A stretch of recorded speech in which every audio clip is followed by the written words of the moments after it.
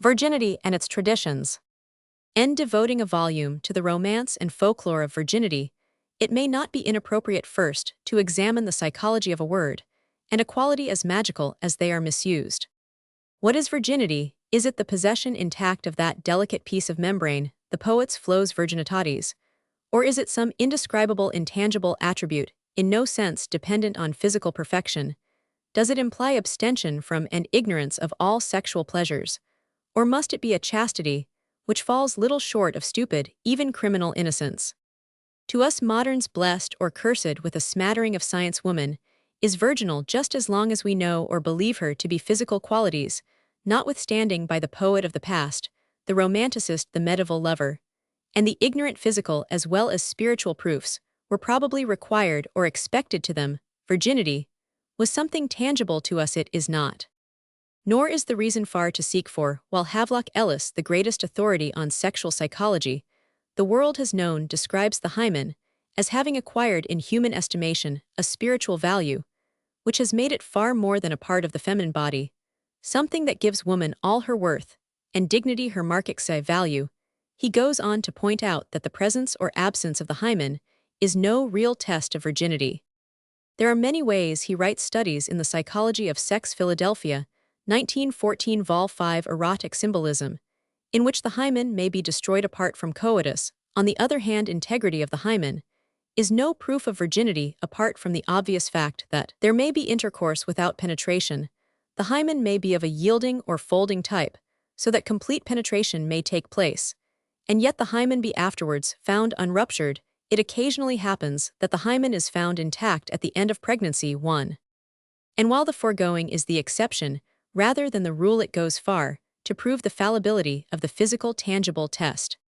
To most of us, virginity is a quality supposedly prized at all times, and by all races. This is far from the case, as Havelock Ellis points out. Opposite, virginity is not usually of any value among peoples who are entirely primitive indeed, even in the classic civilization which we inherit. He writes, it is easy to show that the virgin and the admiration for virginity are of late growth. The virgin goddesses were not originally virgins in our modern sense. Diana was the manna-breasted patroness of childbirth before she became the chaste and solitary huntress. For the earliest distinction would appear to have been simply between the woman who was attached to a man and the woman who followed an earlier rule, opxia, freedom and independence. It was a later notion to suppose that the latter women were debarred from sexual intercourse. A French army surgeon, Dr. Jacobus X. Untrodden Fields of Anthropology, Charles Carrington, Paris, 1898, has some interesting remarks on the subject, and we offer no apology for reproducing them at length. Writing on the unimportance of the signs of virginity in the Negress, he says, the Negroes of Senegal do not attach, as the Arabs do, considerable importance to the presence of the real signs of virginity in young girls. The non-existence of the material proofs of virginity seldom give rise to any complaint on the part of the husband. Moreover, the size of the virile member of the Negro, too, renders it difficult for him to detect any trick.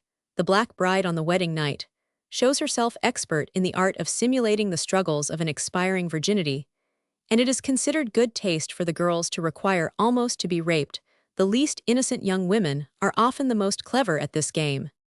Thus, throughout nearly all Senegal, the European who has a taste for maidenheads can easily be satisfied, provided he is willing to pay the price. At St. Louis, women of ill fame procure young ex-civ girls who bear the significant name of the unpierced four, and vary from 8 or 9 years to the nubile age.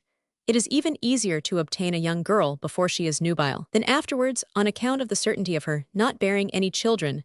The price is within the range of all purses according to quality, and you can have a Negro girl warranted unpierced belonging to the category of domestic slaves for the modest sum of from 8 to 16 shillings. Of course, the respectable matron pockets half this sum for her honorarium. The unpierced soon lose their right to the title when they have to do with a taubab, but on account of the size of their genital parts, the loss of their maidenhead is not such a serious affair for them as it would be for a little French girl who was not yet nubile.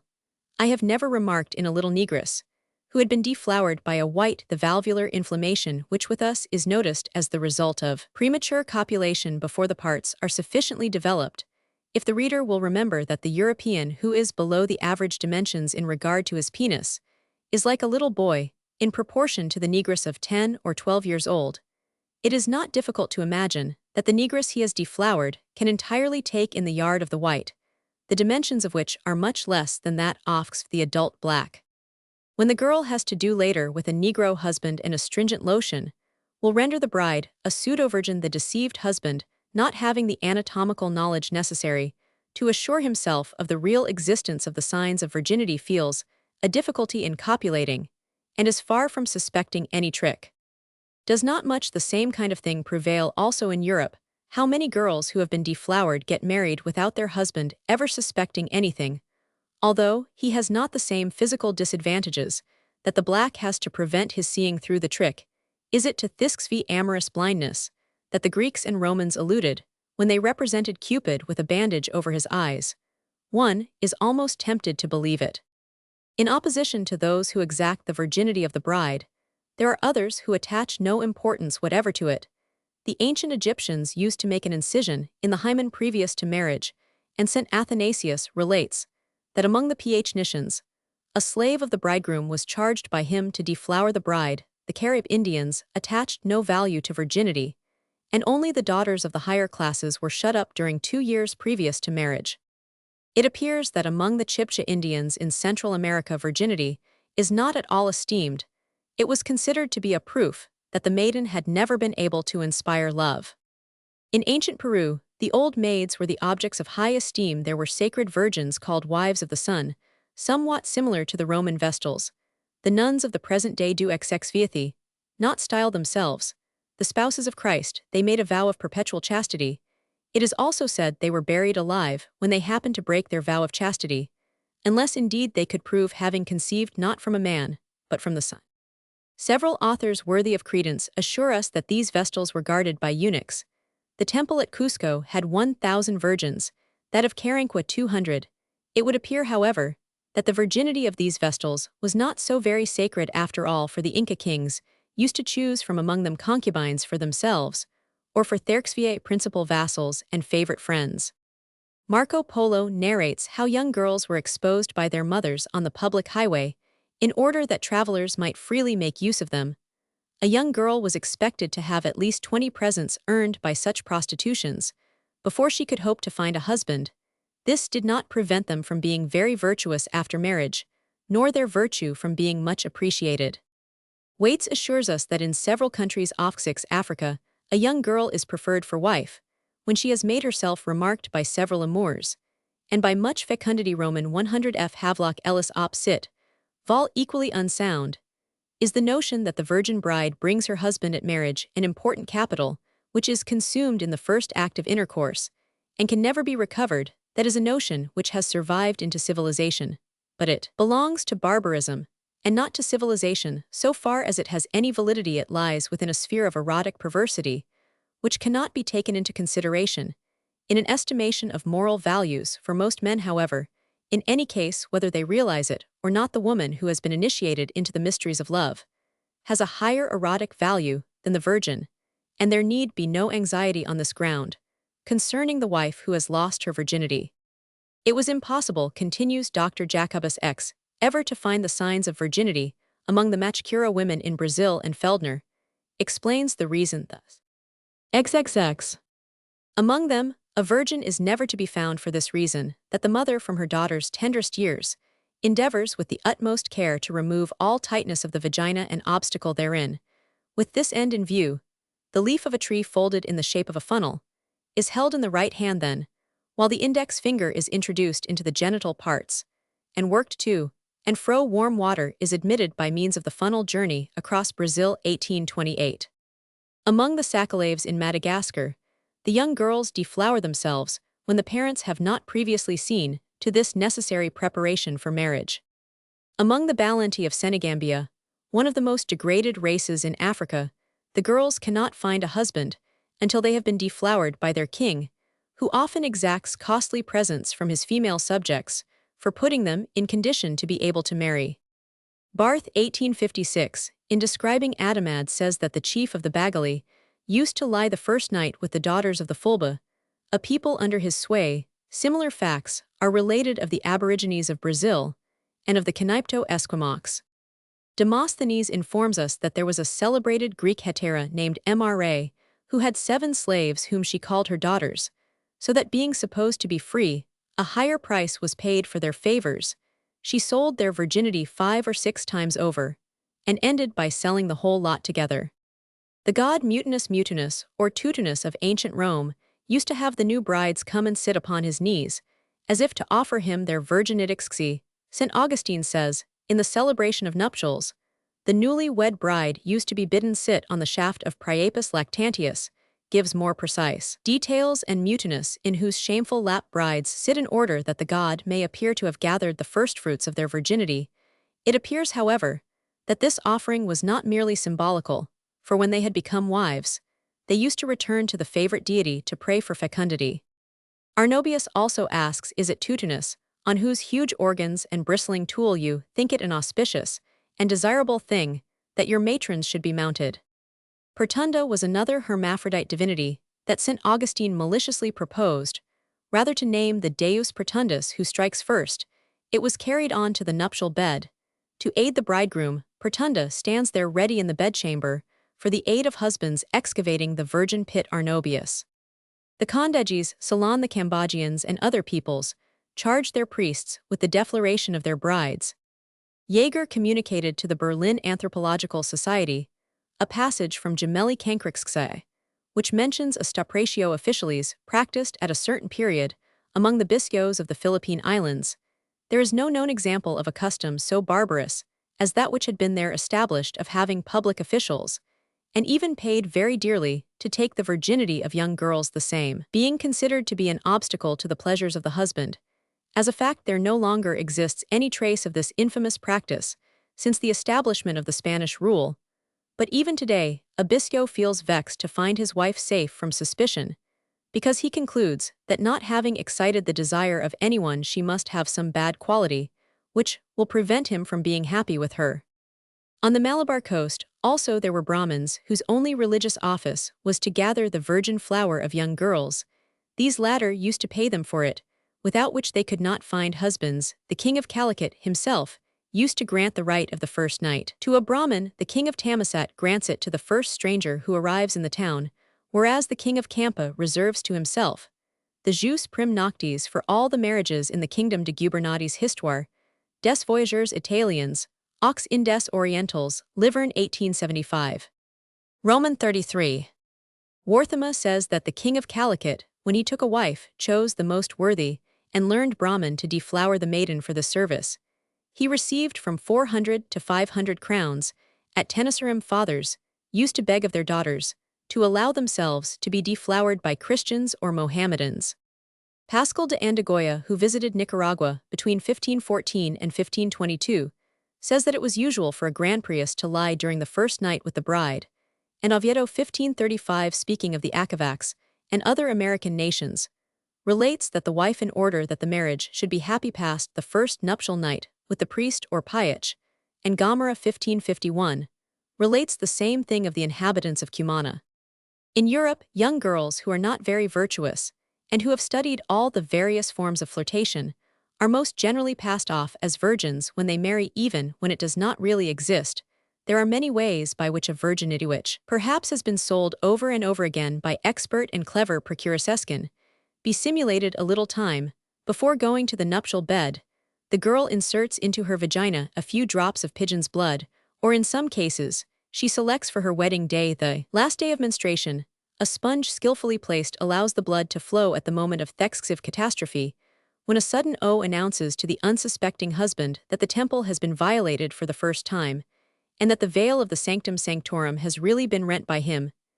Add also to these methods injections so astringent that at the required time they will give to a prostitute whose gap has been widened by 1,000 customers a tightness greater than that of a real virgin. The more one examines the question, the more one is convinced that virginity or chastity has come to be regarded as a spiritual and moral asset only in civilized or comparatively civilized society.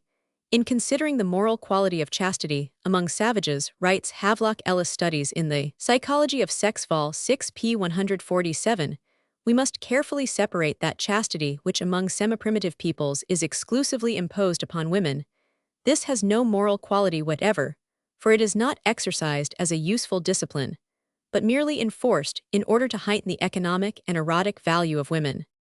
Many authorities believe that the regard for women as property furnishes the true reason for the widespread insistence on virginity in brides. Thus A.B. Ellis, speaking of the west coast of Africa, Yoruba-speaking peoples, pp. 183, et seq., says that girls of good class are betrothed as mere children and are carefully guarded from men, while girls of lower class are seldom betrothed and may lead any life they choose. Virginity in woman, it seems, has been set on a pedestal, unsupported by history, science, or investigation. It is obviously the outcome of man's desire when he buys or acquires to obtain unsoiled goods. Comes a time, however, when the value of these so-called unsoiled goods grows questionable. Something virgin in terms of common sense is not necessarily something valuable. Here enters the thinking, and ultimately the erotic element. Let a man fall to asking why he demands virginity, and he will speedily begin to realize that it is the last thing he requires. Virginity spells ignorance, awkwardness, and obstacles. Maturity means understanding and cooperation. Thus, by easy stages, we reach the conclusion mentioned by Havelock Ellis, and quoted above, that for most men, whether they realize it or not, the lovewise woman has a greater erotic value than the virgin. Roman 36. Quoting Westermarck History of Human Marriage, he goes on to refer to the fact that the seduction of an unmarried girl is chiefly, if not exclusively, regarded as an offense against the parents or family of the girl, and there is no indication that it is ever held by savages that any wrong has been done to the woman herself. Westermarck realizes at the same time, adds Havelock Ellis, that the preference given to virgins has also a biological basis in the instinctive masculine feeling of jealousy in regard to women who have had intercourse with other men, and especially in the erotic charm for men of the emotional state of shyness, which accompanies virginity. Here, in all probability, are the most powerful reasons for the value placed on virginity. Each reason, too, is highly practical. Who among us truly wants to share his most treasured possession?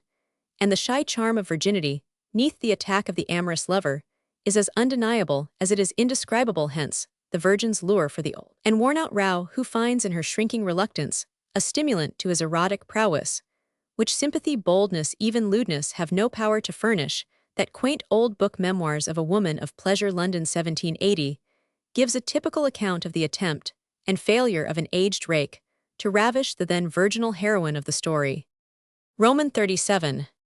At certain times, and with certain peoples, the virgin maid has been fenced about with all manner of safeguards up to the very hour of her marriage.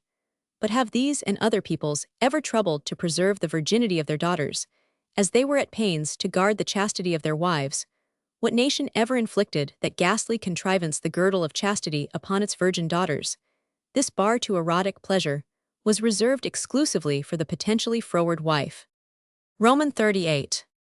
Originating in the woolen band worn by the Spartan virgins, 16a garment, removed for the first time by the husband on the wedding night, these girdles of chastity, with their padlocks and keys, were undoubtedly in use in the 14th or 15th century, and in use for an unmistakable purpose. The first to employ this apparatus, says Dr. Jacobus Ethnology of The Sixth Sense, Charles Carrington, Paris, 1899, was Francis of Tarara, provost of Padua in the 14th century.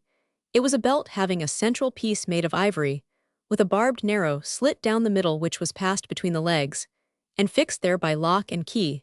A specimen of this safety apparatus is to be seen actually at the Musée de Cluny in Paris. Dr. Coffinin, the great authority on the subject, believes, however, that these girdles only date from the Renaissance. In his remarkable Little Six work, La Ceinture de Chastité, Paris, 1904, which contains numerous engravings and photographic designs, he gives an illustration of the specimen. In the Musée de Cluny, quoting Brantome Lives of Fair and Gallant Ladies, he adds, "In the time of Henry, the king there lived an ironmonger, who brought to the fair of St. Germain a dozen of certain machines, to bridle the parts of women. They were fashioned of iron, and went round like a girdle, and went below, and were closed with a key. So cleverly were they fashioned, that it was not possible for the women, when once bridled, to arrive at the sweet pleasure, there being but a few small holes in it for pissing." Tease said there were 5 or 6 jealous husbands who bought these machines, and bridled their wives with them in such fashion that they might well have said, "Farewell, happy time," had there not been one who bethought her of applying to a locksmith, very skilled in his art, to whom she showed the machine her own, her husband being then out in the fields, and he applied his mind so well to the matter that he made for her a false key, with which the lady opened or closed the machine at any time, and when she willed. The husband never discovered aught to say on the matter, and the lady gave herself up to her own good pleasure, despite her foolish, jealous, cuckold husband being ever able to live in the freedom of cuckoldom. But the wicked locksmith who fashioned the false key tasted of it all, and he did well, so they say, for he was the first to taste of it. They say, too, that there were many gallant and honest gentlemen of the court who threatened exile that ironmonger with death, did he ever presume to carry about such merchandise, so much so that he was afraid, and returned no more and threw away all the rest, and no more was heard of, wherein he was wise for it, were enough to lose half the world for want of any body to people it through such bridles, clasps, and fastenings of a nature abominable and detestable, and enemies to human multiplication. The troubadour Guillaume de Machault speaks of a key given to him by Agnes of Navarre. This key was obviously intended to unlock a girdle of chastity. Nicolas Chourier, in his erotic dialogues of Leuisa Sigia Paris Isidore Lysux, 1890, mentions the apparatus, although the existence of such girdles has often been denied, the presence of many undoubted specimens in several of the most important museums of Europe, says Dr. Jacobus. Ethnology of the sixth sense places their authenticity beyond all doubt. This custom existed more particularly during the time of the Crusades, but a very curious instance is mentioned as having occurred as late as the middle of the 18th century, for it is recorded that the advocate Feydeau pleaded before the Supreme Court of Montpellier on behalf of a woman who accused her husband of making her undergo this shameful treatment. Petition against the introduction of padlocks or girdles of chastity. Montpellier, 1750. All this only goes to show that virginity and chastity are two very different things, and that the latter was obviously of more account than the former in the eyes of medieval man. Much the same obtains today to a certain extent. We seek to preserve the virginity of our daughters. But is there any limit, Toxley, the precautions with which a jealous husband will fence about his wife? In short, virginity concerns alone her. Who loses it is any man's, for the taking chastity is another person's property. This slight survey of virginity would be incomplete without a reference to the operation of infibulation. 18. The artificial adhesion of the labia majora, by means of a ring or stitches, with a view to the prevention of sexual intercourse. Kish, the sexual life of woman, translated by Roman 1000. Eden Paul, London. W. M. Heinemann quotes the authority of Plas Bartels for saying that this operation is practiced by many savage peoples, among them the Bedshas, the Galas, the Somalis, the inhabitants of Harar, et Maswa, etc.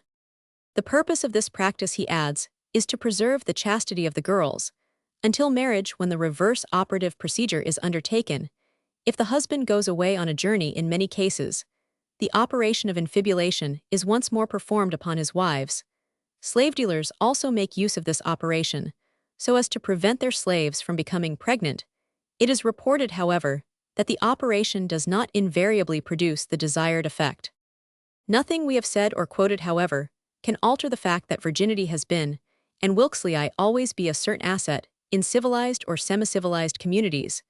There is a romance attached to the term, which neither cynicism nor materialism can kill incidentally. There is a strong business side to the question, who, as we said before, wants to feel that his dearest possession has been shared by others, who in more modern parlance wants damaged goods. While life lasts, the virgin maid will lure the normal lover common sense and cold facts, notwithstanding what the poet sang, and the amorous swain coveted in those bygone times of pomp and paganism, in the days of chivalry, and even in that dreary early Victorian era will be sung, and coveted centuries hence. Science, new discoveries, new theories, new ideals, new conditions, cannot oust human nature, our undeniable birthright, the sanctity and value of virginity, our traditions.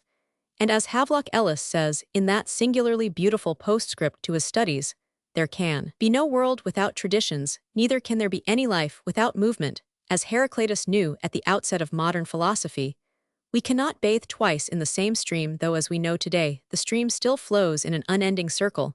There is never a moment when the new dawn is not breaking over the earth, and never a moment when the sunset ceases to die. It is well to greet serenely even the first glimmer of the dawn, when we see it not hastening toward it with undue speed, nor leaving the sunset without gratitude for the dying light that once was dawn.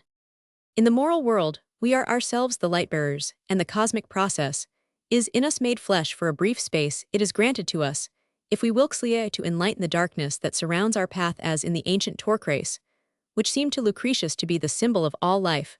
We press forward torch in hand along the course. Soon from behind comes the runner, who will outpace us all. Our skill lies in giving into his hand the living torch, bright and unflickering, as we ourselves disappear in the darkness. Beautiful words and fitting monument to a man who gave 30 years of his life to the production of a work that will live for all time, hardly applicable to our present theme. Some perhaps will say we take leave to differ in the relations between man and woman. All life is epitomized, each bears the torch, and the race they run is the life they lead. To almost all is granted the chance to hand on the torch in living, breathing prototype. Let us recognize new conditions, new ideas. Let us welcome, examine, and weigh them, that none may say we do not greet serenely the dawn. But let us also remember that theory cannot oust fact, nor materialism human nature.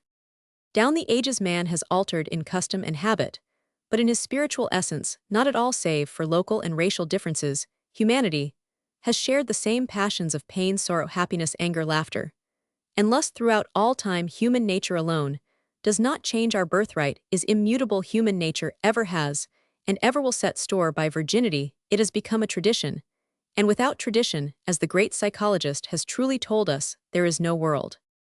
The way of a virgin. The enchanted ring. In a certain reign in a certain kingdom, there lived once on a time 3 peasant brethren who quarreled among themselves and divided up their goods. They did not share equally, and the division gave much to the elder brethren, but very little to the youngest. All 3 were young lads. They went forth together into the courtyard, saying one to the other, "'Tis time for us to wed." "'Tis well enough for ye," quoth the youngest brother, "ye are rich, and the rich can marry. But what may I do? I am poor, I have not even a log of wood to my name. All I have for a fortune is a yard which reacheth to my knees." On this very moment, there chanced to pass a merchant's daughter, who overheard these words, and said to herself, "Ah, that I might have this young man for a husband, he hath a yard that reacheth to his very knees." The 2 elder brethren married, the youngest remained single. The merchant's daughter, back in her home, had no thought in her head but to wed the young peasant. Several rich merchants sought her hand in marriage, but she would have none of them. "I will wed with none save this young man," quoth she. Her father and mother sought to dissuade her. "What art thinking on, foolish one?" said they. "Come back to thy senses. Why wouldst wed with a poor peasant? Concern not yourselves with that," answered she. "'Tis not ye who will have to live with him." The merchant's daughter came to an understanding with the matchmaker, and dispatched her to tell the young man to come without fail and ask her hand in marriage. The matchmaker went to see him, saying, "Hearken, O my little dove, why standest there gaping? Go ask in marriage the merchant's daughter. She hath awaited thee this long time, and will wed thee with joy." The young man swiftly apparelled himself, donned a new smock-frock, took his new hat, and hied him forthwith to the house of the merchant, to ask his daughter's hand in marriage. When the merchant's daughter perceived him, when she recognized that it was indeed he whose yard reached to his knees, she fell to asking her father and mother for their blessing on a union indissoluble. On the wedding night, she went to bed with her husband, and perceived that he had but a little yard smaller even than a finger. "O thou scoundrel," she cried, "thou boastest ownership of a yard reaching to thy knees. 3, what hast done with it? Dear wife, thou knowest that I was a bachelor and very poor. When I resolved to marry, I had neither gold nor aught else to enable me so to do. So I have pledged my yard." "And for what sum hast thou pledged thy yard?" "But for little, for 50 rubles. "Good, on the morrow I will go seek my mother, I will beg money of her, and thou wilt go without fail to recover thy yard. If thou dost not buy it back, enter not the house." She waited until morn, then ran swiftly in search of her mother, saying, "Grant me a favor, little mother, give me 50 rubles, I have sore need of them." "But tell me why thou hast need of them." "See, little mother, my husband had a yard which reached to his knees. When we desired to marry, he knew not where to find the money, the poor man. And he hath pledged his yard for 50 rubles. Now my husband hath but a tiny yard, even smaller than a finger. 'Tis of the utmost necessity, therefore, to buy back his ancient." The mother, understanding the need, drew 50 rubles from her purse, and gave them to her daughter. The the latter returned to her home, and gave the money to her husband, saying, "Go run now swiftly to buy back thine ancient yard, in order that strangers may not make use of it." The young man took the money, and went forth eyes downcast, where might he turn now for where find for his wife, such a yard best leave it to chance. He went forward now swiftly now slowly, and at length he encountered an aged woman. "Good day, good woman." "Good day, good man, whither goest thou at this pace?" "Ah, good woman, would thou knewest would, thou didst know my sorrow would, I might tell thee whither I go." "Tell me thy sorrow, little dove, perchance I can come to thine aid." "I am shamed to tell it thee." "Fear not, have no shame, speak boldly." "Ah, well, see here, good woman, I had boasted of having a yard that reached to my knees. A merchant's daughter, who had heard this, espoused me, but when she lay with me on our wedding night, and perceived that I had but a little yard smaller than a finger, she cried out and asked what I had done with my great yard. I told her that I had pledged it for 50 rubles. She gave me the money, and bade me buy it back without fail, otherwise I might not show myself again at my home, and I know not how to satisfy my little dove." The aged woman made answer to him, "Give me thy money," said she, "and I will find a remedy for thy sorrow." Forthwith he drew the 50 rubles from his pocket, and gave them to her. The aged woman handed to him a ring. "Come, take this ring," quoth she, "put it only on thy finger nail." The young man took the ring, and scarce had 5 he put it on his finger nail, ere his yard stretched itself a cubit's length. "Well, what of it?" asked the aged woman, "doth thy yard reach to thy knees?" "Yea, good woman, it reacheth even below my knees." "Now, my little dove, pass the ring down thy whole finger." He passed the ring over his entire finger, and his yard lengthened out even unto 7 versts. "Ah, good woman, where shall I lodge it? It will bring me ill fortune with my wife." "Thrust up the ring to thy finger nail, thy yard will be but a cubit span. This for thy guidance, pay attention, and never put the ring beyond thy finger nail." He thanked the aged woman, and retook the road homeward, and as he journeyed he rejoiced in that he need not appear before his wife with empty hands. But as he went, he felt a desire to eat. Going aside, he seated himself not far from the road at the foot of a burdock, drew biscuits from his wallet, dipped them in water, and fell to eating. Anon desire to slumber o'ercame him, he lay down belly uppermost, and played with the ring. He put it upon his finger nail, and his yard rose to the height of a cubit's span. He pressed his whole finger through the ring, and his yard rose to a height of 7 versts. He removed the ring, and his yard became small as before. He examined and re-examined the ring, and thus he fell asleep, but he forgot to conceal the ring 6 which rested upon his belly. There chanced to pass in a carriage a lord, and his wife. The lord saw not far from the road a peasant a-slumbering, and upon his belly glittered a ring as it were a live coal in the sun. He stopped the horses, saying to his lackey, "Approach the peasant, take the ring, and bring it to me." Straightway the lackey ran to the peasant, and carried back the ring to the lord, and these went on their way. The lord admired the ring. "Look thou, my dear loved one," said he to his wife, "what a superb ring! Behold, I put it upon my finger," and he passed it down his whole finger. Straightway his yard reached out. Overturned the coachman from his box seat, struck one of the mares right beneath the tail, pushed aside the animal, and caused the carriage to go ahead of it. The lady beheld what misfortune had befallen, was greatly affrighted, and cried with all her force to the lackey, saying, "Run most swiftly to the peasant, and lead him hither." The lackey sped aiming to the peasant, and aroused him, saying, "Come swiftly, my little peasant, to my master." The peasant sought his ring. "A curse on thee, thou hast taken my ring." "Seek not," said the lackey, "come to my master, he hath thy ring which hath caused us a great fuss." The peasant ran to the carriage. Quoth the lord to him, "Pardon me, but come to my aid in my misfortune." "What wilt give me, lord?" "Here are 100 rubles. Give me 200, and I will deliver thee."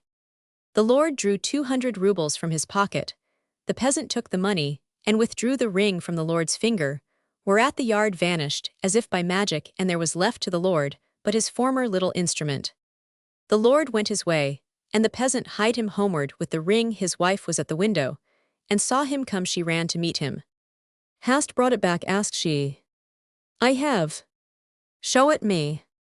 "Come within the chamber, I cannot show it the outside." They entered the chamber, nor did the wife cease to repeat, "Show it me, show it me."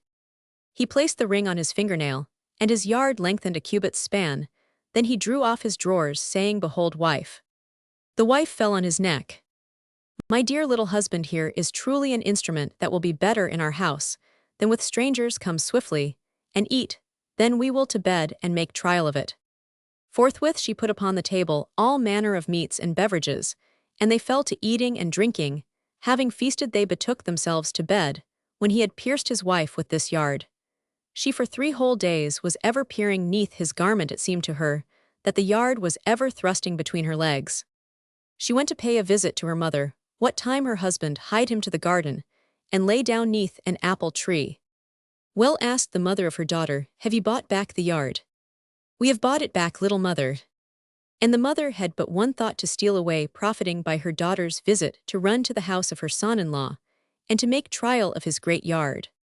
And while the daughter chattered, the mother came to the house of the son-in-law, and sped into the garden. The son-in-law was a-slumbering, the ring was on his finger nail, and his yard stood erect to the height of a cubit's span. I will mount upon his yard, said the good mother to herself.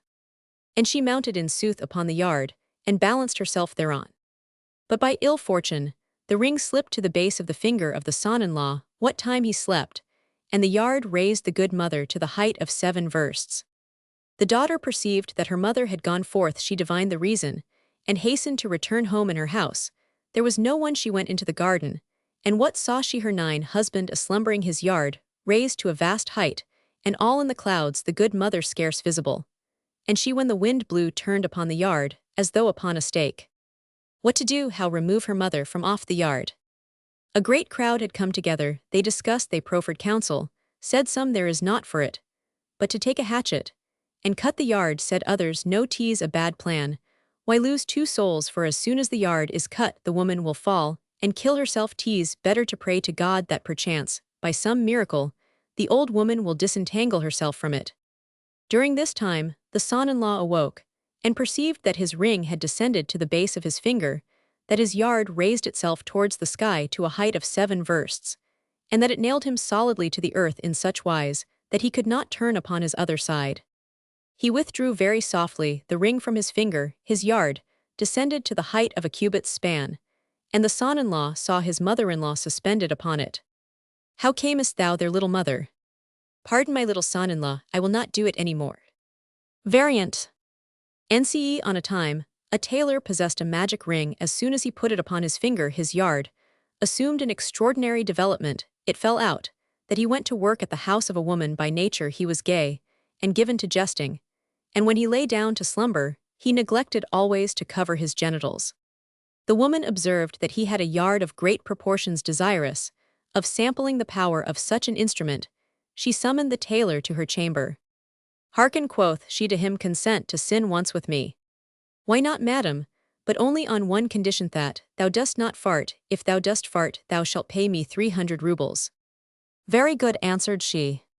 They betook themselves to bed. The good woman took all possible precautions not to expel wind during the sexual act.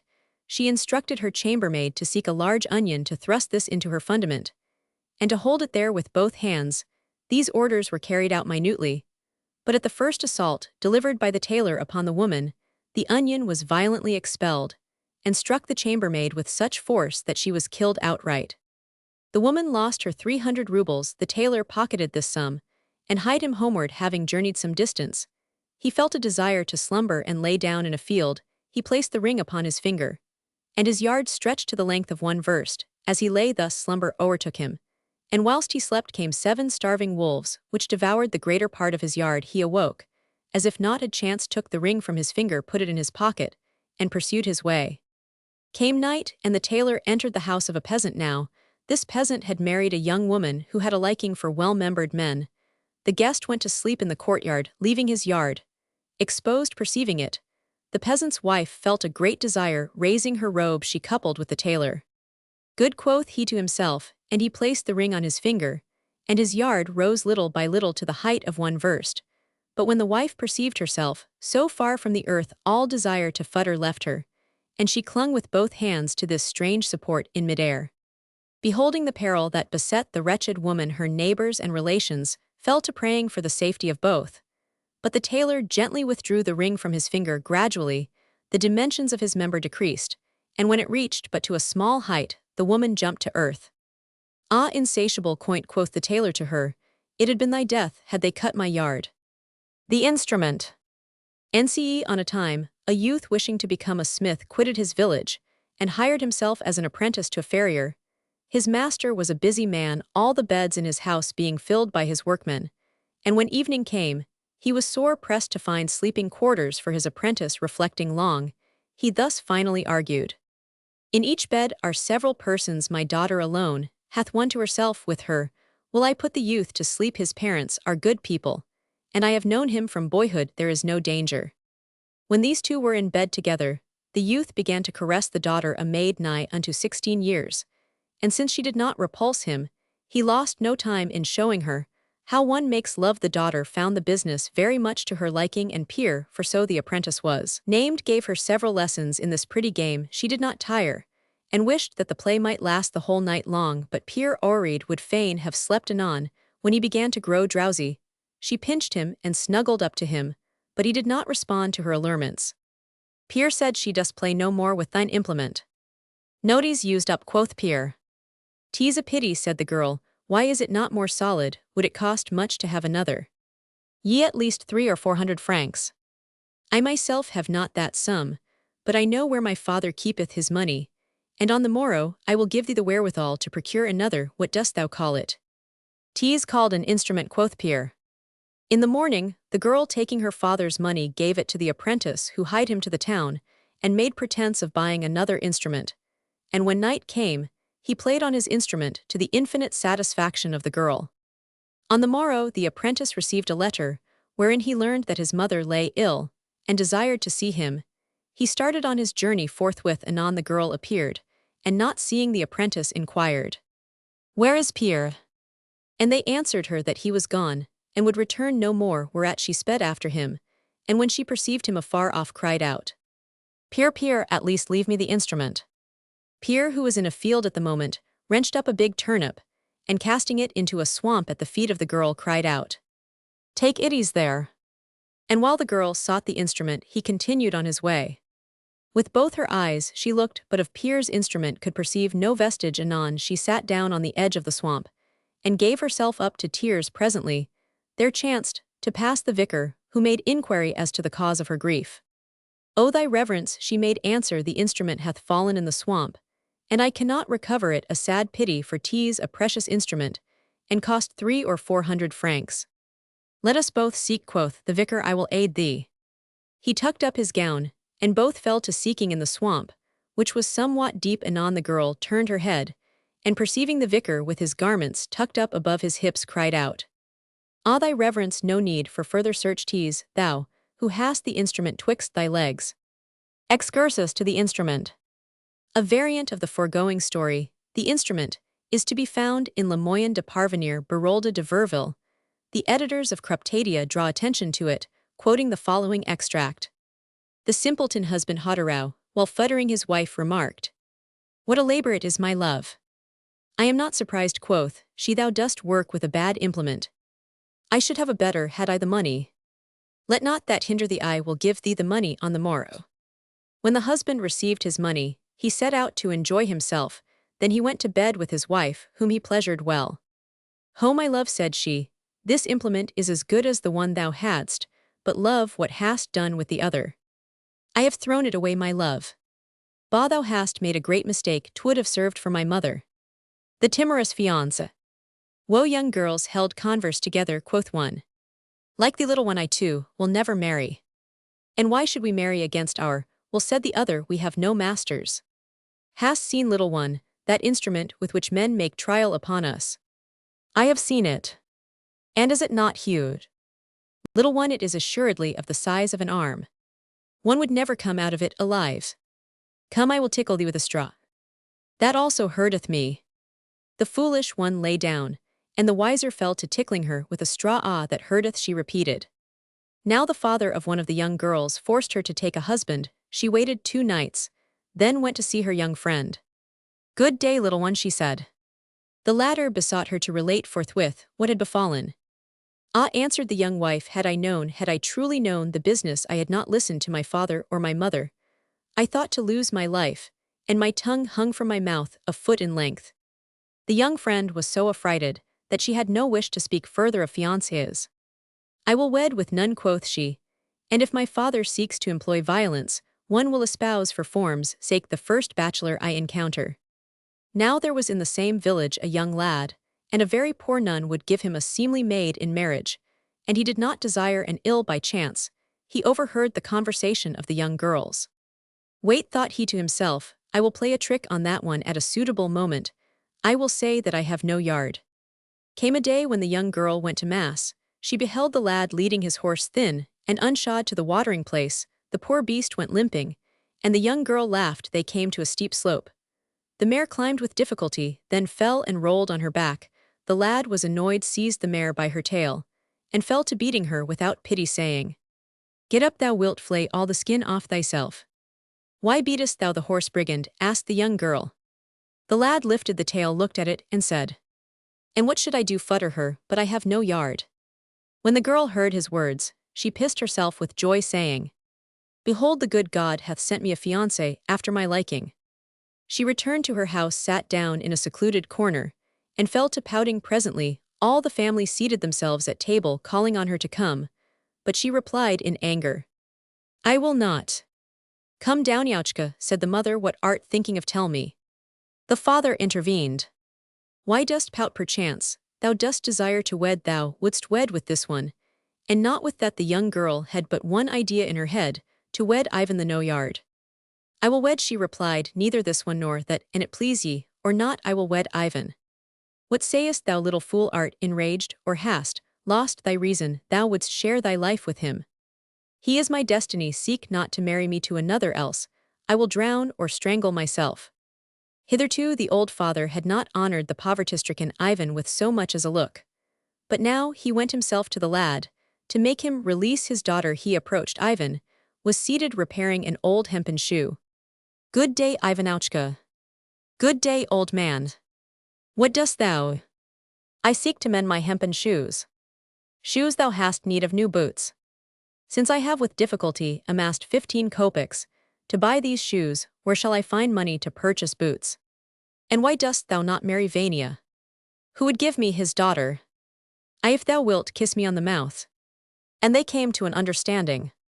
At the rich man's house there was no lack of beer and brandy. The girl and the lad were wed forthwith. High feast was held, and then the best man conducted the young people to their sleeping chamber, and put them to bed. One knows the sequel. Ivan pierced the young girl till she bled, and there was a road by which he might travel.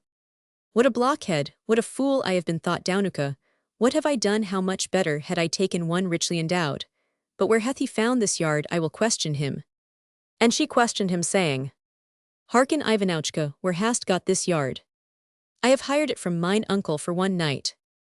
Ah, my little dove, beg it of him for yet another night.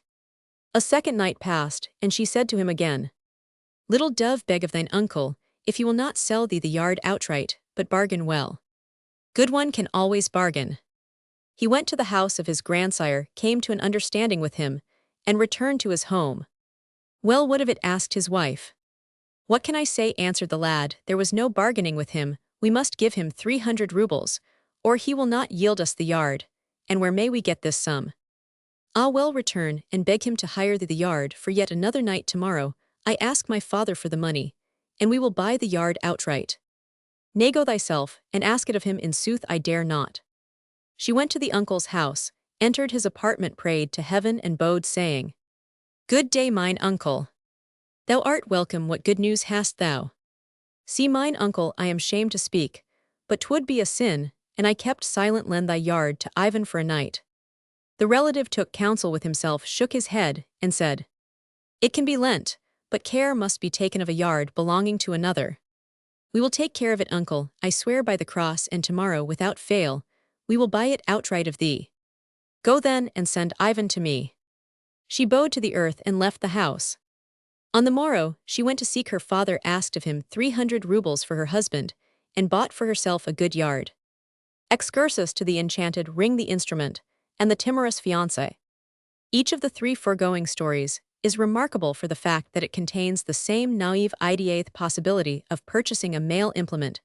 The idea is fairly common in folklore stories of virginity, but almost always results in a highly humorous situation. It is a crude but very effective method of depicting the ignorance, even stupidity of a virgin girl. It also affords the storyteller an opportunity of an indirect reference to a favorite thematic erotic tendency of women, once their sexual senses are aroused. One episode of The Enchanted Ring, the remarkable qualities of the young man's penis, when adorned with the ring, can hardly fail to recall the Knight of Power Sir Richard F. Burton's Thousand Nights, and a night wherein the husband's organs undergo rapid and wonderful transformation. This tale is described by Sir Richard Burton as the grossest and most brutal satire on the sex, suggesting that a woman would prefer an additional inch of penis to anything this world or the next can offer her. One cannot help noting none the less the indecent anxiety of the mother-in-law in our story, from Cruptadia to sample the mighty yard of the newly returned husband. Adventures with Hedvige and Helene at Geneva. Casanova makes the acquaintance of two charming cousins, Hedvige and Helene, at Geneva, after sundry meetings, at which theology and sexual matters are discussed, in a frank and amusing fashion. Casanova gets the chance to take his two charmers for a stroll in the garden, where they can be sure of immunity from interruption. Casanova's opportunity occurs as a result of Hedvige's desire to know why a deity could not impregnate a woman, a male acquaintance. Having said that he could not with propriety expound such mysteries to her, Casanova gladly agrees to make the matter clear, adding, however, that he must be allowed to speak quite plainly. The text continues. "E speak clearly," quoth Hedvige, "for none can hear us. But I am forced to confess that I am cognizant of the formation of man only in theory, and by lecture true I have seen statues. But I have never seen, and still less have I examined real man, and thou, Helene, I have never desired so to do. Why not? 'Tis good to know all." "Well, my charming Hedvige," said I, "thy theologian wished to tell thee that Jesus was not capable of erection." "What is that? Give me thy hand. I feel it, and I can picture it, for without this natural phenomenon man could not impregnate his consort, and this foolish theologian pretendeth that it is an imperfection. Yea, for this phenomenon springeth from desire, for 'tis very true that it would not have worked in me, sweet Hedvige, had I not found thee charming, and had not what I had seen of thee given me the most seductive idea of the beauties. I see not, tell me frankly, if after feeling this rigidity of mine, thou dost not experience an agreeable sensation." "I confess it, 'tis precisely where thou pressest dost not feel, as I, my dear Helene, an itching, and a longing, on likening to the very true discourse given to us by this gentleman. Yea, I feel it, but I feel it very often without any discourse exciting it." "And then," quoth I, "nature forceth thee to appease it thus?"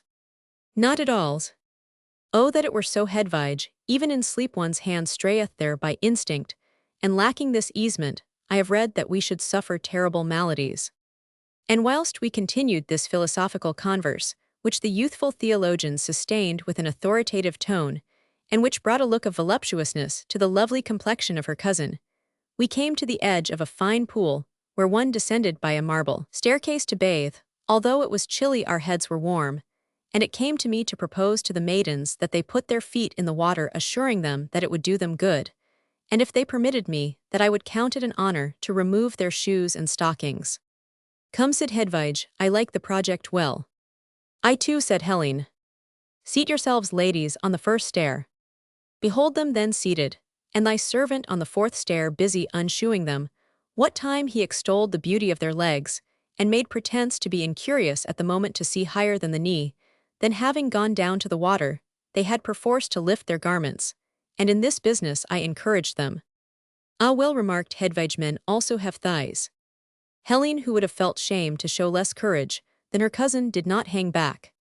"Come, my charming naiads," quoth I, "'tis enough you will catch cold, if you remain for long in the water." They reascended the staircase backwards, ever holding up their robes, lest they might wet them, and it fell to me to dry their limbs with all the handkerchiefs that I possessed. This pleasant task permitted me to see and touch everything at my leisure, and the reader will scarce need my word to affirm that I made the best of my opportunity. The pretty niece Hedvige declared that I was too curious, but Helene let me have my way with an air so tender and so languid that I was hard-pressed not to push the matter further. In the end, having again put on their shoes and stockings, I told them that I was enchanted to have viewed the secret charms of the two most lovely ladies in Geneva. What effect hath it on the asked Hedvige of me? I dare not tell ye to look, but feel both of ye. Bathe thou thyself also. Impossible, the business is too long for a man. But we have yet 2 full hours to remain here, without fear of interruption from anyone.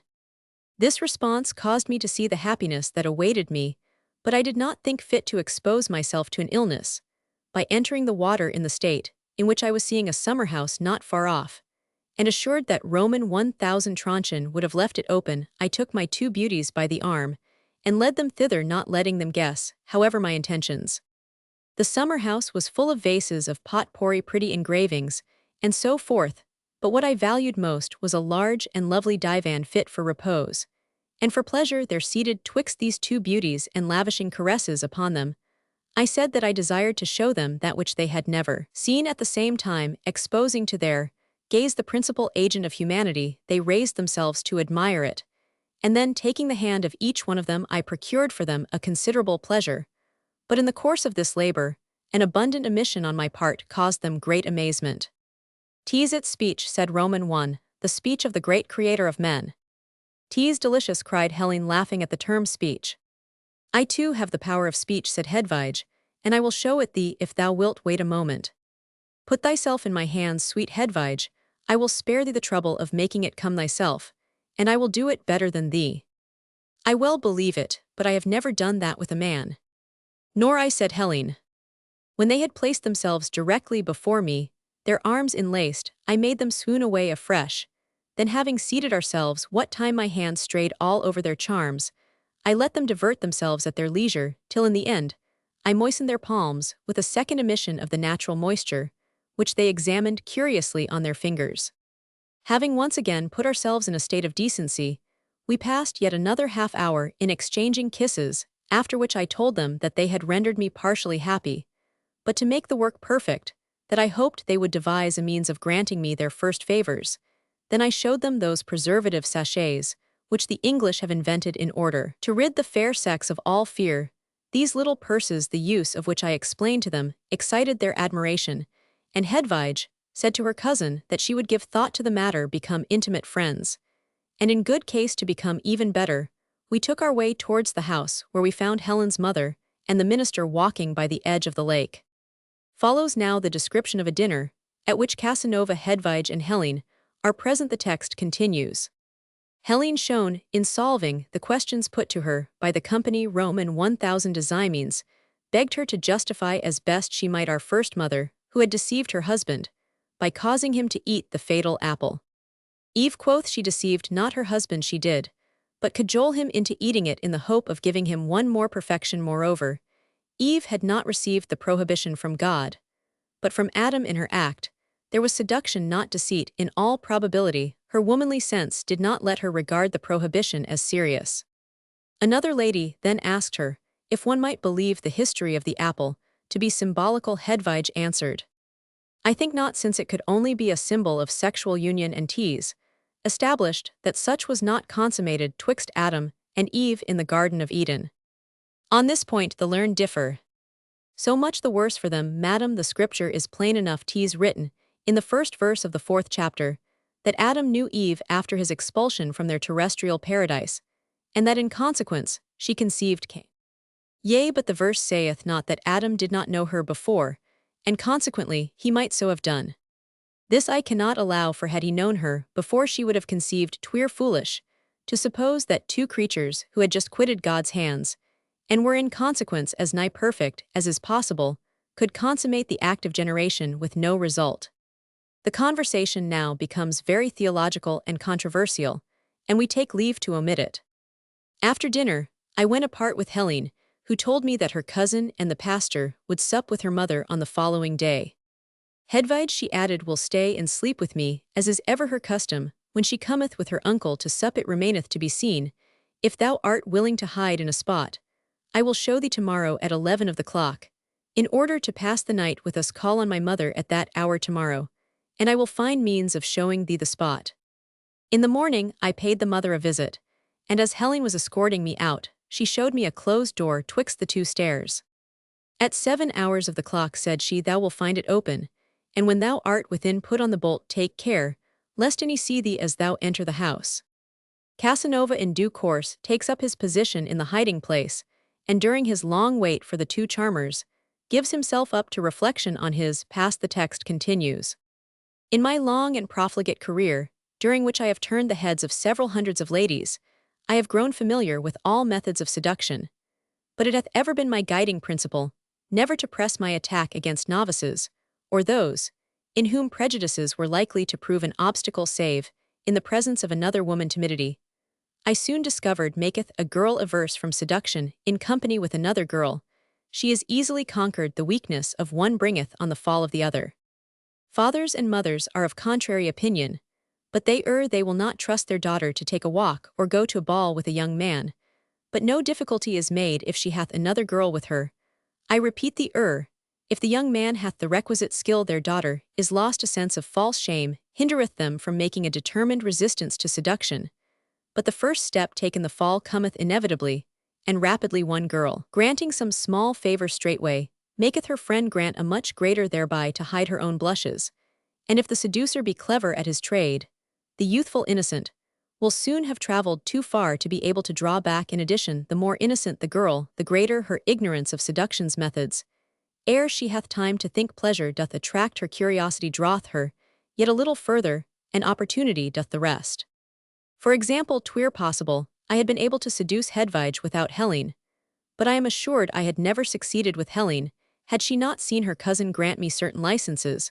What time she took liberties with me practices, which she thought doubtless contrary to the modesty and decorum of a respectable young woman. I desire what I say to be a warning to fathers and mothers, and to secure me a place in their esteem at any rate. Shortly after the pastor had gone, I heard 3 light knocks on my prison door. I opened it, and a hand soft as satin grasped mine. My whole being quivered. 'Twas Helen's hand, and that happy moment had already repaid me for my long waiting. "Follow me softly," she said in a low voice, but scarce had she closed the door ere I, in my impatience, clasped her tenderly in my arms, and caused her to feel the effect which her mere presence had produced on me. What time I assured myself of her docility. "Be prudent, my friend," said she to me, "and come softly upstairs." I followed her as best I might in the darkness, she leading me along a gallery into a room without light, the door of which she closed behind us, and thence into a lighted chamber, wherein was Hedvige well nigh in a state of nudity. She came to me with open arms on the instant she saw me, and embracing me ardently signified her appreciation of my patience in my weary prison. "Divine Hedvige," quoth I, "had I not loved thee madly, I had not stayed 1/4 of an hour in that dismal cell. But for thy sake, I would readily pass hours there daily till I quit this spot, but let us lose no time to bed." "Do ye twain get to bed," quoth Helene, "I will couch on the divan." "Oh," cried Hedvige, "think not so, our fate must be exactly equal." "Yea, beloved," Helene said, I embracing her, "I love thee both with equal ardor, and these ceremonies. But waste the time, wherein I should be convincing ye of my passion. Follow my example. I am about to disrobe and place myself in the midst of the bed. Come lie beside me, and ye will see if I love ye as ye are worthy to be loved. If all be safe, I will remain till ye send me away. But whate'er ye do of your mercy, extinguish not the light." In the twinkling of an eye, all the while discussing the theory of shame with Hedvige, the theologian, I presented myself to their gaze, in the costume of Adam. Hedvige blushing, but fearing perchance to depreciate herself in my opinion, by any further reserve, parted with the last shred of modesty, citing the opinion of St. Clement Alexandrinus, who held that in the shirt lay the seed of shame. I praised unstintingly her charms, and the perfection of her form, thereby hoping to encourage Helene, who was disrobing, but slowly.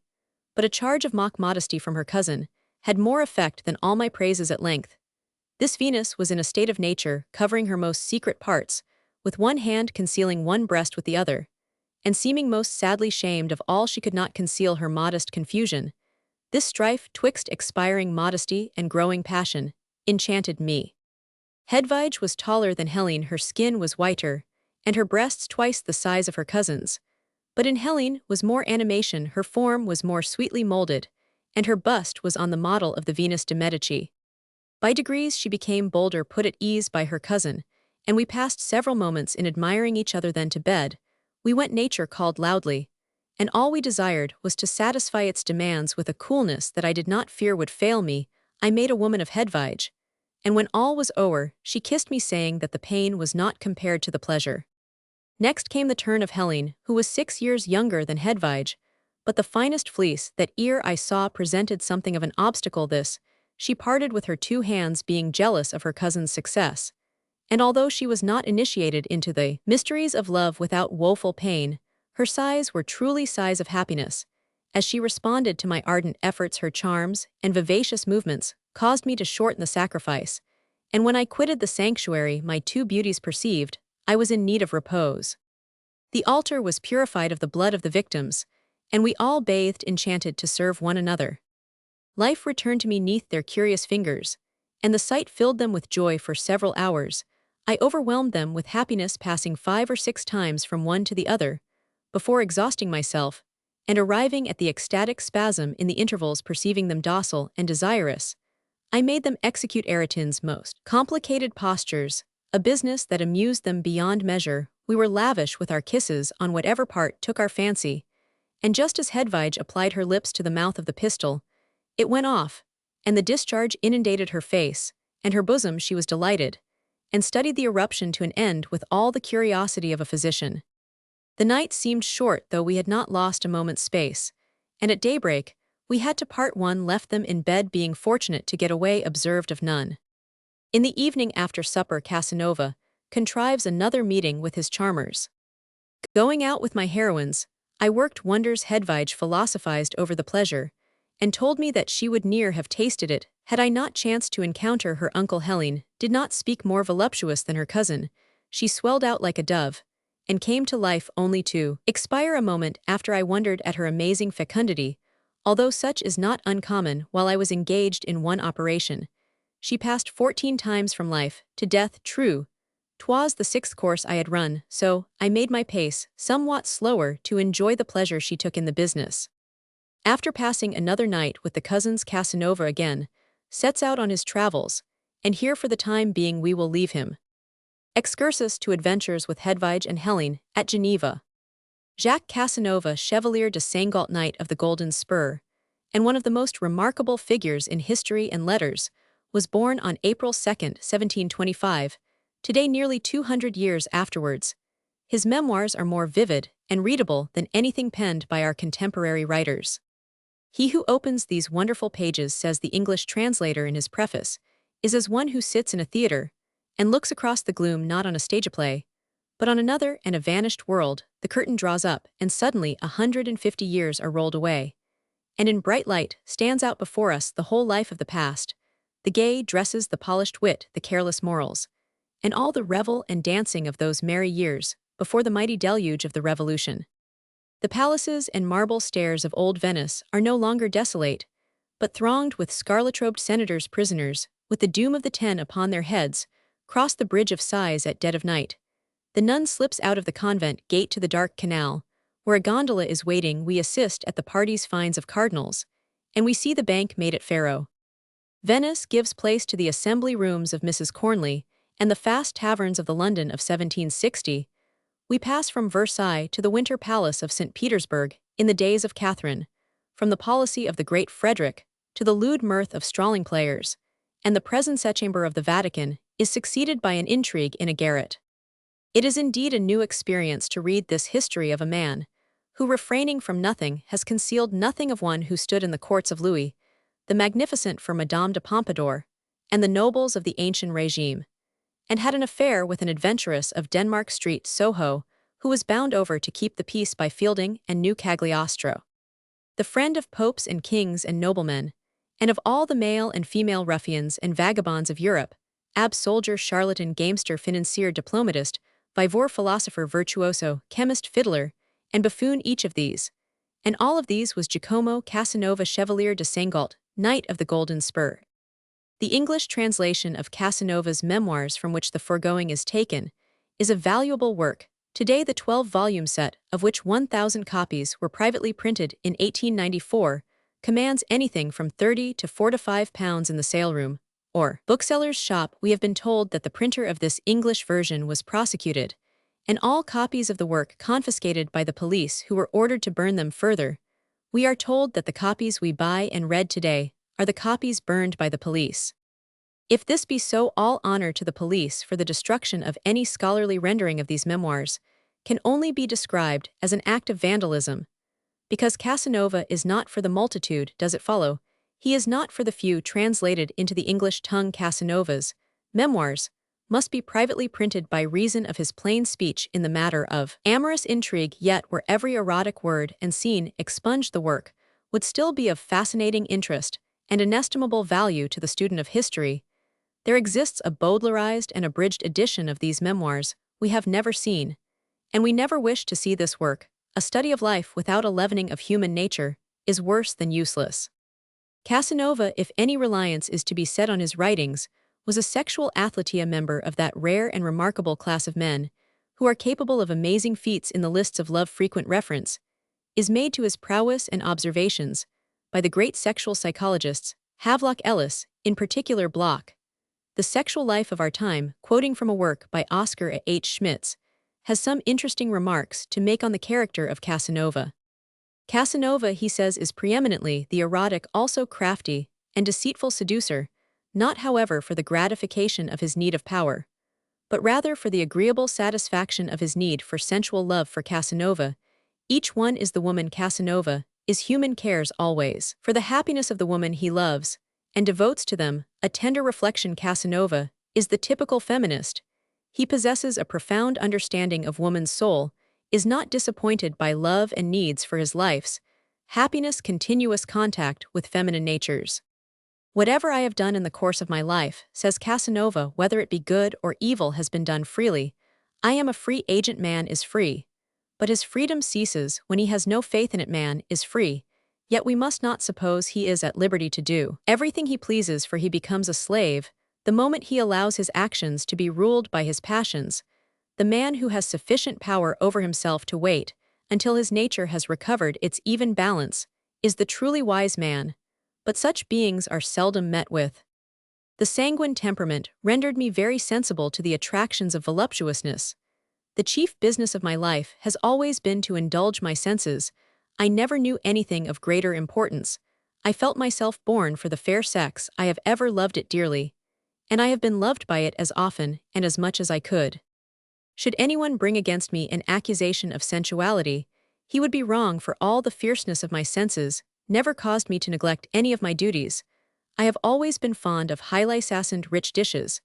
As for women, I have always found the odor of my beloved ones exceeding pleasant.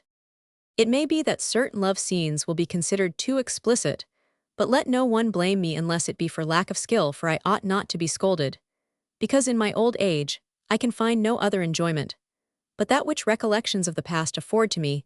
After all, virtuous and prudish readers are at liberty to skip over any offensive pictures, and I think it my duty to give them this piece of advice. My memoirs are not written for young persons who, in order to avoid false steps and slippery roads, ought to spend their youth in blissful ignorance, but for those who, having thorough experience of life, are no longer exposed to temptation, and who, having but too often gone through the fire, are like salamanders, and can be scorched by it no more. I have no hesitation in saying that the really virtuous are those persons who can practice virtue without the slightest trouble. Such persons are always full of toleration, and it is to them that my memoirs are addressed.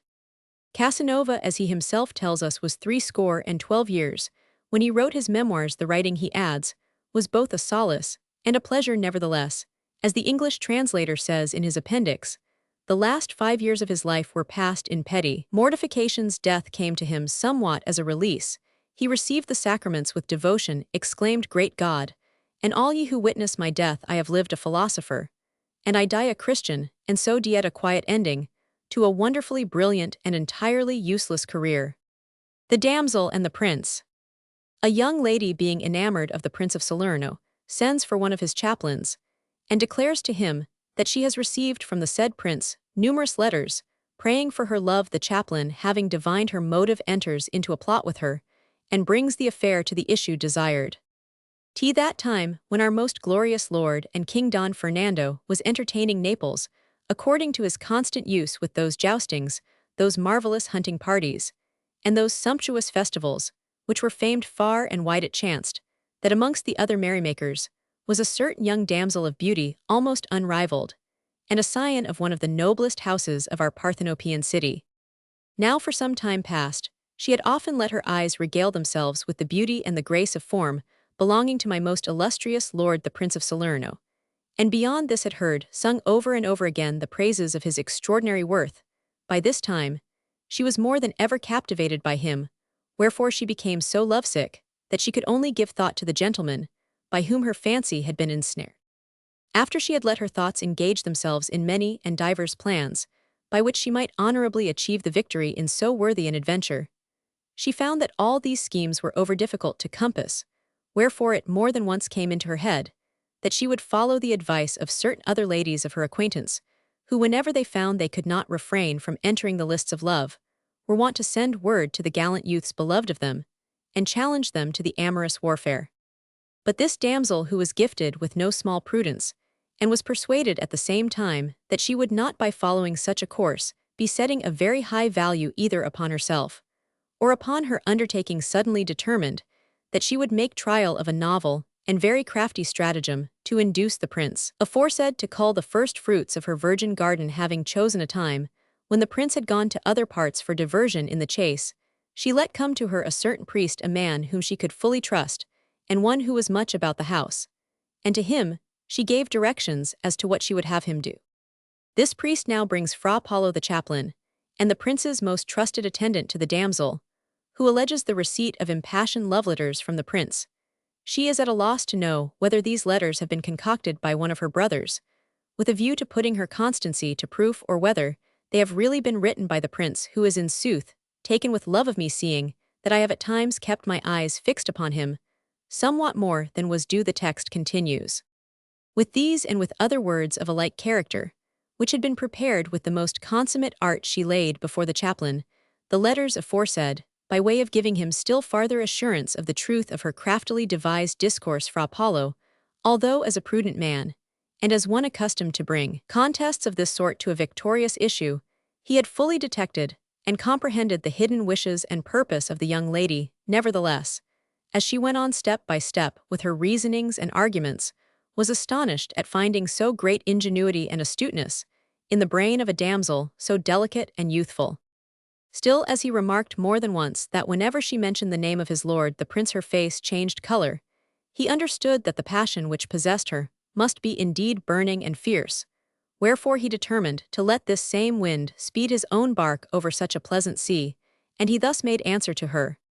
Lady mine, because of your kindness you have thought well enough of me to unveil to me your secret affairs, you may rest assured that no less for the preservation of your own good name than for the safeguarding of my lord's, I will deal with this matter with all that silence and secrecy, which according to your judgment, and mine as well, the gravity and importance of the same demand.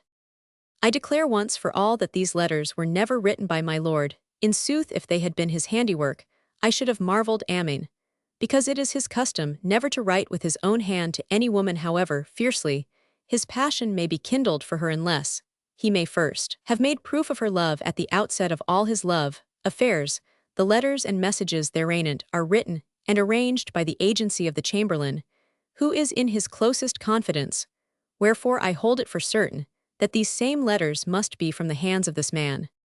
Many a time, when I have chanced to be discoursing concerning the beauty of women with my lord, he, with a little sigh which he seemed fain to repress, has never ceased to place you before all other ladies, and although his words are rare and few, and sententious, he has full often let me know secretly that you are the only one to whom he has entirely given his love. Therefore meseems that you should give me authority to act, so I may be able to place the whole matter together with your own doubts and fears before the notice of my lord, and in order that you may speedily be informed of the answer, and that the affair may be kept no long time in suspense, it will behove you to be on the watch for me, for when you shall see me pass by your house, and call to a certain boy, who will be standing opposite thereto, you may be assured that I have done my errand, and on the following morning let us meet once more in this same spot. The young lady, deeming that she had assuredly gulled the friar by her trick, and that her plot could not now fail to come to an issue perfectly satisfactory to her, was so greatly overjoyed that it seemed to her as if she had in sooth been crowned by heaven. Then, having brought their discourse to an end, and each one being in a contented mood, though for a different cause, they went their several ways. As fortune willed it, the friar was met by the news that the prince had already taken the road, with the intention of being in Naples on the following day, wherefore Fra Paolo, having gone out to meet him, was mightily glad to let him know the whole history of the craft of the amorous damsel, and of the scheme which she had framed. The prince gave ear to the same with no less amazement than pleasure, for albeit he had rarely cast his eyes upon this young girl, and retained no recollection of her beauty, nevertheless it seemed to him to be only just and right that he should hold dear those who loved him. So he made answer to the friar, and bade him set the business in progress in such wise that the meeting might be brought to pass at the earliest possible time. The friar, pleased beyond measure, and eager to do service to the prince, betook himself towards the house of the damsel, as soon as he had dismounted from his beast. Then, having made the sign which had been agreed between themselves, a sign which she observed and understood with the utmost pleasure, the damsel duly repaired on the following morning to the spot which had been chosen. And there, when she met the friar, he said to her, "My dear lord, who for your pleasure arrived last night in Naples, commends himself to you. I have set before him at full length the purport of the converse betwixt you and me, but I could not draw from his lips any other reply, except that he prays and conjures you by the perfect love which he has for so long a time borne, and still bears to you, and also by that love which you should dutifully entertain towards him, that it will please you on this same evening to give him a kindly audience, in order that he may, without needing to confide in any living man, lay bare to you those matters which he has kept hitherto, and still keeps secured by a strong lock within his passionate breast." The young woman, who, as she listened to these words, was so vastly overjoyed that she could with difficulty contain herself within her skin, now felt that every hour would be as 1,000 years, until she should find herself engaged in the supreme conclusions of love, and after a few feeble denials and hesitations, answered that she was ready to do what the prince desired. She did not quit the friar's company until they had in discreet wise settled when, and in what manner, and in what place she and the prince should come together for the amorous battle. The friar then betook himself straightway to his beloved lord and prince, who indeed was awaiting him and his answer. Then he set forth everything to the prince, who, when him seemed that the appointed time had come, went with his attendants to the meeting place. And there he found the lovely young damsel, who, delicately arrayed and perfumed, received him with open arms and exceeding great delight. Then, after countless kisses had been given and received by the prince, they got on board their bark, and after the helm had been duly set, and the sails spread to the wind, the damsel, what though she was not as yet greatly versed in the mariner's art, let her lover navigate the sea of love during all the time they were able to spend together. When at last they found themselves with great delight once more in port, the damsel, tenderly clasping the neck of the prince with her arms, thus addressed him: "My sweetest lord, for that I alone, aided by my own skill and forethought, have succeeded in bringing you hither this first time, I have but to thank myself. But for the future I must leave to the care of you, and of love the devising of the means, whereby you may be able to show me further proofs of your passion. Now there remains nothing more for me to say, except that I recommend myself, without ceasing, to your favor." Thereupon the illustrious lord, the prince, heartened her with soft and tender words, and they then took leave of one another with great pleasure and delight. And if anyone should still wish to know whether, and in what fashion, this love of theirs bore further fruit, let him inquire on his own behalf. Excursus to the damsel and the prince. Because Masacioso, far as the general public is concerned, may be counted among the lesser known of the novellery of the Cinquecento, it may not be inappropriate to give a few details of his life and work. To this purpose, we cannot do better than quote from the admirable introduction to Mr. W. G. Waters' translation of the Novellino, whence is taken our story of the damsel and the prince. Masaccio says Mr. Waters was probably born about 1420, seeing that he was Sanseverino's secretary, and that the great majority of his novels are dedicated to prominent Neapolitans. It may be assumed that his life was chiefly spent in Naples and the neighborhood. After 1474, Masaccio fades entirely from view. Masaccio seems to have rated himself as one with a message to deliver. His phraseology gives one the impression that he wrote with his feelings at white heat. In the very prologue to the work, he announces his primary theme by proclaiming himself the scourger of priestly vices. If the words which a man speaks or writes are ever to be taken as evidence of the mind that is in him, then assuredly Masaccio may be credited with ardent hatred of the offenses He denounces putting aside occasional lapses into licentiousness of expression, as accidents inseparable from the age in which he wrote it is almost impossible to doubt his sincerity as a wood reformer of manners. Masaccio's canvas is a limited one. A few of his stories are in the vein of genuine buffo, a few more are tragedies pure and simple, but the majority of the residue will be found to treat of one or other of his two particular themes, the castigation of profligate clerics and unchaste women. He devotes one part of the work to each of these specially, but in the other parts, he never lets a friar or a woman escape the lash if he finds the chance of laying it on. The most scathing passages are those which occur here and there in the Masaccio at the end of his stories. As an instance may be quoted the conclusion to novel Roman 23, in which after screaming himself hoarse over the crimes of women he finishes with these words. Would that it had been God's pleasure and nature's to have suffered us to be brought forth from the oak trees, or indeed, to have been engendered from water and mire like the frogs, in the humid rains of summer rather, than to have taken our origin from so base, so corrupt, and so vilely fashioned a sex as womankind. As a further example of Masaccio's hatred of women, Mr. Waters cites the frightful indictment at the end of novel Roman 6, which he prefers against women who put on the habit of religious houses. We might do worse than quote it. I keep silence likewise concerning all that might be said on the subject of the marriage of these women with friars, how they make sumptuous marriage feasts, inviting thereto from this convent, and that their friends who present themselves with equipages laden with all manner of rich goods, with the consent of the abbess and of their prelate, execute marriage contracts duly written and sealed, and then having supped off all manner of sumptuous meats, and performed every other ceremony pertaining to the rite of marriage, they go to bed one with another without showing any fear or shame, just as if their union had been contracted with the full sanction of their own fathers, and by the laws of marriage.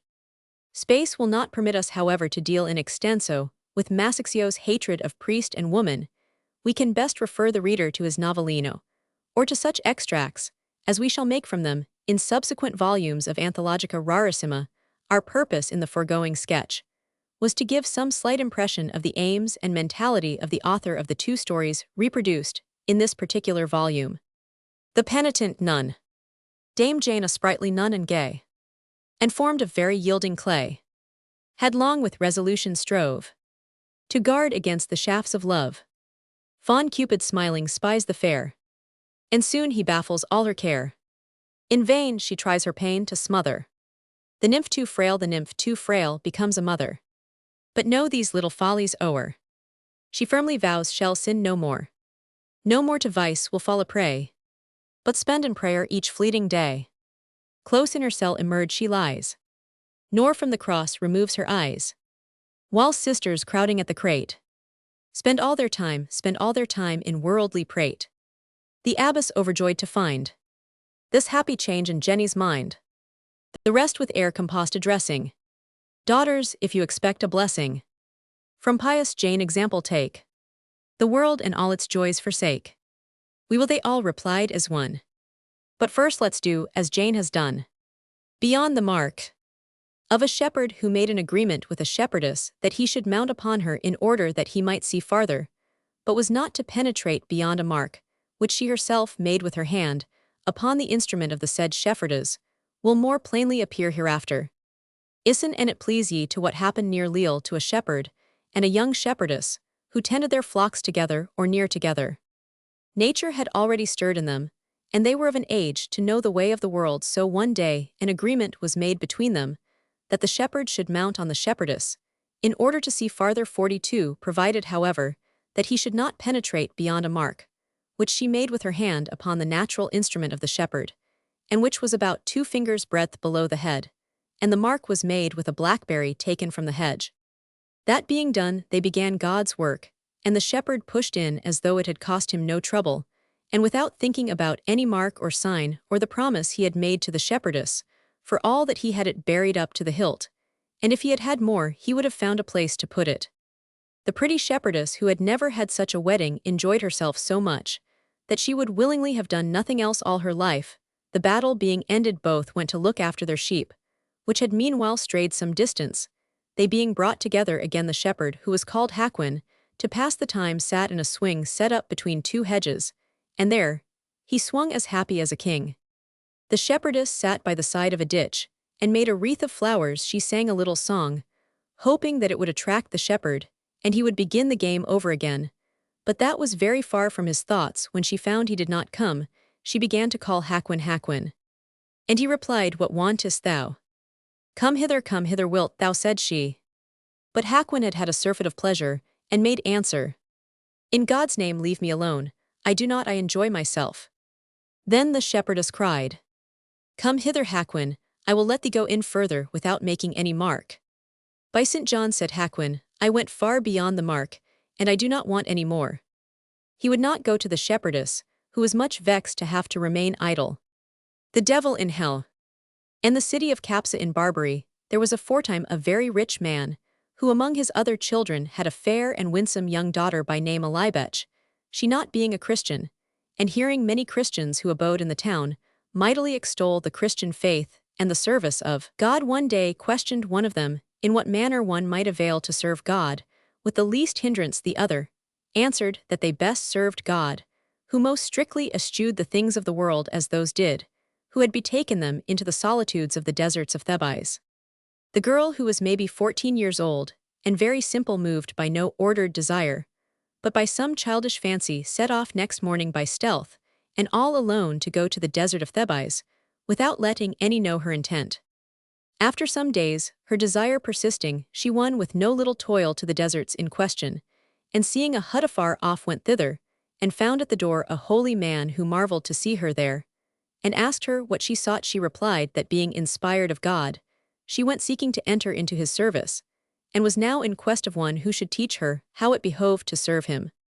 The worthy man, seeing her young and very fair, and fearing lest an he entertained her the devil should beguile him, commended her pious intent, and giving her somewhat to eat of roots and herbs, and wild apples and dates, and to drink of water, said to her, Daughter mine, not far hence is a holy man who is a much better master than I of that which thou goest seeking. Do thou betake thyself to him, and put her in the way. However, when she reached the man in question, she had of him the same answer, and faring farther, came to the cell of a young hermit, a very devout and good man, whose name was Rustico, and to whom she made the same request as she had done to the others. He, having a mind to make a trial of his own constancy, sent her not away as the others had done, but received her into his cell, and the night being come, he made her a little bed of palm fronds, and bade her lie down to rest thereon. This done, temptations tarried not to give battle to his powers of resistance, and he, finding himself grossly deceived by these latter, turned tail, without many assaults, and confessed himself beat. Then, laying aside devout thoughts and orisons and mortifications, he fell to revolving in his memory the youth and beauty of the damsel, and bethinking himself what course he should take with her, so as to win to that which he desired of her, without her taking him for a debauched fellow. Accordingly, having sounded her with sundry questions, he found that she had never known man, and was in truth as simple as she seemed, wherefore he bethought him how, under color of the service of God, he might bring her to his pleasures. In the first place, he showed her with many words how great an enemy the devil was of God the Lord, and after gave her to understand that the most acceptable service that could be rendered to God was to put back the devil in hell, whereto he had condemned him. The girl asked him how this might be done, and he, Thou shalt soon know that, do thou. But as thou shalt see me do. So saying, he proceeded to put off the few garments he had, and abode stark naked, as likewise did the girl, whereupon he fell on his knees as he would pray, and caused her abide over against himself. Matters standing thus, and Rustico being more than ever inflamed in his desires, to see her so fair, there came the resurrection of the flesh, which Elibech observing and marvelling. Rustico quoth, She, what is that I see on thee which thrusteth forth thus, and which I have not? Faith, daughter mine, answered he, this is the devil, whereof I bespoke thee, and see now, he giveth me such sore annoy that I can scarce put up with it. Then said the girl, Now praised be God, I see I fare better than thou, in that I have none of yonder devil. True, rejoined Rustico, but thou hast over what that I have not, and thou hast it instead of this. What is that? asked Elibech, and he, Thou hast hell, and I tell thee methinketh God hath sent thee hither for my soul's health, for that weenas this devil doth me this annoy, and it please thee have so much compassion on me, as to suffer me put him back into hell. thou wilt give the utmost solacement, and wilt do God a very great pleasure, and service, so indeed thou be come into these parts to do as thou sayest. The girl answered in good faith, Marry, father mine, since I have hell be it, whensoever it pleaseth thee. Whereupon quoth Rustico, Daughter, blessed be thou, let us go then, and put him back there, so he may after leave me in peace. So saying, he laid her on one of their little beds, and taught her how she should do to imprison that accursed one of God. The girl, who had never yet put any devil in hell, for the first time felt some little pain, wherefore she said to Rustico, Certes, father mine, this same devil must be an ill thing, and an enemy in very deed of God, for that it irketh hell itself, let be otherwhat when he is put back therein. Daughter, answered Rustico, it will not always happen thus, and to the end that this should not happen 6 times or ever they stirred from the bed, they put him in hell again, insomuch that for the nonce they so took the conceit out of his head that he willingly abode at peace, but it returning to him again and again the ensuing days, and the obedient girl still lending herself to take it out of him, it befell that the sport began to please her, and she said to Rustico, I see now that those good people in Capsa spoke sooth, when they avouched that it was so sweet a thing to serve God. For certes, I remember me not to have ever done aught that afforded me such pleasance and delight as putting the devil in hell, wherefore methinketh that whoso applieth himself unto aught other than God his service is a fool. Accordingly, she came oft times to Rustico and said to him, Father mine, I came here to serve God, and not to abide idle, let us go put the devil in hell, which doing she said whiles. Rustico, I know not why the devil fleeth away from hell, for an he abode there, as willingly as hell receiveth him, and holdeth him, he would never come forth therefrom. The girl then on this wise often inviting Rustico, and exhorting him to the service of God, so took the bombast out of his doublet, that he felt cold what time another had sweated, wherefore he fell to telling her that the devil was not to be chastised, nor put into hell save weenas, he should lift up his head for prayer.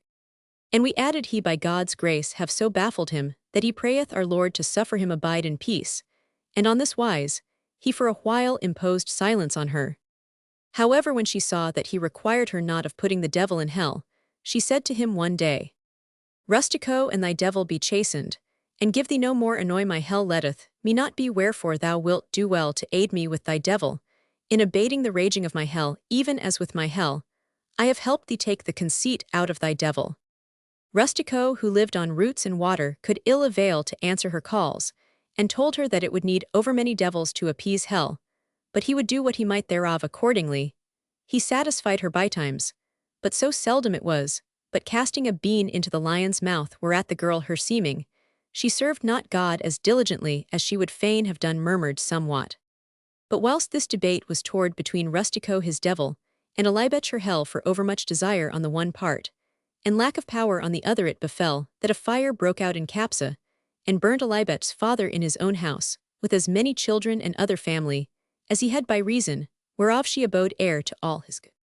Thereupon a young man called Nearbil, who had spent all his substance in gallantry, hearing that she was alive, set out in search of her, and finding her before the court Roman 1e, the government had laid hands upon her father's estate as that of a man dying without heir, to Rustico's great satisfaction, but against her own, will brought her back to Capsa, where he took her to wife, and succeeded in her right to the ample inheritance of her father.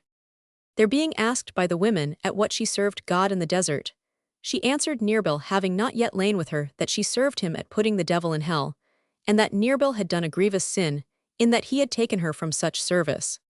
The ladies asked, How putteth one the devil in hell? And the girl what with words, and what with gestures expounded it to them, whereat they set up so great a laughing that they laugh yet, and said, Give yourself no concern, my child, nay, for that is done here also, and Nearbil will serve our Lord full well with thee at this. Thereafter telling it from one to another throughout the city, they brought it to a common saying there, that the most acceptable service one could render to God was to put the devil in hell, which byword having passed the sea hither, is yet current here, wherefore do all you young ladies who have need of God's grace learn to put the devil in hell, for that this is highly acceptable to him, and pleasing to both parties, and much good may grow, and ensue thereof. Excursus to the devil in hell. Boccaccio's immortal story of Ellibetch who turned hermit, and was taught by Rustico a monk to put the devil in hell, has been drawn upon or brazenly copied by innumerable raconteurs. La Fontaine has an exactly similar story to put the devil in hell, has passed into use as an accepted slang term for the act of copulation. In English and infer in French are erotic synonyms for the female pudendum, as are devil and diable for the male organ of generation Roman 100 farmer slang, and its analogues in vocabula amatoria, also Land's glossaire erratique de la langue. Francaise vainly doth hell her prisoner recall, says La Fontaine the devil is dumb. It is a moot point whether the devil in hell should have been included in this, or the subsequent volume, The Way of a Priest. It seems to us, however, that the woman's part transcends the man's throughout. And for that reason, we prefer to look upon the story as illustrating a phase of virginity rather than as an example of priestly lust. Boccaccio's nightingale, which is also given in this volume, has provided yet another French slang term for the penis to put the nightingale in its cage or nest, is a fanciful but frequent description of the venereal act. Roman 100 Pietro Aretino's Dialogues won the Life of Nuns English and French translations, Lysux Paris, 1889, and 1882. On the other hand, nightingale in Old English slang denoted a prostitute farmer slang, and its analogues. The inclusion of any of Boccaccio's tales in this volume has not gone uncriticized by friends and advisers. The Decameron, they argue, is accessible to all. It is hackneyed nowadays. If the frequent issue of cheap, castrated, and badly produced editions of the immortal work are these so-called means of access, the argument is a poor one. Boccaccio, to be appreciated, must be read in the original unexpurgated Italian, or at any rate in a translation which is equally free, and is the work of a scholar and booklover. Some of Boccaccio's stories are fitly classed as the world's best, and among these The Devil in Hell takes place. It is a story that has lived for centuries, and will live while literature lasts. Further, so far as we know, in one English translation, alone Payne's, vide note ante p. 56, is this story told in its entirety in our own language. In other editions, the most dramatic part of the narrative, the part, in fact, which makes the story, is invariably rendered in Italian or French, or is hopelessly Baudelairized. Thus is prudery satisfied, and genius mocked. The Devil in Hell is strong fare assuredly, but it is served up in so artistic a manner as to please even the most delicate palate. The Wedding Night of Jean the Fool. Other mine, quoth Jean the Fool, I would marry.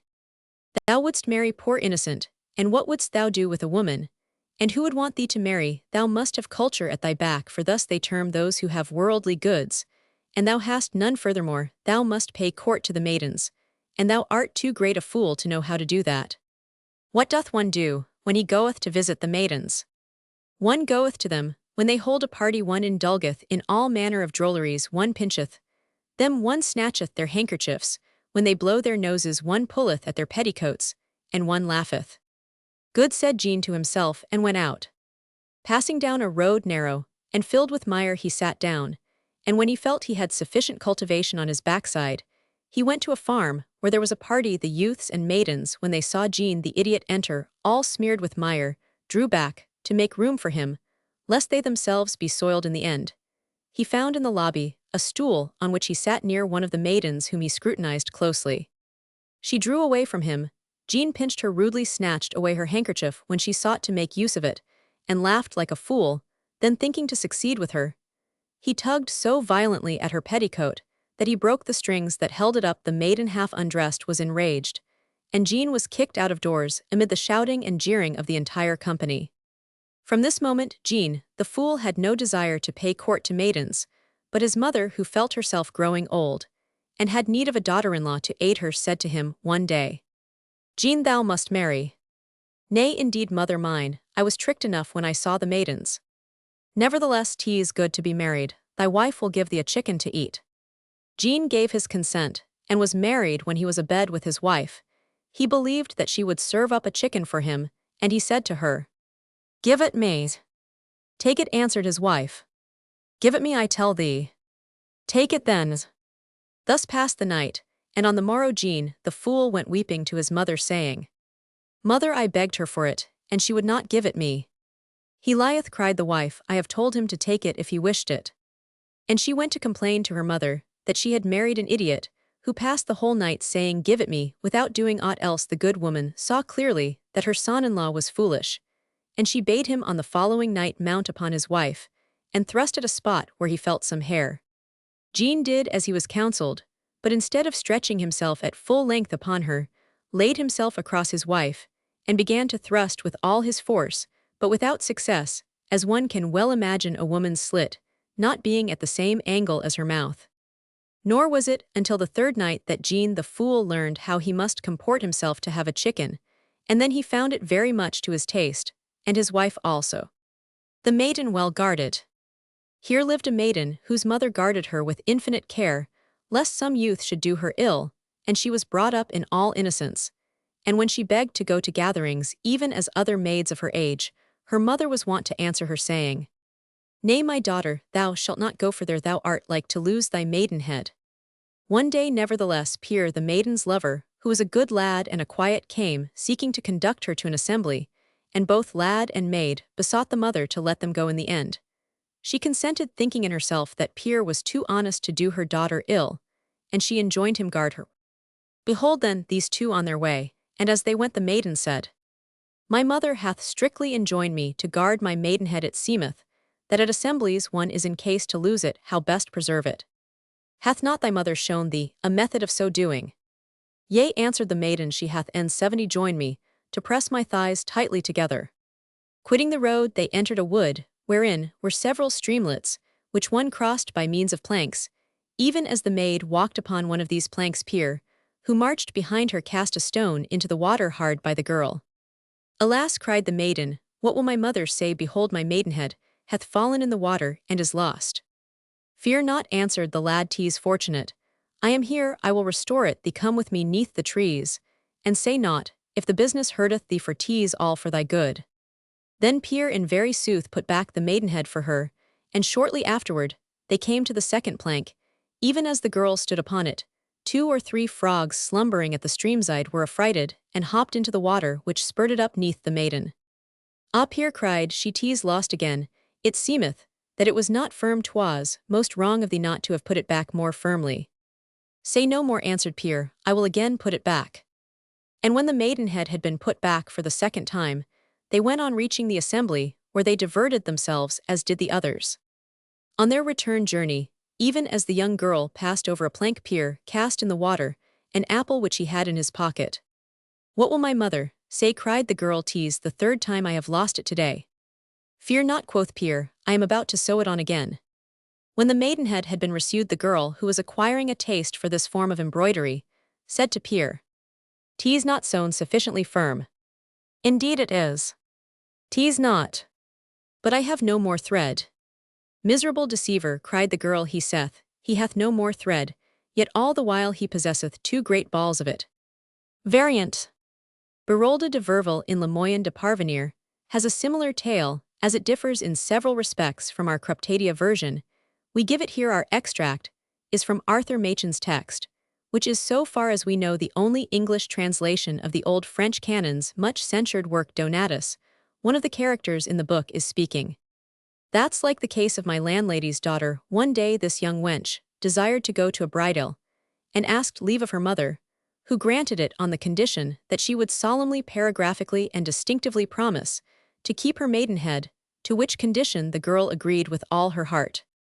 So she went away to the wedding, and set herself to keep guard o'er her maidenhead. The lasses and lads all danced away, but she not a step, nor did she dare approach the board, where the others were engaged in the quintessential operation of making ordure with the teeth. The poor girl stayed all the time in a corner of the room with her 2 hands at the bottom of her stomach, just opposite to the diameter, I mean opposite to the center, which so far was cut by no diameter. Coipo, seeing her thus dung in the mouth, I should say down in the mouth, came up to her and said, 'What cheer cause shall we foot it a while?' 'Nay, I dare not, for fear I lose my maidenhead. My mother bade me take great care of it.' 'Oh, oh,' says he, 'and is that all? Why, cause, sweet cause, follow me to this little closet, and ill sew it up so tight that it shall never fall out.' All this he said in a whisper, but she heard him well enough, for she was fain to be a dancing, and so she followed him. He then proceeded to show her how the wolf dances with his tail between his legs, and sewed up her maidenhead so securely that he told her it would never fall out by that way. Thereupon she began to dance and enjoyed herself to her heart's content, but she liked needlework so well that she asked for some more, and had 3 stitches, that was enough in all conscience, though I have threaded the needle for Madeline 4 to 5 times in 4 to 4 hours 5 by night, and by day forte coipo was not quite so strong as that, but he gave the poor girl a great treat. She ate some sweetmeats, and feeling ashamed no longer bethought her of her maidenhead, and went up to him, and asked him if he would give it another stitch. Faith, said he, I can't, I haven't any more thread. Come, come, quoth she, I thought I saw 2 nice little balls of thread. Tale of Kamar al-Zaman. King Shahriman had a son, Kamar al-Zaman, who grew up of surpassing beauty and symmetry, but was unwilling to marry. For this, he is eventually cast into prison. A similar fate has befallen Princess Budur, daughter of King Gayer, lord of China islands and seas, and for a similar reason, the maiden is pictured as one than whom Allah hath made none fairer in her time, with cheeks like purple wine, lips as coral, breasts like 2 globes of ivory from whose brightness the moons borrow light, and a stomach with little waves, as it were a figured cloth with creases like folded scrolls, ending in a waist slender, past all imagination, based upon back parts, like a hillock of blown sand that force her to sit when she would leave stand. 2 Genii, Maimuna a woman and Danash a man, now come into the story, the former as a champion of Kamar, the latter as Princess Budur's, after a long dispute as to the rival charms of prince and princess. They convey the latter to the prince's side the test of beauty to be as follows. Each is to be awakened in turn, without knowledge of the other, and whichever is the more enamored will be held inferior in comeliness. Danash then changes himself into a flea and bites Kamar al-Zaman, who wakes up. The text continues. Then turning sideways, he found lying by him something whose breath was sweeter than musk, and whose skin was softer than cream. Hereat he marveled with great marvel. And he sat up, and looked at what lay beside him, when he saw it to be a young lady like an union pearl, or a shining sun, or a dome seen, from afar on a well-built wall, for she was 5 feet tall, bosomed high, and rosy-cheeked. And when Kamar al-Zaman saw the lady Budur, daughter of King Gayer, and her beauty and comeliness, she was sleeping clad in a shift of Venetian silk, without her petticoat trousers, and wore on her head a kerchief embroidered with gold, and set with stones of price. Her ears were hung with twin earrings, which shone like constellations, and round her neck was a collar of union pearls of size unique, past the competence of any king. When he saw this, his reason was confounded, and natural heat began to stir in him. Allah awoke in him the desire of coition, and he said to himself, Whatso Allah willeth that shall be, and what he willeth not shall be.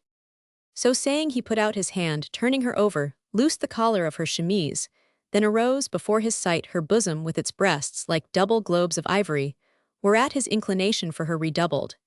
And he desired her with exceeding hot desire. He would have awakened her, but she would not awake, for Danash had made her sleep heavy. So he shook her, and moved her, saying, O my beloved, awake, and look on me, I am Kamar al-Zaman. But she awoke not, neither moved her head, whereupon he considered her case for a long hour, and said to himself, If I guess aright, this is the damsel to whom my father would have married me, and these 3 years I have refused her, but inshallah God willing, as soon as it is dawn, I will say to him, Marry me to her, that I may enjoy her, nor will I let half the day pass ere I possess her, and take my fill of her beauty and loveliness. Then he bent over Budur to buss her, whereat the Jinniyah Maimuna trembled, and was abashed, and Danash the Ifrit was like to fly for joy. But as Kamar al-Zaman was about to kiss her on the mouth, he was ashamed before Allah, and turned away his head, and averted his face, saying to his heart, Have patience. Then he took thought a while, and said, I will be patient. Haply my father, when he was wroth with me, and sent me to this jail, may have brought my young lady, and made her lie by my side to try me with her, and may have charged her not to be readily awakened, when I would arouse her, and may have said to her, Whatever thing Kamar al-Zaman do to thee, make me ware thereof. Or belike my sire standeth hidden in some stead, whence being himself unseen, he can see all I do with this young lady, and tomorrow he will scold me and cry, How cometh it that thou sayest, I have no mind to marry, and yet thou didst kiss and embrace yonder damsel? So I will withhold myself, lest I be ashamed before my sire, and the right and proper thing to do is not to touch her at this present, nor even to look upon her, except to take from her somewhat which shall serve as a token to me, and a memorial of her, that some sign endure between me and her. Then Kamar al-Zaman raised the young lady's hand, and took from her little finger a seal ring worth an immense amount of money, for that its bezel was a precious jewel, and set it on his own, then turning his back to her went to sleep.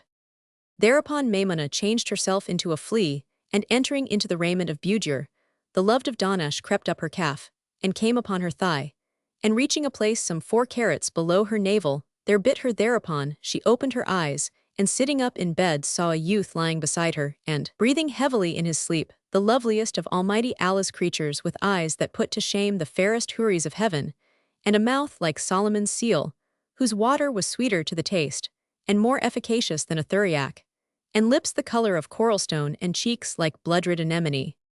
Now when Princess Budur saw him, she was seized by a transport of passion and yearning and love-longing, and she said to herself, "Alas my shame, this is a strange youth, and I know him not. How cometh he to be lying by my side on one bed?"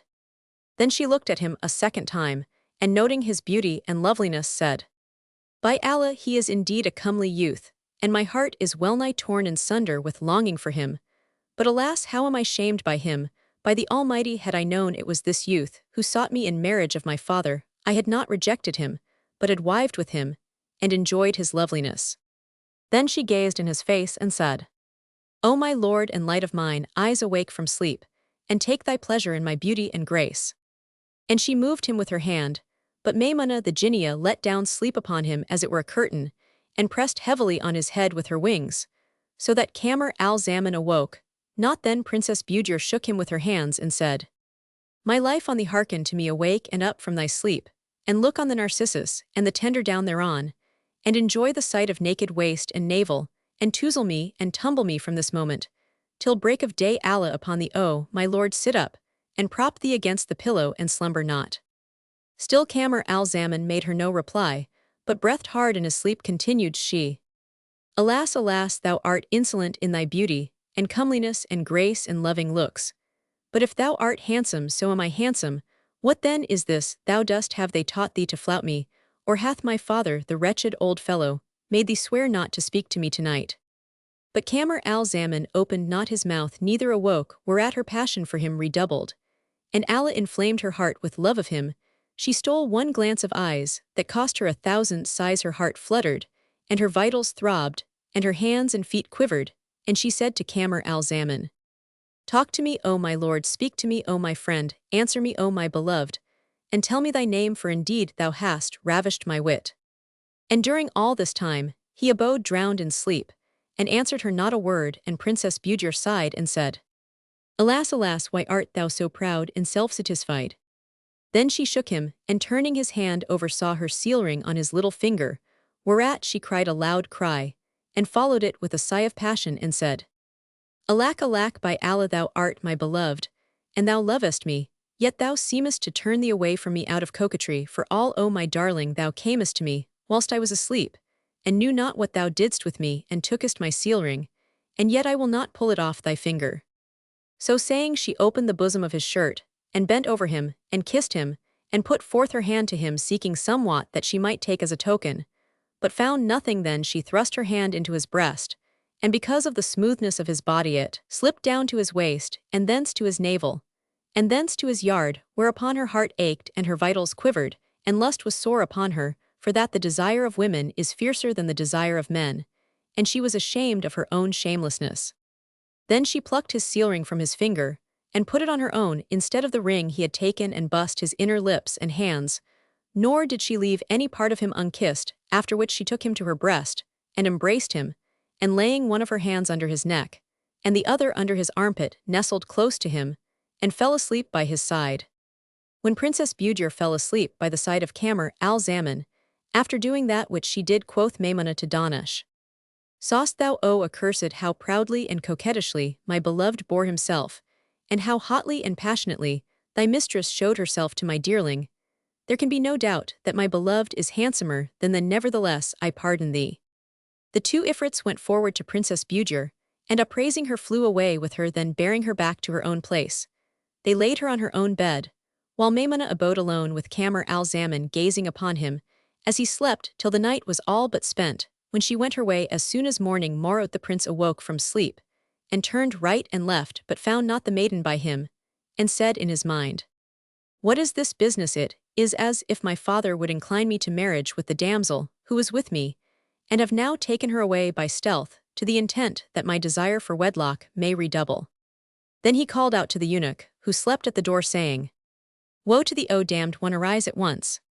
So the eunuch rose bemused with sleep, and brought him basin and ewer, whereupon Kamar al-Zaman entered the water closet, and did his need, then coming out made the wuzu ablution, and prayed the dawn prayer, after which he sat telling on his beads the 99 names of Almighty Allah. Strictly speaking, the rest of the story, which is of great length, is somewhat out of place in this volume. The reader, however, may be interested to know the upshot of the stratagem adopted by the genii, so we take leave to give it summarizing where necessary. Kamar al-Zaman and the princess Budur, madly in love, but grief-stricken by their separation, are eventually brought together and married later. While on a journey they are again separated by divers mischances, Kamar becoming an assistant to a gardener, while Budur, having adopted male garb to preserve her chastity, reaches the dominions of King Armenis. Here she is taken for a king's son, and Armenis, who is old, gives her his daughter Hayat al-Nufus in marriage, and makes her lord of his kingdom. An embarrassing situation now arises, Budur being unable to consummate the marriage, or to explain her failure to the bride. Matters come to a crisis on the third night, when Hayat speaks out. The text continues. Hayat al-Nufus caught her by the skirt, and clung to her, saying, O my lord, art thou not ashamed before my father, after all his favor, to neglect me at such a time as this? When Queen Budur heard her words, she sat down in the same place and said, O my beloved, what is this thou sayest? She replied, What I say is that I never saw any so proud of himself as thou, is every fair one so disdainful. I say not this to incline thee to me, I say it only of my fear for thee from King Armenis, because he purposed, unless thou go in unto me this very night, and do away my maidenhead, to strip thee of the kingship on the morrow, and banish thee his kingdom, and peradventure his excessive anger may lead him to slay thee. But I, O my lord, have ruth on thee, and give thee fair warning, and it is thy right to wreck. Now when Queen Budur heard her speak these words, she bowed her head groundwards a while in sore perplexity, and said in herself, If I refuse I am lost, and if I obey I am shamed, but I am now queen of all the Ebony Islands, and they are under my rule, nor shall I ever again meet my Kamar al-Zaman save in this place, for there is no way for him to his native land, but through the Ebony Islands. Verily, I know not what to do in my present case, but I commit my care to Allah, who directeth all for the best, for I am no man that I should arise and open this virgin girl. Then quoth Queen Budur to Hayat al-Nufus, O my beloved, that I have neglected thee, and abstained from thee, is in my own despite. And she told her whole story from beginning to end, and showed her person to her, saying, I conjure you by Allah to keep my counsel, for I have concealed my case, only that Allah may reunite me with my beloved Kamar al-Zaman, and then come what may. The princess heard her with extreme wonderment, and was moved to pity, and prayed Allah to reunite her with her beloved, saying, Fear nothing, O my sister, but have patience till Allah bring to pass that which must come to pass, O my sister. Verily, the breasts of the noble and brave are of secrets the grave, and I will not discover thine. Then they toyed and embraced and kissed, and slept till near the muezzin's call to dawn prayer, when Hayat al-Nufus arose, and took a pigeon poult, and cut its throat over her smock, and besmeared herself with its blood. Then she pulled off her petticoat trousers and cried aloud, whereupon her people hastened to her, and raised the usual lullilooing and outcries of joy and gladness. We can omit a description of the manner in which Kamar al-Zaman is at length brought to the Ebony Islands, where honor and dignity are heaped upon him, in particular by Queen Budur, whom he believes to be a man, and the king of the dominion growing suspicious of these favors. Kamar asks permission to depart. The text continues. Answered Kamar al-Zaman, O king, verily this favor, if there be no reason for it, is indeed a wonder of wonders, more by token that thou hast advanced me to dignities, such as befit men of age and experience, albeit I am as it were a young child. And Queen Budur rejoined, The reason is that I love thee for thine exceeding loveliness and thy surpassing beauty, and if thou wilt but grant me my desire of thy body, I will advance thee yet farther in honor and favor and largesse, and I will make thee wazir for all thy tender age, even as the folk made me sultan over them, and I no older than thou. When Kamar al-Zaman heard these words he was abashed, and his cheeks flushed till they seemed aflame, and he said, I need not these favors which lead to the commission of sin. I will live poor in wealth, but wealthy in virtue and honor. Quoth she, I am not to be duped by thy scruples arising from prudery and coquettish ways, and Allah bless him who saith. To him I spake of coupling, but he said to me how long this noyous long persistency. But when gold piece I showed him, he cried who from the Almighty sovereign ear shall flee. Now when Kamar al-Zaman heard these words, and understood her verses, and their import he said, O king, I have not the habit of these doings nor have I strength to bear these heavy burthens for which elder age, then I have proved unable, then, how will it be with my tender age? But she smiled at his speech and retorted, Indeed it is a matter right marvellous how error springeth from the disorder of man's intendiment. Since thou art a boy, why standest thou in fear of sin, or the doing of things forbidden, seeing that thou art not yet come to the years of canonical responsibility, and the offences of a child incur neither punishment nor reproof fairly. Thou hast committed thyself to a quibble for the sake of contention, and it is thy duty to bow before a proposal of fruition, so henceforward cease from denial and coyness, for the commandment of Allah is a decree foreordained. Indeed, I have more reason than thou to fear falling, and by sin to be misled, and well inspired was he who said, My prickle is big, and the little one said thrust boldly in vitals with lion-like stroke. Then I tease a sin, and he no sin to me, so I had him at once with a counterfeit poke. When Kamar al-Zaman heard these words, the light became darkness in his sight, and he said, O king, thou hast in thy household fair women and female slaves, who have not their like in this age. Shall not these suffice thee without me? Do thy will with them, and let me go. She replied, Thou sayest sooth, but it is not with them that one who loveth thee can heal himself of torment, and can abate his fever, for when tastes and inclinations are corrupted by vice they hear, and obey other than good advice. So leave arguing and listen to what the poet saith. Cease not the bazaar with its fruit in rows, these men are for figs, and for sycamore those. And what another saith, O beauty's union love, for these my creed, free choice of faith, and eke my best desire. Women I have forsworn for thee, so may deem me, all men this day, a shaveling friar. And yet another's, a boy of twice 10 is fit for a king. And yet another's, the penis smooth and round was made with anus best to match, it had it been made for cunness sake, it had been formed like hatchet. And yet another said, My soul thy sacrifice, I chose thee out who art not menstruous or oviparous. Did I with women mell, I should beget brats, till the wide world grew straight for us. And yet another's, she saith sore hurt in sense, the most acute, for she had proffered what did not besuit. Unless thou stroke as man should swive his wife, blame not when horns thy brow shall incornute. Thy wand seems waxen to Olympo grown, and more I palm it softer grows the brute. And yet another's, quoth she, for I to lie with her forbore, O following fool, O fool to core. If thou my coint for kibla to thy coigny, reject well show thee what shall please thee more. And yet another's, she proffered me a tender coint, quoth, I will not roger thee. She drew back, saying, From the faith he turns, who's turned by heaven's decree. And frontwise futtering in one day is obsolete persistency. Then swung she round, and shining rump like silvern lump she showed me. I cried, Well done, O mistress mine, no more am I in pain for thee. O thou of all that Allah oped showest me fairest victory.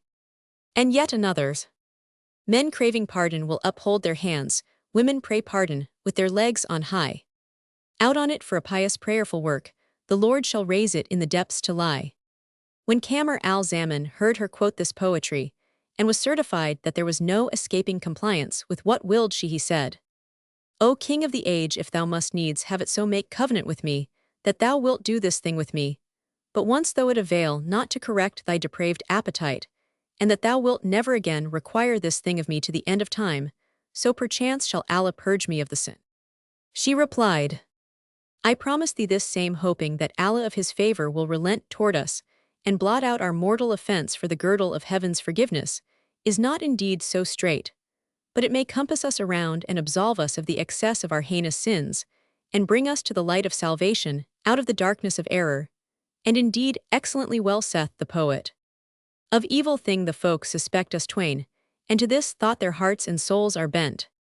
Come dear, let's justify, and free their souls that wrong us one good bout, and then repent.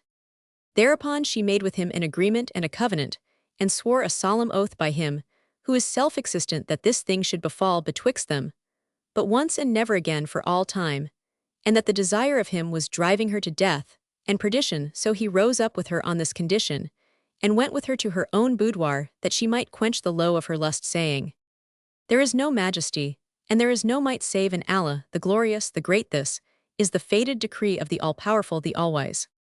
And he doffed his bag trousers shameful, and abashed with the tears running from his eyes from stress of affright. Thereat she smiled, and making him mount upon a couch with her, said to him, After this night thou shalt see naught that will offend thee. Then she turned to him bussing, and bosoming him, and bending calf over calf, and said to him, Put thy hand between my thighs to the accustomed place, so haply it may stand up to prayer after prostration. He wept and cried, I am not good at aught of this. But she said, By my life, and thou do as I bid thee, it shall profit thee. So he put out his hand with vitals afire for confusion, and found her thighs cooler than cream and softer than silk.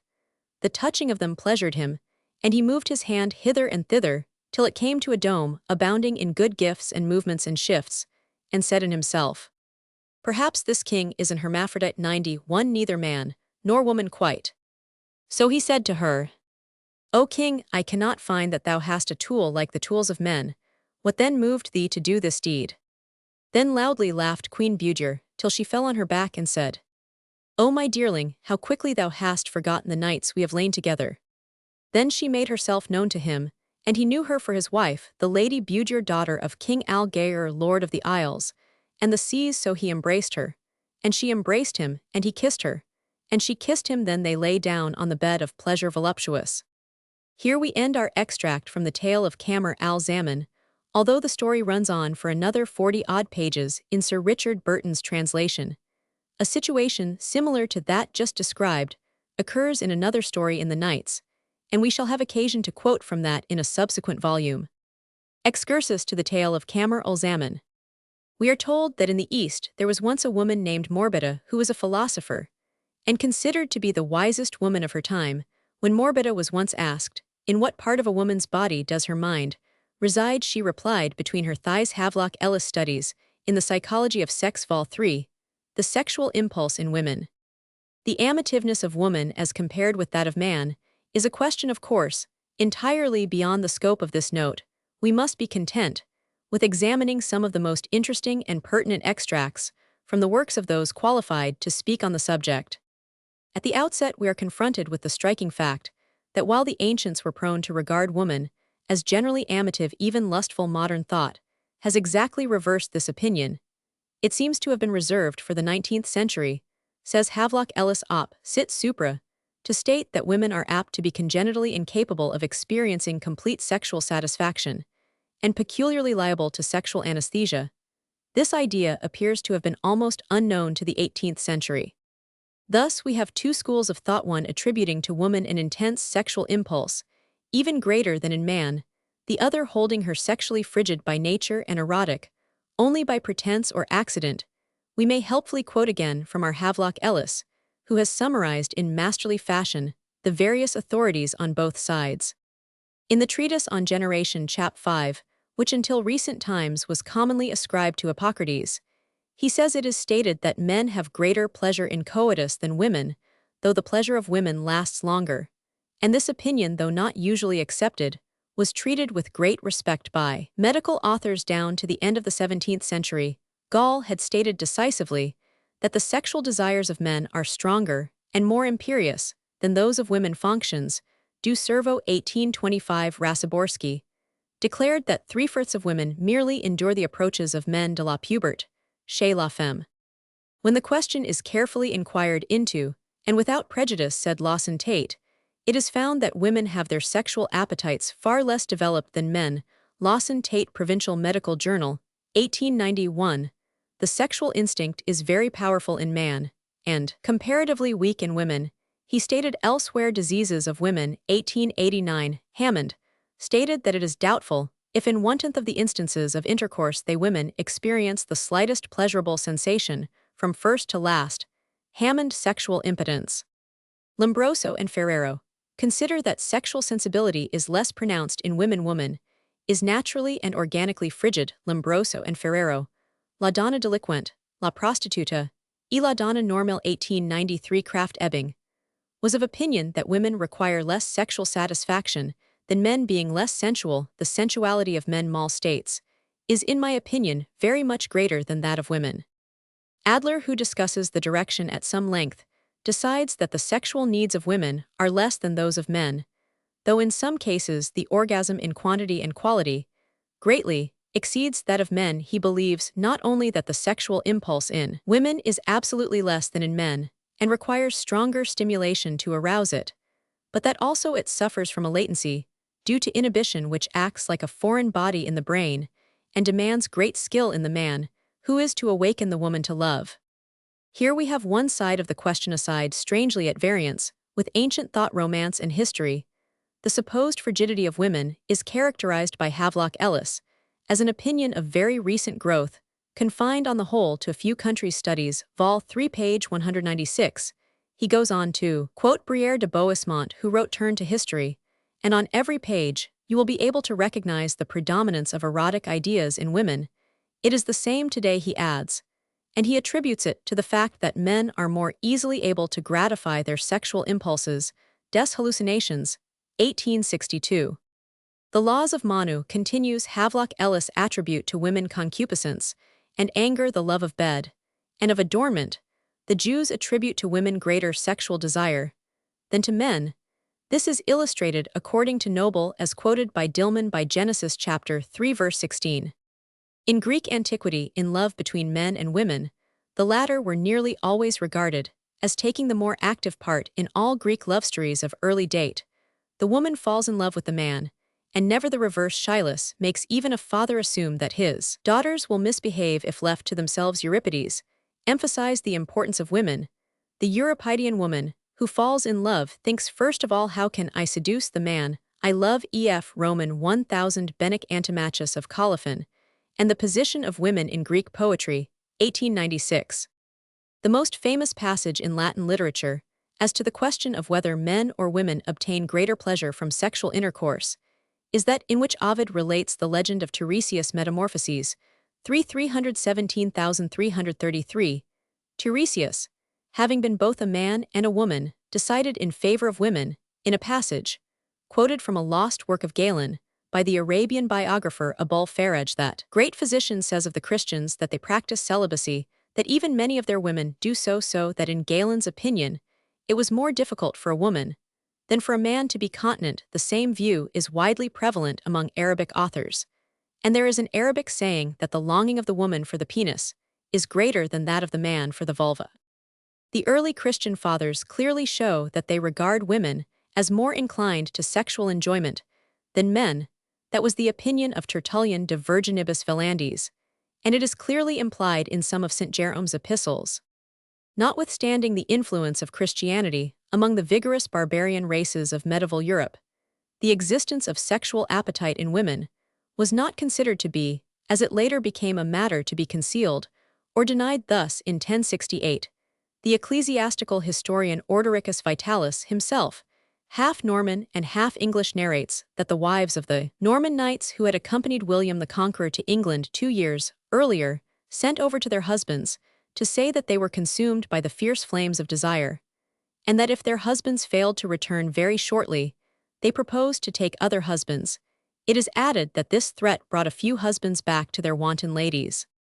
During the medieval period in Europe, largely in consequence, no doubt, of the predominance of ascetic ideals set up by men who naturally regarded women as the symbol of sex, the doctrine of the incontinence of woman became firmly fixed humanism, and the spread of the Renaissance movement brought in a spirit more sympathetic to women. We begin to find attempts at analyzing the sexual emotions in the 17th century. A book of this kind was written by Venet.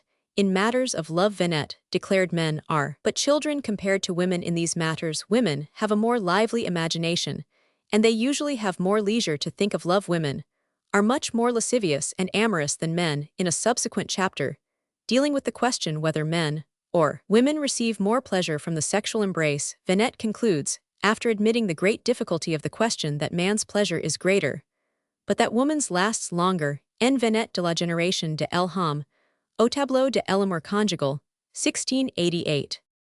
These and similar quotations, all acknowledging or laying stress on the erotic appetite of women, might be continued indefinitely among the other supporters of the opinion quoted by Havelock Ellis, are Montaigne essays, Schurig Parthenologia, Platzonis de Partibus, Generatione, in Servantibus Ferren de la Malady, Diamor Zacchia Questions, Medicolegals Sinibaldus Geneanthropia Sananker de Elamor Bush, Gutseat, Mantigaza Physiologia, Del Piacere Foral, The Sexual Question, who believed that women are more erotic than men, and Block the Sexual Life of Our Time, who says the sexual sensibility of women is certainly different from that of men, but in strength it is at least as great.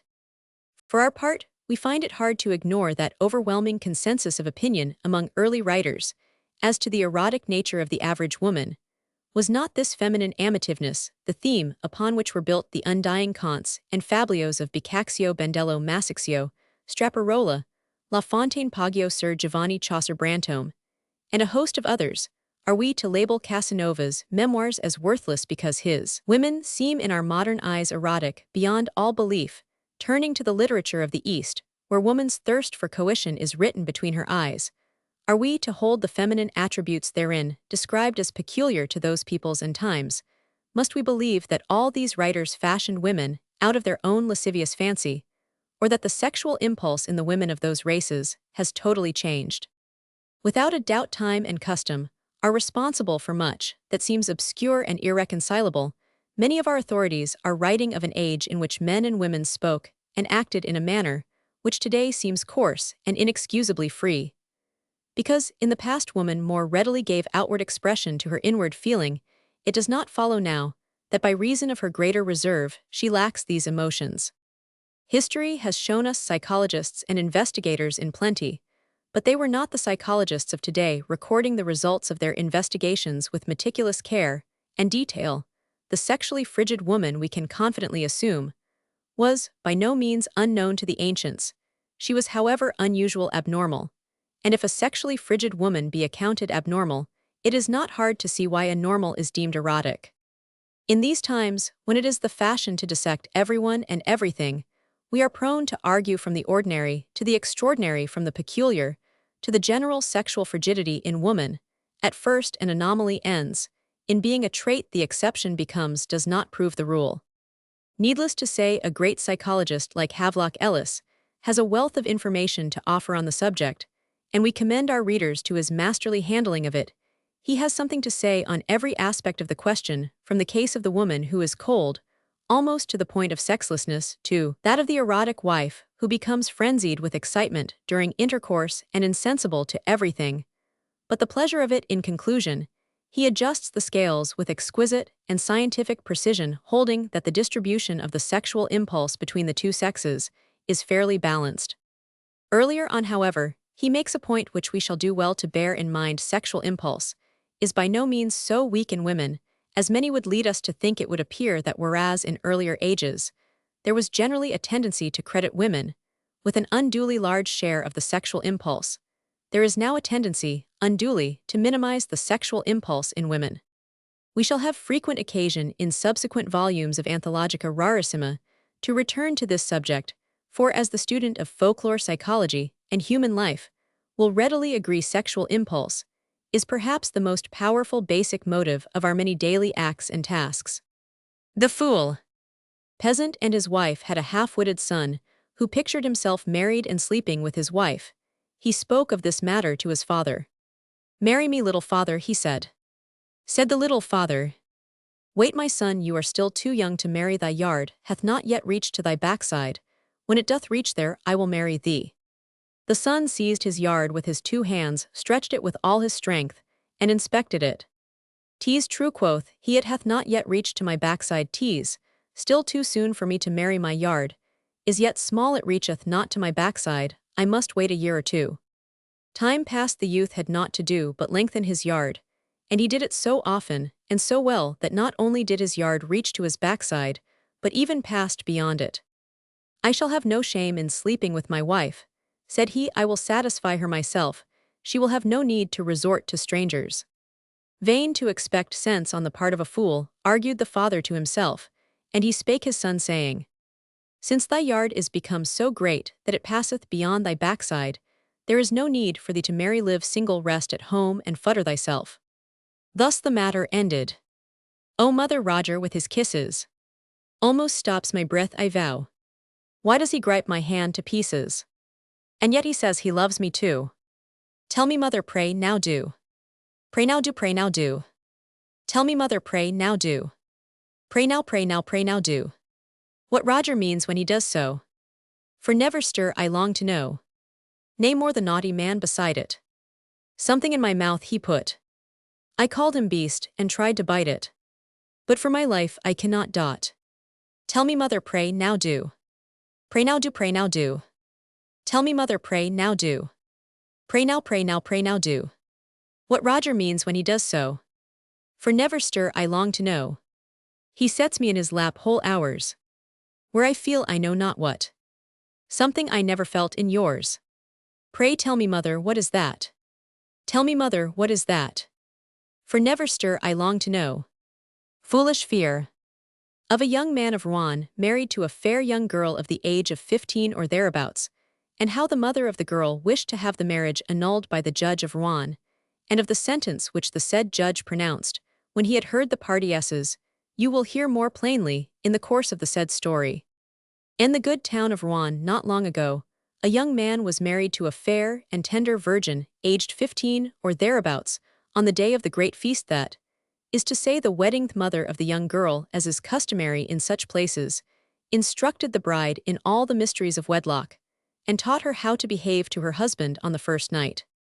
The young girl, who was looking forward to the time when she could put these doctrines into practice, took great pains and trouble to remember the lesson given her by her good mother, and it seemed to her that when the time came for her to put these counsels into execution, that she would perform her duties so well that her husband would praise her and be well pleased with her.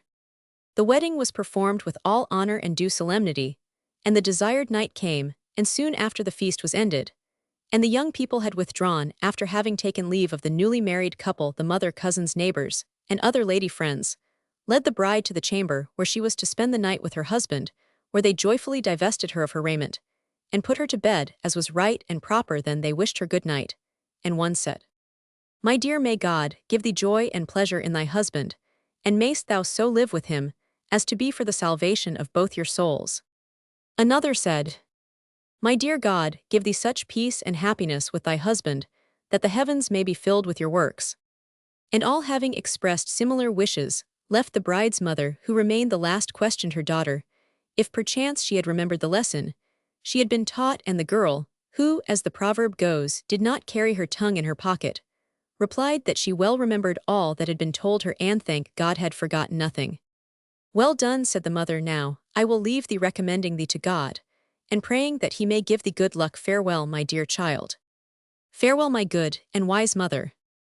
As soon as the schoolmistress had finished, the husband, who was outside the door, expecting something better, came in. The mother closed the door, and told him that she hoped he would be gentle with her daughter.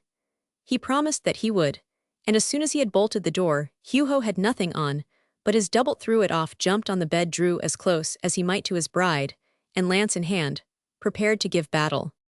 But when he approached the barrier where the skirmish was to take place, the girl laid hold of his lance, which was as straight and stiff as a cowkeeper's horn, and when she felt how hard and big it was, she was sore affrighted, and fell to crying aloud, saying that her shield was not of a strength to receive and bear the blows of so huge a weapon. All his efforts notwithstanding, the husband could not persuade her to joust with him, and this bickering endured throughout the night, without his being able to do aught, which much displeased our bridegroom. Nevertheless, he abode patient, hoping to make up for the time lost on the following night. But 'twas the same as on the first night, even so on the third, and even so up to the 15th, matters remaining just as I have related. And when 15 days had passed, since the young couple were wed, they still not having come together, the mother came to visit her pupil, and after 1,000 questions spoke to the girl of her husband, demanding what sort of a man he was, and whether he did his duty well, and the girl answered that he was very well as a man, and was a quiet and a peaceable. But said the mother, doth he do what he ought to do? Yea, quoth the girl, but what, said the mother, thou art keeping something back, I am assured. Tell me forthwith, and conceal not, for I must know now, is he a man capable of performing his marital duties in the way I taught thee? The poor girl, being thus pressed, was obliged to own that he had not yet done the business, but she did not say that she was the cause of the delay, and that she had always refused the combat. When her mother heard this sad news, God knows what a disturbance she made, swearing by all her gods that she would soon find a remedy for that, for she was well acquainted with the judge of Rouen, who was her friend, and would favor her cause. The marriage must be annulled, said she, and I have no doubt but that I shall find a way, and thou mayst be sure, my child, that before 2 days are past thou wilt be divorced, and married to another man, who will not let thee rest in peace all that time. Dost leave the business to me? The good woman, half beside herself, went and related her wrong to her husband, the father of the girl, and told him that they had lost their daughter, and adducing many reasons why the marriage should be annulled. She pleaded her cause so well that her husband took her side, and was content that the bridegroom, who knew no reason why a complaint should be lodged against him, should be cited before the judge. But at any rate, he was personally summoned to appear before the judge at his wife's demand, to show cause why he should not leave her, and permit her to marry again, or explain the reason why in so many days that he had lived with her, he had not demonstrated that he was a man, and performed the duties that a husband should. When the day came, the parties presented themselves at the proper time and place, and they were called upon to state their case. The mother of the bride began to plead her daughter's cause, and God knoweth the laws concerning marriage, which she quoted, none of which she maintained had her son-in-law fulfilled. Therefore she demanded that he should be divorced from her daughter forthwith, without more ado. The young man was much astonished to find himself thus attacked, but lost no time in replying to the allegations of his adversary, quietly stating his case, and relating in what wise his wife had always refused him leave to perform his marital duties. The mother, when she heard this reply, was more wroth than ever, and could scarce bring herself to believe it, and she asked her daughter if that was true which her husband had said. Yea, truly, mother, replied the girl. O wretched child, said her mother, wherefore didst thou refuse? Did I not teach thee thy lesson many times? The poor girl might not answer, so shamed was she. At any rate, said the mother, I must know the reason why thou hast refused. Tell it me forthwith, lest I grow exceeding wroth. The girl was forced to confess that she had found the lance of the champion so vast that she had not dared to present her shield, lest he killed her, and so she still felt, nor was she reassured on that point, albeit her mother had bade her be without fear, whereat the mother addressed the judge, saying, Monseigneur, thou hast heard the confession of my daughter, and the defense of my son-in-law. I beg of thee, give judgment forthwith. The judge gave orders for a bed to be prepared in his house, the couple to lie on it together, and he commanded the bride boldly to lay hold of the tilting staff, and put it where it was ordered to go. When this judgment was delivered, the mother said, I thank thee, my lord, thou hast judged well. Come, my child, do what thou shouldst, and take heed to obey the judge, and put the lance where it should be put.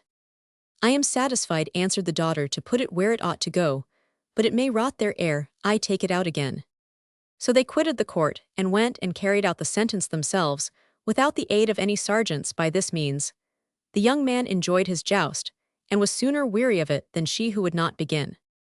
The princess who pisseth over the haycocks. Peasant died, and left 3 sons on their return home from the interment of their father. The 3 young men took counsel together. The dead man had not been wealthy, and he bequeathed to his sons only his house and a small piece of land. After much discussion, it was decided that the eldest should leave the house and land to his brethren, and go forth into the world to seek his fortune. If he succeeded, he would return forthwith to his brethren, that they might share his good fortune. But if he did not return within a year and a day, the second brother should set out in search of him. This agreed. The eldest embraced his brethren, and set forth. Sallying from the village, he discovered 2 roads. In perplexity, he tossed a coin in the air, and as it fell, so he made his choice. He journeyed long, without encountering aught but inns and farms, where he spent the night, renewing his quest on the morrow. At length, after traveling 15 days, he came to a magnificent castle. "'Tis here perchance I shall find fortune," quoth he. "I will enter the castle and seek service with." But all the offices were filled. Going forth, he encountered the owner of the castle, who was king of the countryside, and at his request, the youth related his purpose in coming to this domain. Quoth the king, "Employment I have none to offer thee in my palace, but I have a better proposal to make. I have a daughter of the like, not seen elsewhere on earth. She pisseth over the most lofty houses, All the physicians I have summoned cannot cure her, and it is a sad pity, for she is of surpassing beauty. If thou canst prevent her from pissing over the haycocks which thou shalt erect, thy fortune is made. I will give her to thee in marriage. If thou failest, thou shalt go join in their prison those imbeciles of physicians and charlatans, who have already sought to succeed in this my proposal. Thou dost understand. See then, if thou believest thyself capable of this achievement. The youth, having taken counsel with himself for several moments, accepted the king's proposal. This latter, leading him within the palace, set him to dine with his wife and daughter. The princess was a marvel of beauty, and the peasant could not satiate his eyes of her perfections. He was apportioned a chamber in the castle, what time he awaited the day of his trial. On the morrow, the young adventurer chose a vast field, and thither caused to be borne 500 or 600 loads of hay. Next, he took 100 peasants, and set them to erect an enormous haycock. If the princess doth succeed in pissing o'er this heap of hay, he thought, I am mad, and he went to tell the king the haycock was ready. On the morrow came the princess, and she fell to laughing. When she saw the haycock, she raised her robe, and pissed high o'er the heap of hay. The youth was thunderstruck. On the order of the king, they seized the youth, and cast him into a dungeon, with the physicians who had essayed the venture before him. A year and a day after the departure of his eldest brother, the second peasant set forth in his turn, taking the road followed by his brother 1 year, before journeying 15 days. He too came upon the castle, and entering therein, demanded the work of a servant. Him also the king saw putting the proposal he had made to his elder brother, which proposal the youth accepted. Well received by the family of the princess, he pictured himself already the son-in-law of the king, and built project upon project for the future. He chose a vast plain, and thither caused to be borne 6,000 loads of hay. Next, he took 1,000 laborers, and set them to erect the haycock. On the morrow the princess approached the haycock, gave vent to a great shriek of laughter, raised her robe and pissed high o'er the haycock. And the second brother went to join his elder in the dungeon of the king's palace. The youngest peasant was sore pained in that his brethren returned not. Assuredly they have suffered some mischance in their travels, quoth he to himself. 'Twere ill of me, did I not set forth in search of them, and render them aid in their misfortune. He in his turn quitted the village. Chance took him by the same road as that taken by his brethren, and he came to the palace of the king who held them prisoner. He entered the palace, saw the king, and accepted the proposal made to him. At table he found the princess adorable, and the princess found him charming. This he perceived, and resolved never to quit her side all night. He dreamed of the princess, nor did he wake till the sun was up. Then he fell to leisurely reflection. All the same, said he to himself, if I succeed in taking the maidenhead of the princess before the trial, perchance she will not piss so high. I am convinced that all dependeth on her virginity. I will attempt this method. When day came he arose and went to walk in the castle park. The princess had not slept the whole night long. Ever seeing the countenance of the young man at daybreak, she arose and went to walk in the park, where she encountered the young peasant. And this last did not let slip the occasion. He approached the young girl, and avowed that he died of love for her. The princess was easy of persuasion, and 1 hour afterward she had lost her maidenhead. Then she re-entered the palace, the youth walking, till the hour of the morning meal, when he too entered the palace as if naught had happened. At noontide he caused to be borne into a corner of the park a single load of hay, then told the king that he was ready for the trial.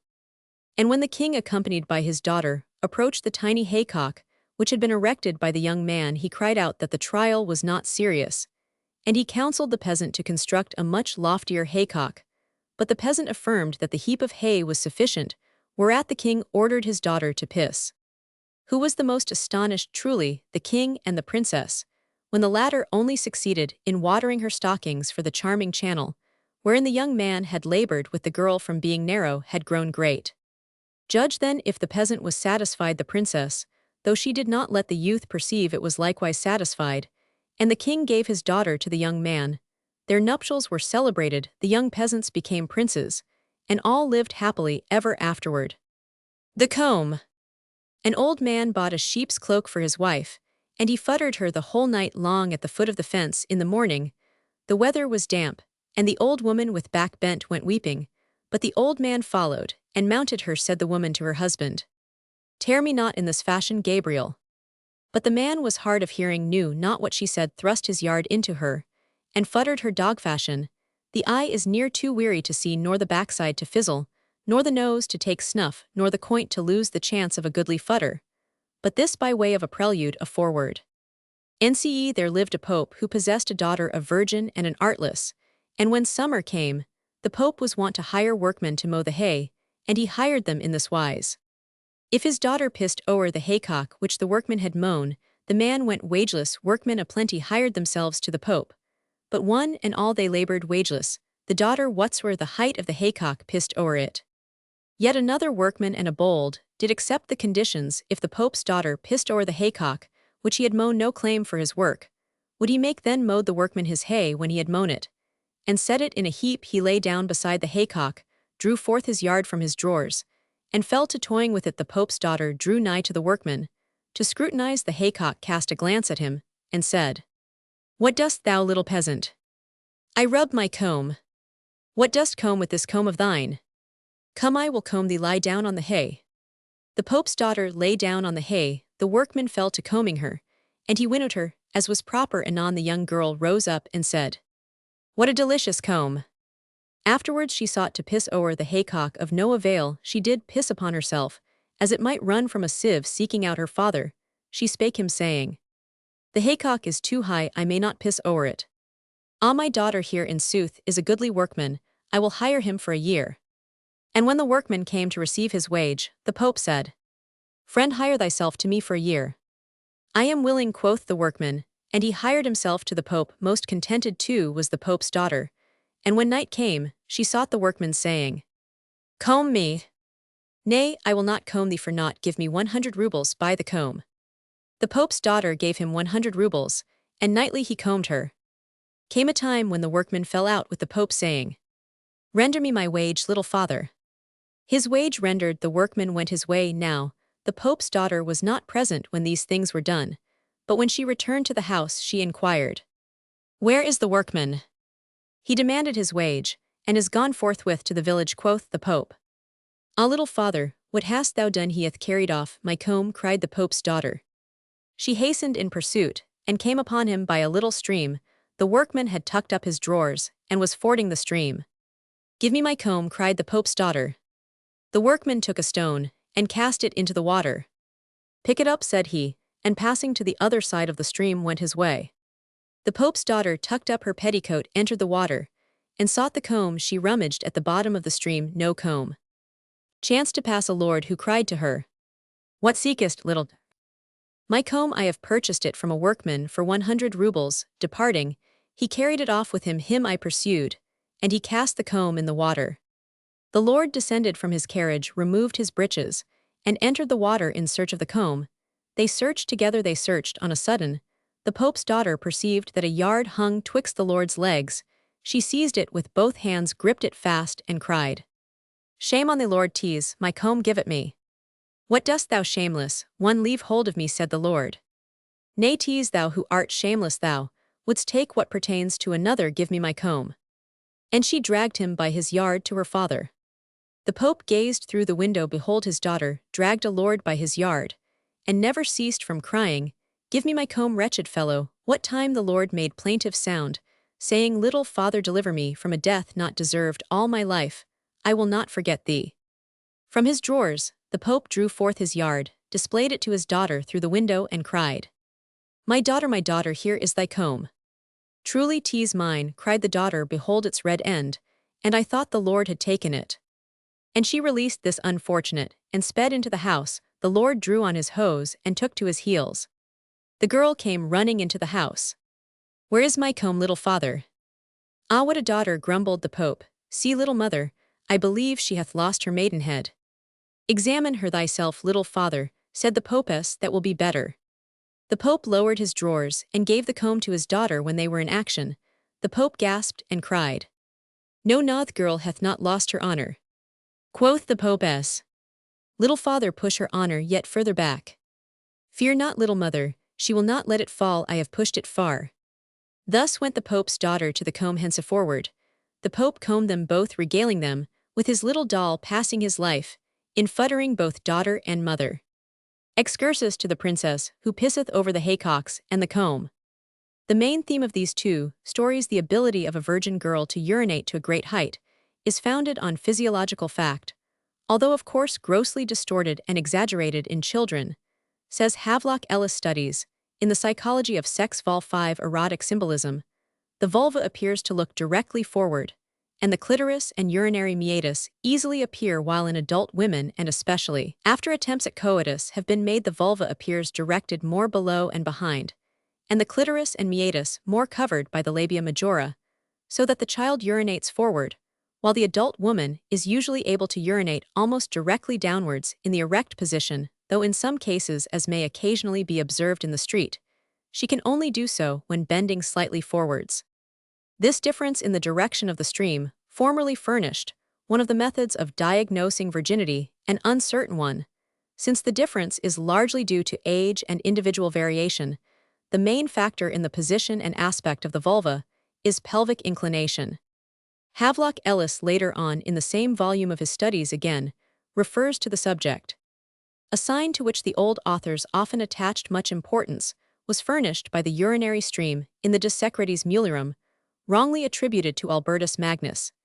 It is laid down that the virgin urinates higher than the woman. Rialin in his Anthropographia, discussing the ability of virgins to ejaculate urine to a height, states that Scaliger had observed women who were virgins emit urine in a high jet against a wall, but that married women could seldom do this. Bonaciolus also stated that the urine of virgins is emitted in a small stream to a distance, with an acute hissing sound.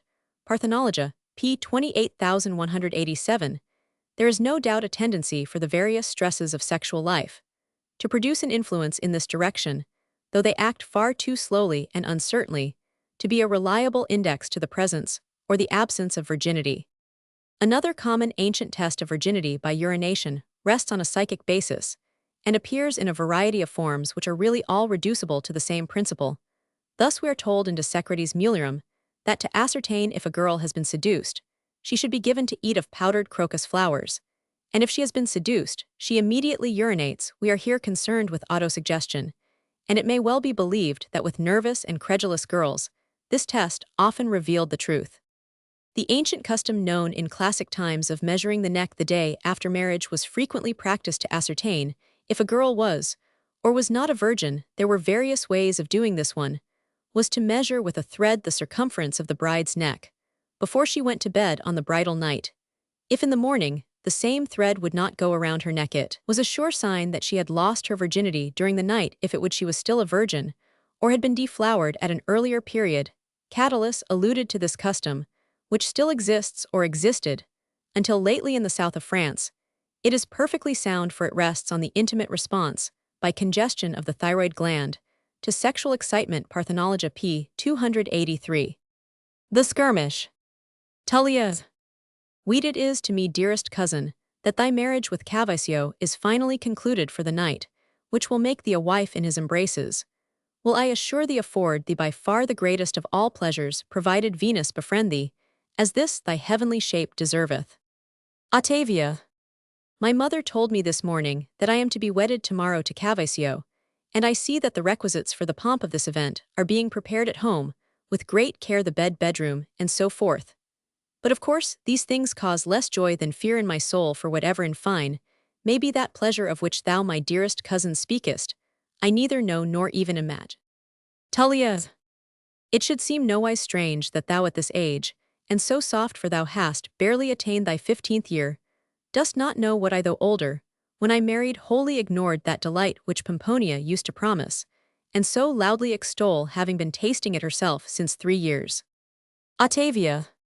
But what greatly surpriseth me is that thou shouldst wholly ignore it. Allow me to speak more openly now that I am on the eve of complete freedom, for if the practice were lacking, which thou certainly hadst, not yet thy great learning must have disclosed these secrets to thee. I often hear thee extolled to the clouds in the most flattering terms, because thou art so skilled in Latin and Greek literature, as in nearly all the liberal arts, that there seemeth to be naught which thou dost not know. Tullia. My father had so much to do in this, that with the same zeal as most other girls are seeking after the reputation of being handsome and elegant, I was entirely bent on acquiring the honor of being a learned maid. And they that prefer to flatter than speak the truth say she hath not quite lost her time. Octavia. They who will not flatter, say also scarcely have esteem of virtue good morals, remained with those of our sex, who were considered, learned even when they obtained this honor. Tullia. Would they deny I am chaste while owning I am learned? Octavia. Ay they would, but thou hast won the admiration of all while taking care that thy learning did not interfere with thy good and chaste morals. It hath produced an extraordinary prodigy. But how could it be possible that the muses who are styled virgins should be deemed hostile to the honor of virgins? Why are they said to corrupt our minds, they who are as the ardor of our souls, stimulating us, all men and women, alike to grand and praiseworthy actions?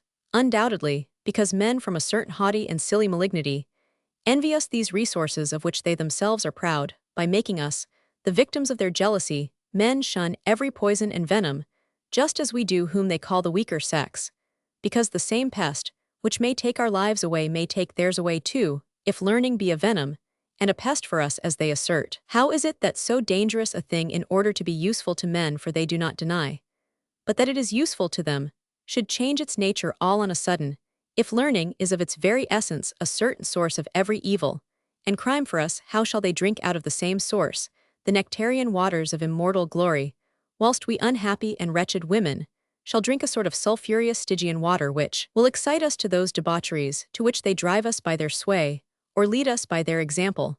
For I remember that thou spokest thus on this subject a few days ago, in thy conversation with Caviccio.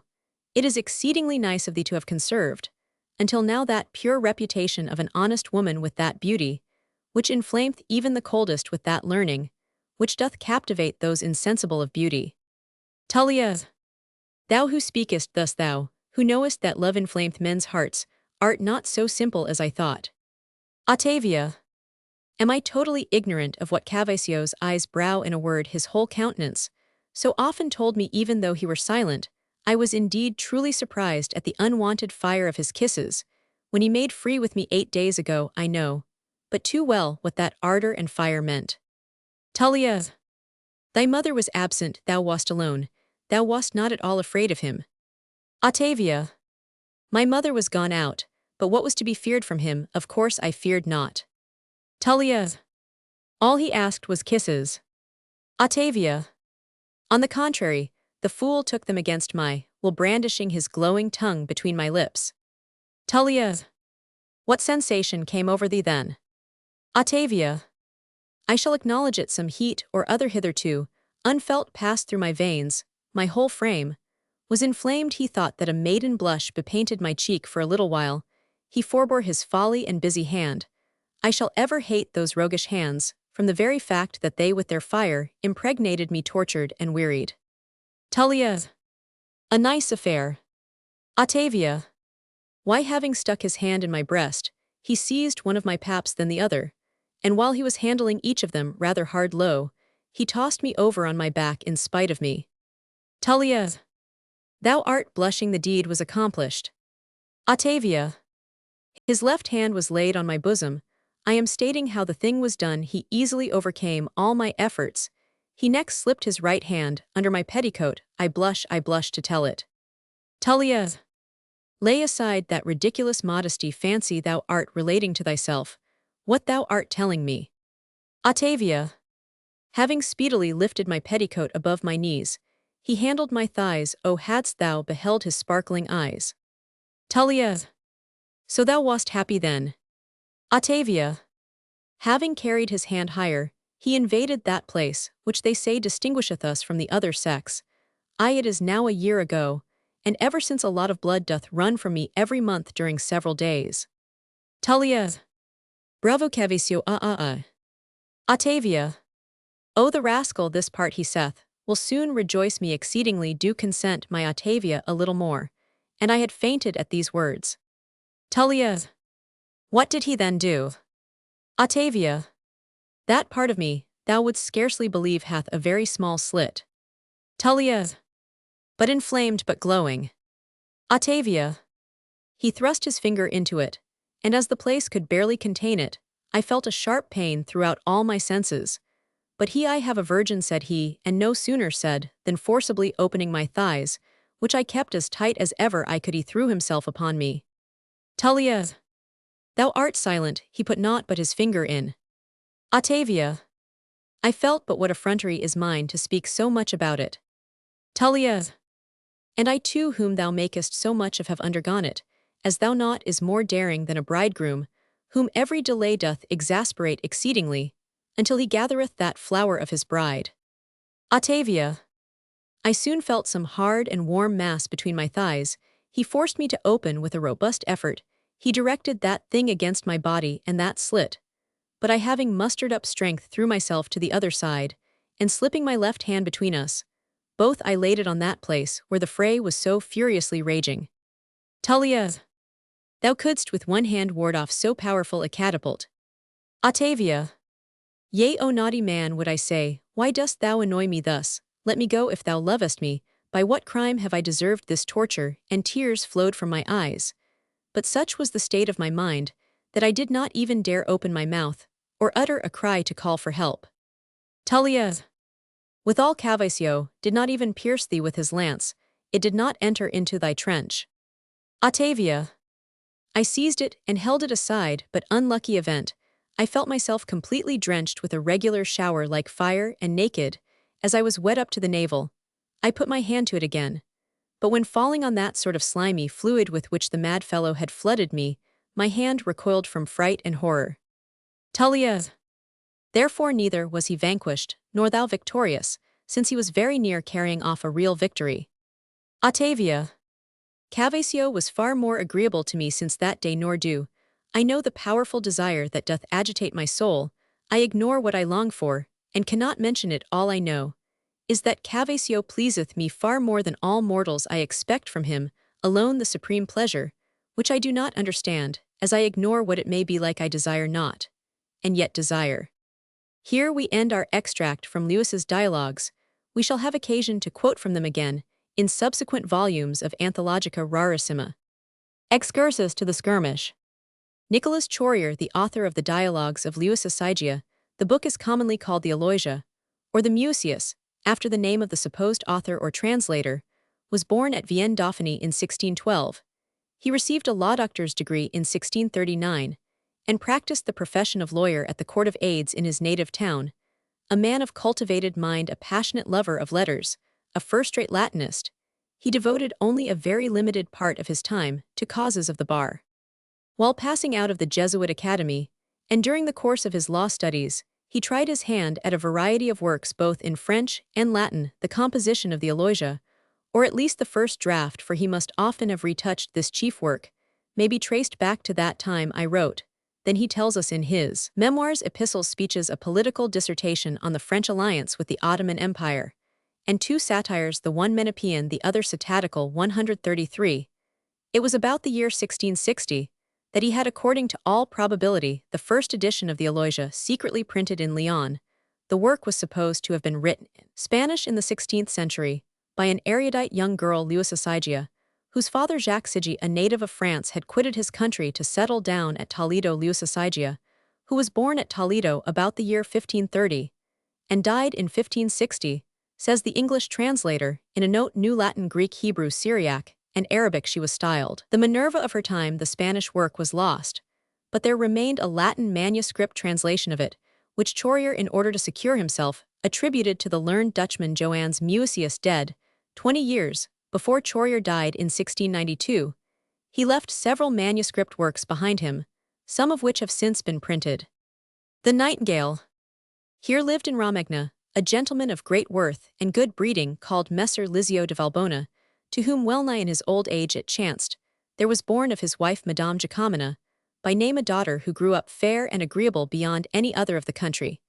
And for that she was the only child that remained to her father and mother, they loved, and tended her exceeding dear, and guarded her with marvellous diligence, looking to make some great alliance by her. Now there was a young man of the minority of Bretonoro, comely, and lusty of his person, by name Rixardo, who much frequented Messer Lizio's house, and conversed amin with him, and of whom the latter and his lady took no more account than they would have taken of a son of theirs. Now this Rixardo, looking once and again upon the young lady, and seeing her very fair and sprightly and commendable of manners and fashions, fell desperately in love with her, but was very careful to keep his love secret.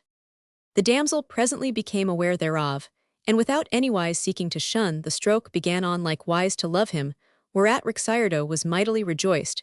He had many a time a mind to speak to her, but kept silence for misdoubtance. However, one day, taking courage and opportunity, he said to her, I prithee, Caterina, cause me not to die of love.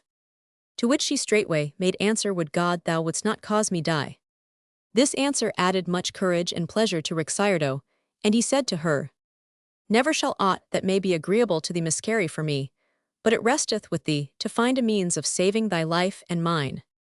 Rixardo answered she, Thou seest how straitly I am guarded, wherefore for my part, I cannot see how thou mayst avail to come at me, but if thou canst see aught that I may do without shame to myself, tell it me and I will do it.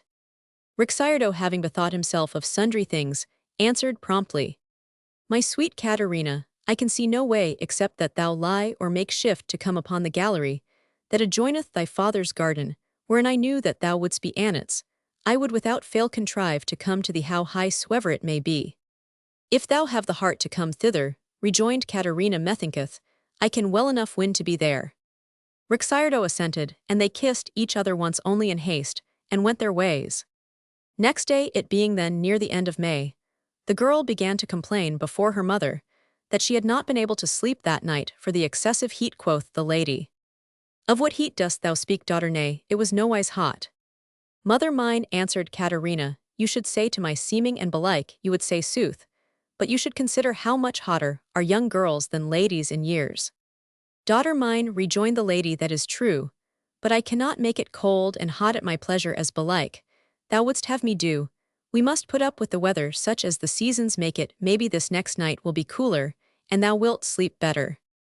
God grant it may be so, cried Caterina, but it is not usual for the nights to go cooling as it groweth towards summer. Then what wouldst thou have done? asked the mother, and she answered, An it please my father and you, I would fain have a little bed made in the gallery that is beside his chamber, and over his garden, and there sleep there. I should hear the nightingale sing, and having a cooler place to lie in, I should fare much better than in your chamber. Quoth the mother, Daughter, comfort thyself, I will tell thy father, and as he will so will we do. Messer Lizio, hearing all this from his wife, said for that he was an old man, and maybe therefore somewhat cross-grained. What nightingale is this to whose song she would sleep? I will yet make her sleep to the chirp of the crickets.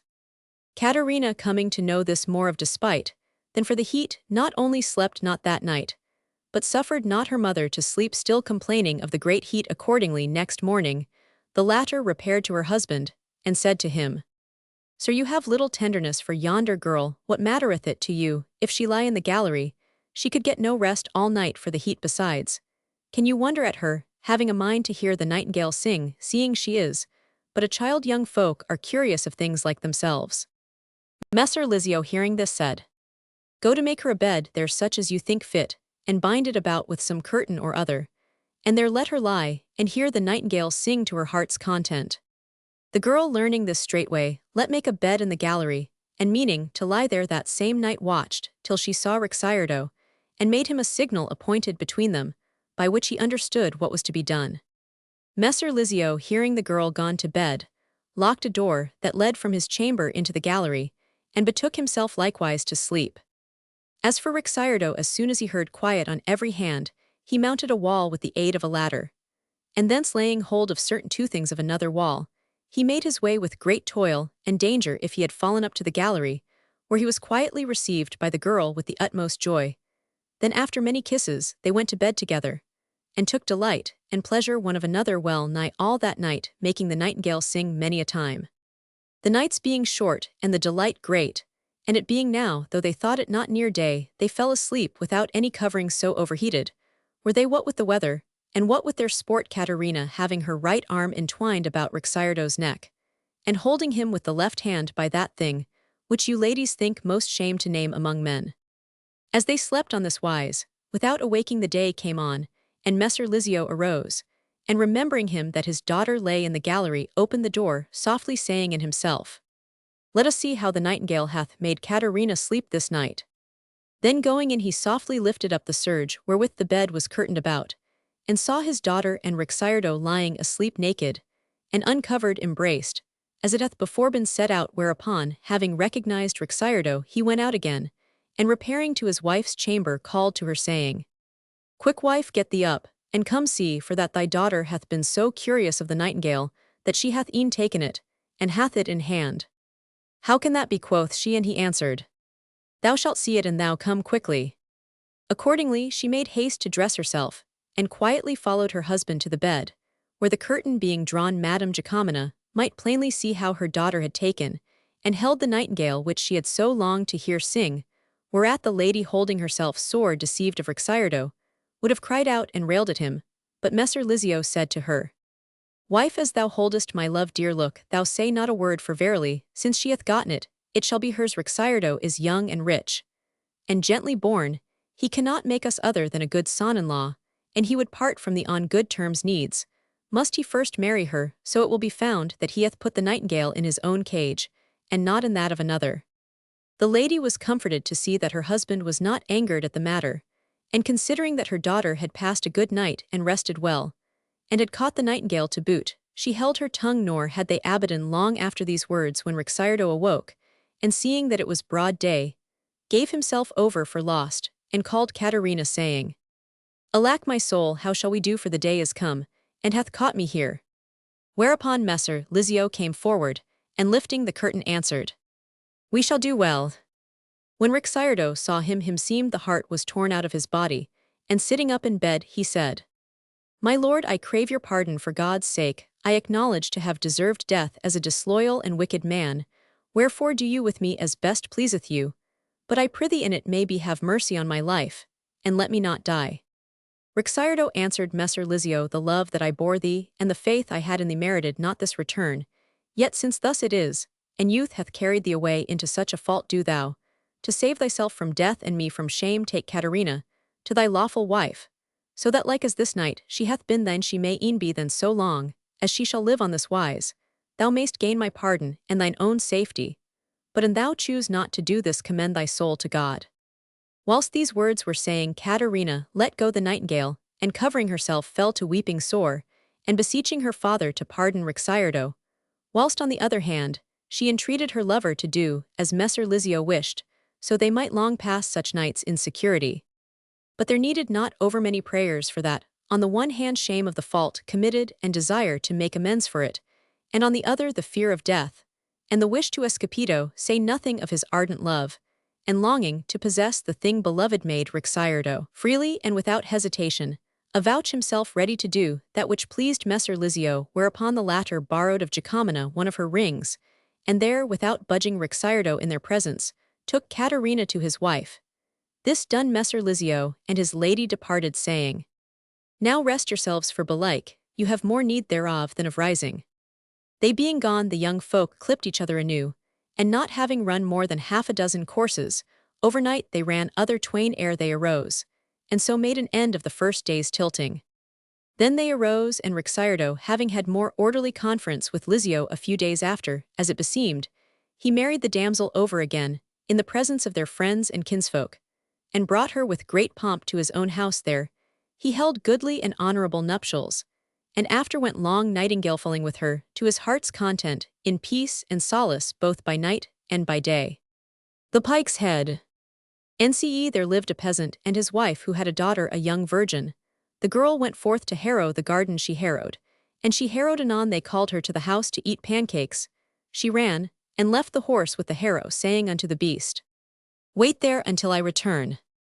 There was in the house of a neighbor a son, a foolish lad, for long he had desired to futter the maid, but by what means he could not conceive. Observing the horse with the harrow, he slipped through the hedge, unharnessed the horse, and led it into his garden, leaving the harrow in its place. He passed the beam through the hedge, and harnessed the horse afresh from his side. The young girl returned, and stood astonished. What meant this? The harrow on one side of the hedge, the horse on the other. She fell to beating the horse with her whip, saying, Devil, how camest thou there? Thou didst know how to get there, thou wilt know how to return. Come out of it. The lad stood near, he looked and laughed. I will aid thee, and thou wilt, said he, but only if thou dost permit me. The maid was cunning. Willingly, said she. And she armed herself with the head of an old pike, which lay about the garden, its jaws open, picking it up. She thrust it in her sleeve, and said to the lad, I do not wish to come to thy side of the hedge, nor do I wish thee to come to mine, lest any see thee do it through the hedge. Pass me thy yard, and I will put it in. The youth drew out his yard, and passed it through the hedge. The girl took the pike's head, opened it, and put it twixt her thighs. When the youth rubbed, he scratched his yard, so that it bled. Taking it in his hands, he ran to the house, sat down in a corner, and was very silent. Ah, woe is me, thought he to himself, how her quoint biteth. If only my yard will heal for the rest of my life, I will never address another girl. Came the time for the youth to settle down. He was affianced to the daughter of the neighbor, and they were wedded. They dwelt together for a day, then 2, then 3. They dwelt together for a week, then a second, then a third. But the youth feared to touch his wife. Constrained one day to go to the house of the young man's mother-in-law, they set out on their way. On the road, the wife said to her husband, Listen now, my dear little Danilka, why hast thou married, since thou dost not with me? If thou canst do not, why spoilest the life of another in this useless fashion? And Danilka replied, Nay, thou wilt not trap me again. It biteth thy quoint. My yard hath long been Roman 99 teas scarce cured yet. Thou ravest, answered she at that time. I did, but play with thee. Have no fear now. Make trial of this dear little thing of mine. Thou wilt be enchanted with it. And Desire took the youth, and he tucked up his robe, saying, Wait, I am about to bind thy legs, and if thy quoint biteth, I shall be able to leap to earth and save myself. He let go of the reins, and bound the 2 naked thighs of his young wife. His instrument was now of sufficient magnitude. When he rammed the girl, she cried with a loud voice. The horse, which was young, took fright, and began to run away. The sleigh was thrown from side to side. The peasant fell out, and his young wife, her thighs naked, was dragged into the courtyard of the mother-in-law. The mother-in-law gazed through the window. She perceived the horse of her son-in-law, and was assured that he brought her some viands for the feast. She went to meet him, and found her daughter. Ah, little mother, cried the latter, unbind me swiftly ere any see me. The old woman unbound her, and asked what it signified. And thy husband, where is he? She demanded. The horse threw him into the road. These 2 entered the house, and gazed through the window. Danilka arrived, approached some small boys, who were playing at knucklebones, stopped, and looked about him. The mother-in-law dispatched her eldest daughter to him. She drew near, saying, Good day, Danilka Ivanich. Good day. Come into the house, the feast lacketh but thee. Is my wife within? Yea. And hath the blood ceased to flow? But the young girl spat, and ran away from him. Then the mother-in-law dispatched her daughter-in-law, who would appease him. Come, come, little Danilka, the blood hath ceased to flow this long time. She led him within the house, and the mother-in-law came to meet him, saying, Welcome, my dear little son-in-law. Varvarized she within? Yea. And hath the blood ceased to flow? It hath ceased this long time. Then he drew forth his yard, and showed it to his mother-in-law, saying, See, little mother, this all was entirely inside her body. Come, come, said the mother-in-law, sit thyself down, 'tis time to eat. They sat down, drank, and ate. The lovely nun, and her young boarder. Casanova again meets the beautiful nun with whom he was on intimate terms some years previously at Venice. The nun is now in a convent at Chambéry, where Casanova visits her, and her young boarder, a lovely girl, aged 12 or 13, who readily succumbs to the adventurer's amorous, advances. The text continues. Went to the convent, and came down alone to the grating. She thanked me for coming to see her, adding that I had come to disturb her peace of mind. I am all ready, my heart, to climb the garden wall, I answered, and I shall do it more dexterously than thy wretched humpback. Alas, 'tis not possible, for believe me, thou art already spied upon. Let us forget all, my dear friend, that we may be spared the torment of vain desires. Give me thy hand. Nay, all is over. I love thee still. Probably I shall love thee always, but I long for thee to go, and by so doing thou wilt give me proof of thy love. This is dreadful, thou amazest me. Thou dost seem in perfect health. Thou art grown even more beautiful, art made for the worship of the sweetest of gods. 'Tis beyond my powers of comprehension, how, with a temperament like then, thou canst live in continual abstinence. Alas, lacking the reality, we console ourselves with make-believe. I will not conceal from thee that I love my young boarder. 'Tis an innocent passion, and keepeth my mind calm. Her caresses quench the flame which would otherwise kill me.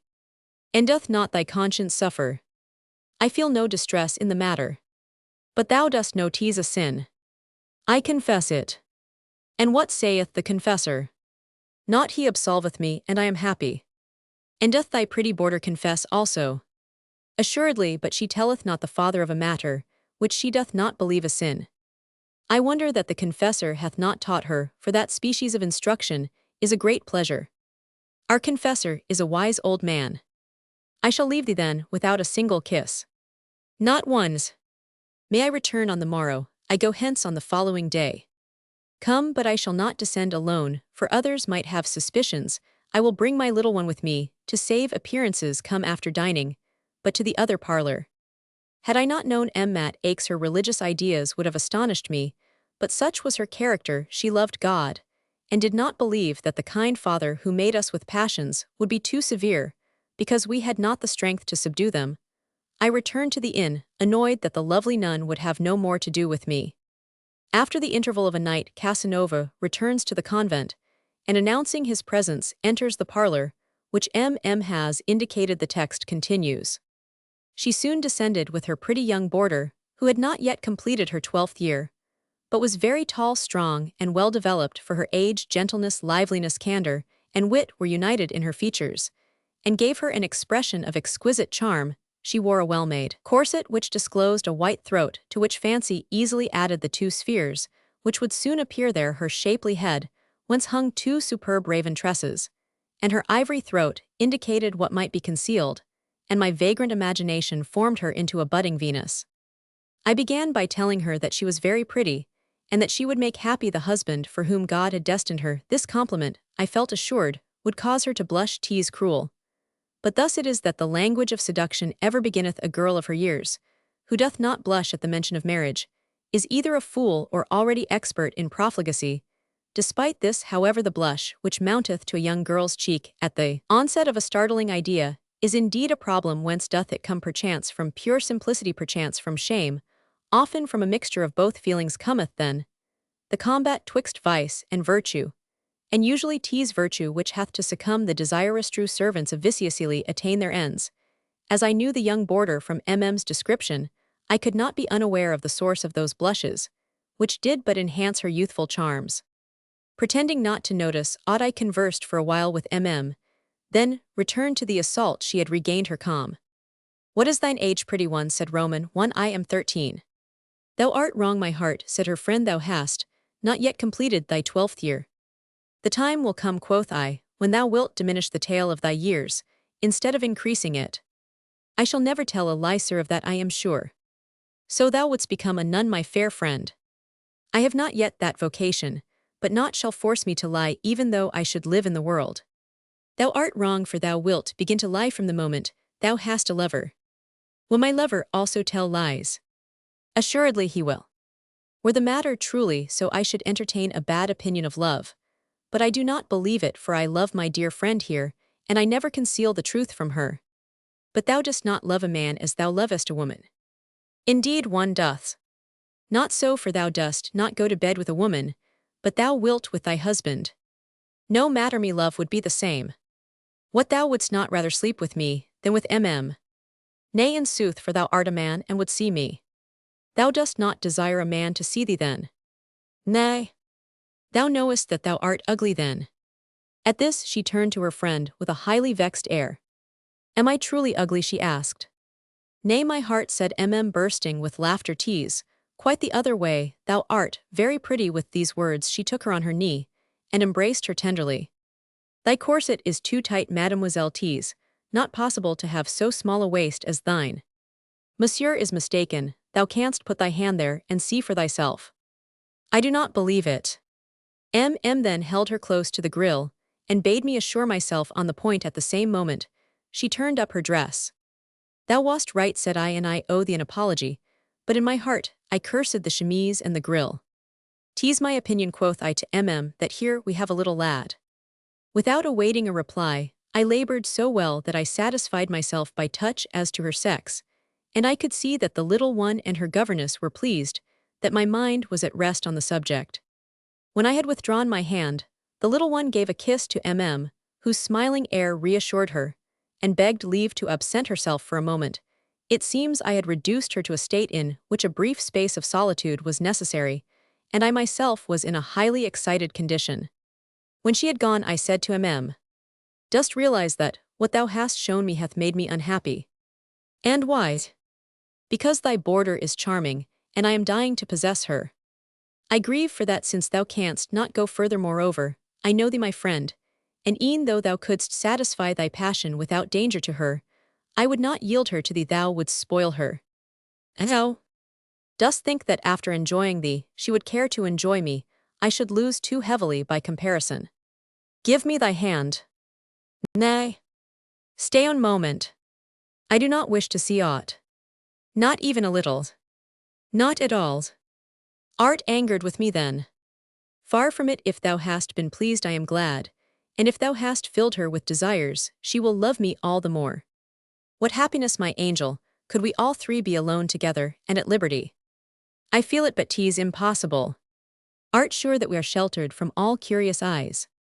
I am certain. The height of that wretched grille hath deprived me of the sight of many charms. Why didst not go to the other parlor? 'Tis much lower there. Let us go there. Not today. I could give no reason for the change. I will return tomorrow, and in the evening I start for Lyon. The little boarder came back, and I stood up facing her. I had a number of beautiful seals and trinkets hanging from my watch chain, and I had not had time to put myself in a state of perfect decency again. This she noticed, and my seals serving as a pretext for her curiosity, she asked if she might look at them. As long as you like, my jewel, look at them, and touch them as well. Foreseeing what would happen, left the room, saying that she would return anon. I hastened to deprive the curious-minded young boarder of all interest in my seals, by placing in her hands a curiosity of another kind. She did not conceal her transports, nor the pleasure she felt in satisfying her inquisitiveness about an object which was quite new to her, and which she was able to examine minutely for the first time in her life. But soon an effusion of the natural moisture changed her curiosity into surprise, and I did not interrupt her in her delighted contemplation of it. Perceiving returning slowly, I lowered my shirt, and sat down. My watch and chains were still on the ledge of the grating, and asked her young friend if the trinkets had pleased her. Yea, replied the little one in a dreamy and melancholy voice. She had traveled so far in less than 2 hours that she had plenty to think on. I passed the rest of the day in relating to the adventures I had encountered since I quitted her, but as I had not time to finish my tale, I promised to return on the following day at the same hour. The young girl, who had been listening to me all the while, although I seemed to be addressing only her friend, said she was dying to know the end of my adventure with the mistress of the Duke of Maitland. On the following day after dining, I returned to the convent, and having sent up my name to I entered the room where the grating was more convenient. Before long arrived alone, but divining my desires, she added that her pretty young friend would soon join us. Thou hast fired her imagination, she said. She hath told me all about it, playing 1,000 wanton tricks, and calling me her dear husband. Thou hast seduced her, and I am very glad thou art going, for I believe she might lose her reason. Thou wilt see how she hath attired herself. Art sure of her discretion? Perfectly, but I beg of thee to do naught in my presence. When I see the moment approaching, I will leave the room. Thou art an angel, beloved, but thou mightest be something better, and thou wouldst. I want naught for myself, because that may not be. Thou couldst. Nay, I will have naught to do with a pastime which would rekindle fires hardly yet quenched. I have spoken, I suffer, but let us say no more on the matter. At this moment, the young adept entered, smiling, her eyes full of fire. She was attired in a short pelisse open in front, and an embroidered muslin skirt, which did not go beyond her knees. She looked like a sylph. We were scarcely seated ere she reminded me of the place where my tale had stopped. I continued my recital, and when I was relating how Donna Lucrezia showed me Leonilda naked, went out, and the sly little puss asked me how I assured myself that my daughter was a virgin. Taking hold of her through the wretched grating against which she placed her pretty body, I showed her how I assured myself of the fact, and the little one found such pleasure in the game that, so far from feeling any suffering, she twice swooned away in ecstasy, all the while pressing my hand to the spot. Then she gave me her hand that she might afford me the pleasure I had given her, and when appeared during this enjoyable occupation, she said hastily, "It doth not matter, I have told her everything. My friend is kind, and she will not be vexed." In sooth affected to see naught of all this, and the precocious young girl wiped her hand in a kind of voluptuous delight, which showed how well she was pleased. I proceeded with my history, but when I came to the episode of the poor girl, who was tied describing all the trouble I had vainly taken with her, the little boarder grew so curious that she placed herself in the most seducing attitude, so that I might be able to show her what I Roman 999, seeing this made her escape. Kneel down on the ledge, said the little wanton, and let me do it. The reader can guess her intention, and she would have succeeded in her purpose, had not the fire which consumed me distilled itself away at the orifice. The charming novice felt herself besprinkled, but after ascertaining that not more could be done, she withdrew in some vexation. My fingers, however, consoled her for the disappointment, and I had the pleasure of seeing her look happy once more.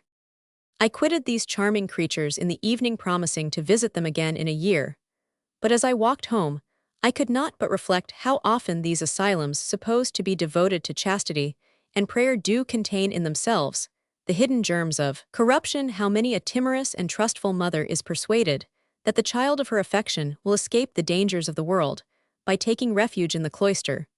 But behind these bolts and bars desires grow to a frenzied extreme, they crave in vain to be satisfied. John and Joan.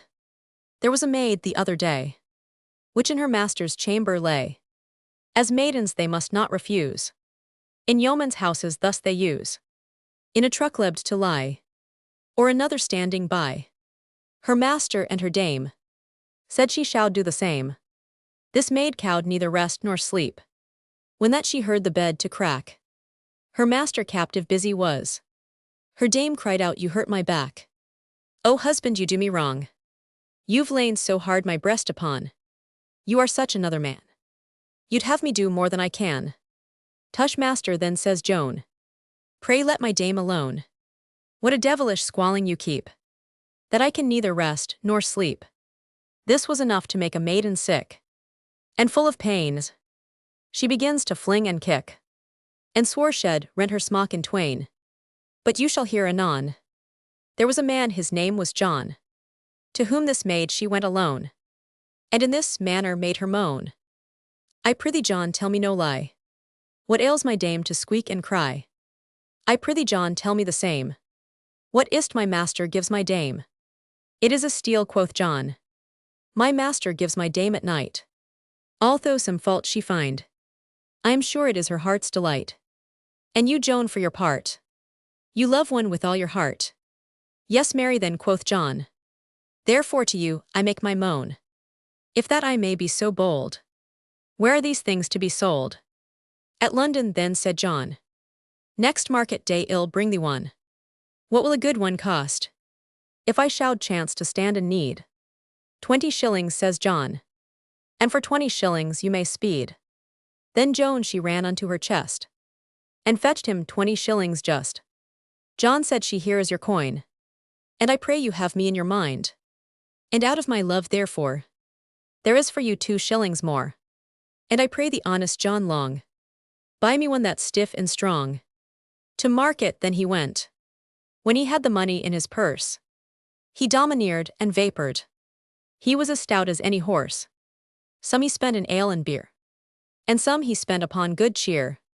The rest he brought home again, to serve his turn another time. Welcome home, honest John. God a mercy, gentle Joan. Prithee, John, let me feel. Hast thou brought me home a steal? Yes, marry then, quoth John. And then he took her by the hand. He led her into a room, where they could see neither sun nor moon. Together John the door did clap. He laid the steal into her lap. With that Joan began to feel. Cut's foot, quoth she, 'tis a dainty steal. I prithee tell me, and do not lie. What are the 2 things hang thereby? They be the 2 odd shillings, quoth John, that you put last into my hand. If I had known so much before, I wow'd have given thee 2 shillings more. The husband as doctor of a young squire of Champagne, who when he married had never mounted a Christian creature, much to his wife's regret, and of the method her mother found to instruct him, and how the said squire suddenly wept at a great feast that was made shortly after he had learned how to perform the carnal acts, you will hear more plainly hereafter. Is well known that in the province of Champagne one is sure to encounter heavy and dull-witted persons which hath seemed strange to many seeing that the district is so near to the country of mischief. Many stories could be told of the stupidity of the Champenois, but this present will suffice. There dwelt in this province a young man, an orphan, who at the death of his father and mother had become rich and powerful. He was stupid, ignorant, and disagreeable, but hardworking, and knew well how to take care of himself and his affairs. And for this reason, many persons, 7 people of condition, were willing to give him their daughter in marriage. One of these damsels, above all others, pleased the friends and relations of our Champenois because of her beauty, goodness, riches, and so forth. They told him 'twas time he married. Thou art now 23 years of age, said they, and there could not be a better time, and thou wilt listen to us. We have sought out for thee a fair and good damsel, who seemeth to us well fitted to thee. It is such, and one thou knowest her full well. And they told him her name. The young man, who cared little whether he was married or not, so, as he did not lose money by it, answered that he would do whatsoever they wished. Since ye think 'twill be to my advantage, said he, manage the business to the best of your ability, for I would follow your advice and instructions. Thou sayest well, said these good folk, we will look and consider as carefully as though the matter concerned us, or one of our children. To cut matters short, a little while afterwards our Champenois was married, but on the first night when he was sleeping with his wife, he, never having mounted on any Christian beast, soon turned his back to her, and a few poor kisses was aught she had of him, but not on her back, at which one may guess his wife was not well pleased, albeit she concealed her discontent. This unsatisfactory state of affairs endured some 10 days, and would have endured yet longer had not the girl's mother put a stop to it. It should be known that the young man was unversed in the mysteries of wedlock, for during the lifetime of his parents, a tight rein had been kept upon him, and above all things, he had been forbidden to play at the beast with 2 backs, lest he should take too much delight therein, and waste all his patrimony, which was prudent on the part of his parents, for he was not a young man likely to be loved for his appearance. And since he would do naught to anger his father and mother, and was not moreover of an amorous disposition, he had ever preserved his chastity, albeit his wife had deprived him of it. Right gladly had she known but how. On a certain day, the mother of the bride came to her daughter, and questioned her as to her husband's state and condition, and the countless other things which women like to know. To all of which questions, the bride replied that her husband was a good man, and that she did not doubt, but that she would be happy with him. Which answer made the old woman joyous, but since she knew by her own experience that there are more things in wedlock than eating and drinking, she said to her daughter, Come hither, and tell me on thy word of honor, how he doth acquit himself at night. When the girl heard this question, she was so vexed and shamed that she might not answer, and her eyes were filled with tears. But her mother, understanding what meant these tears, said, Weep not, my child, speak me boldly. I am thy mother, and it behoveth thee to conceal naught from me. Hath he done naught to thee as yet? The poor girl, having partly recovered, and being reassured by her mother's words, ceased her tears, but could not yet make reply, whereupon her mother asked again, Speak me boldly, and put aside thy grief. Hath he done naught to thee yet? In a low voice mingled with tears, the girl replied, On my word, mother, he hath never touched me yet, but save for that there is no man more kind or affectionate. Tell me, quoth the mother, knowest thou if he be properly furnished, with all his members? Speak boldly, if thou dost know. By St. John, he is sound in that respect, replied the bride. I have often by chance felt his luggage, as I turned to and fro on our bed when I could not sleep. 'Tis enough, said the mother, leave the rest to me. This is what thou must do in the morning. Thou must feign grave illnessine, as though thy soul were about to depart thy body. Thy husband will, I expect, full well seek me out, and bid me come to thee, and I will play my part, so that thy business will soon be settled, for I shall carry thy water to a certain doctor, who will give such counsel as I order.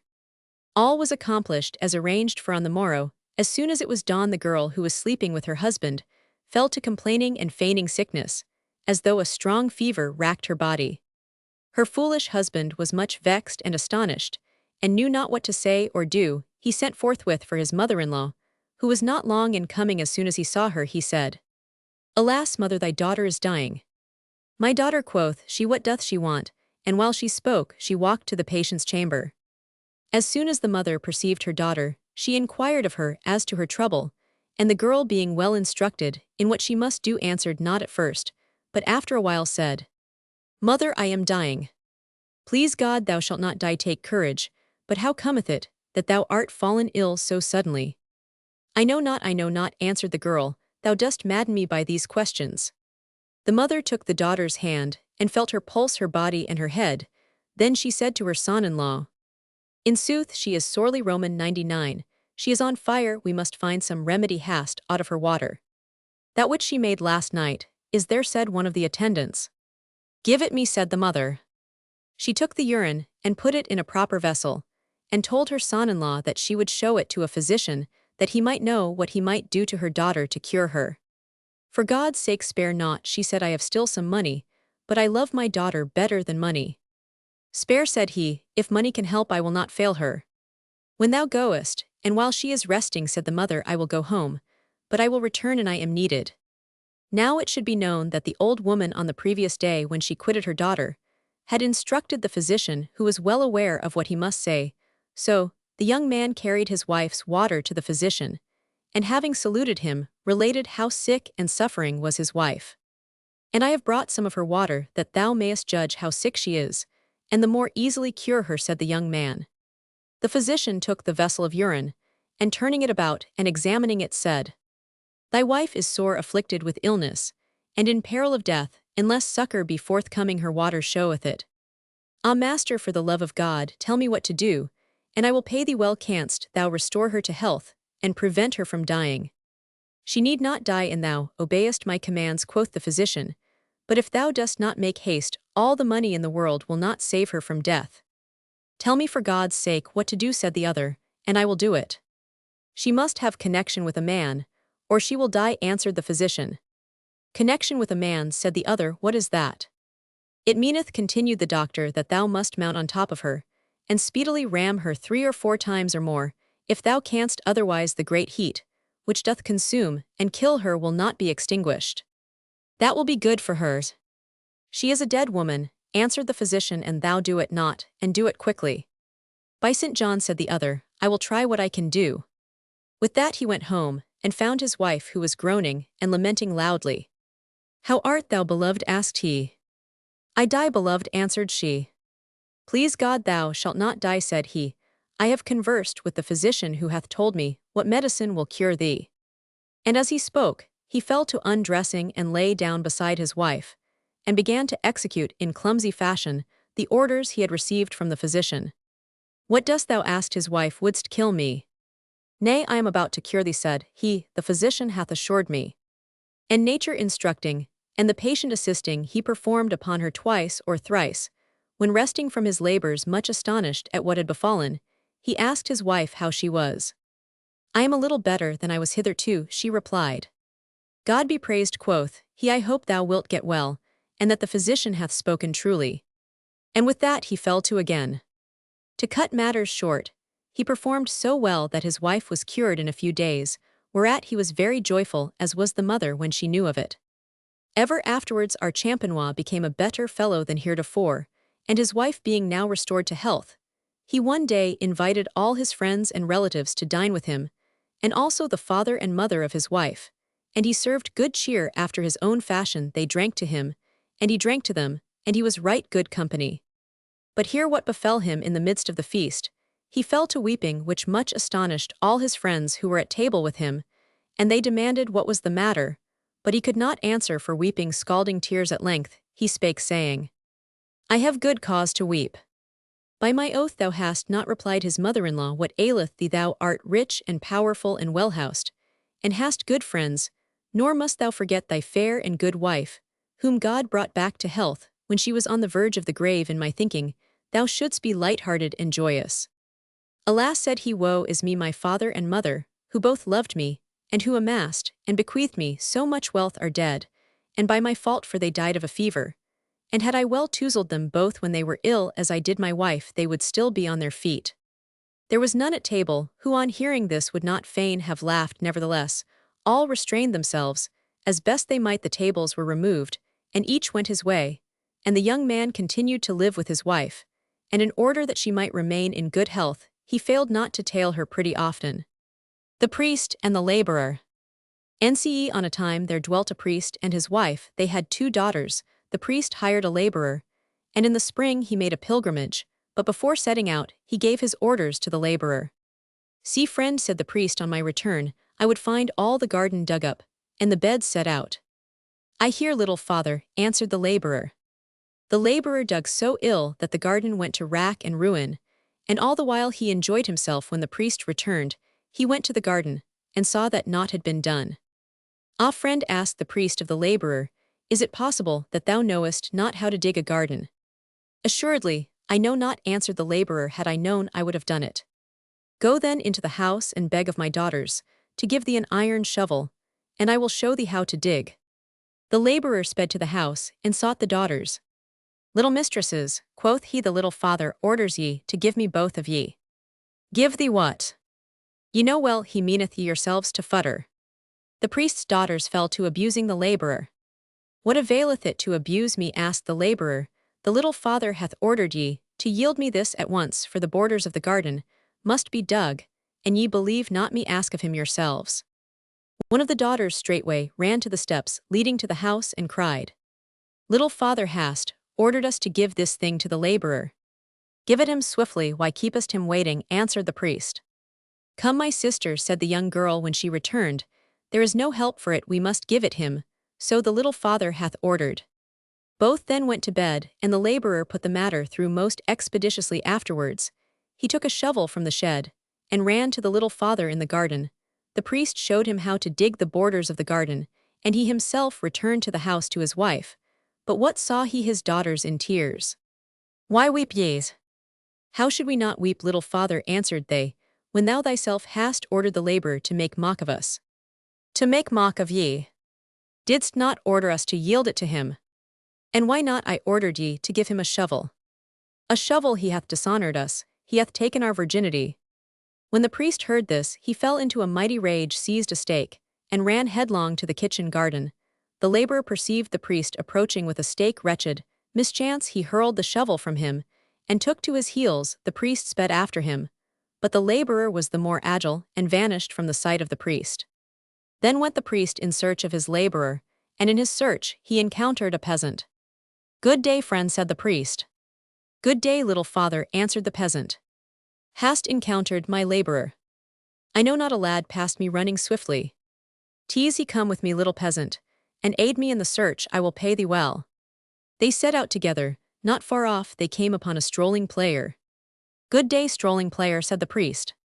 Good day, little father, answered the strolling player. Hast met a lad just now? Yea, little father, there was one who went running past me. Tease he aid us in the search, I will pay thee well.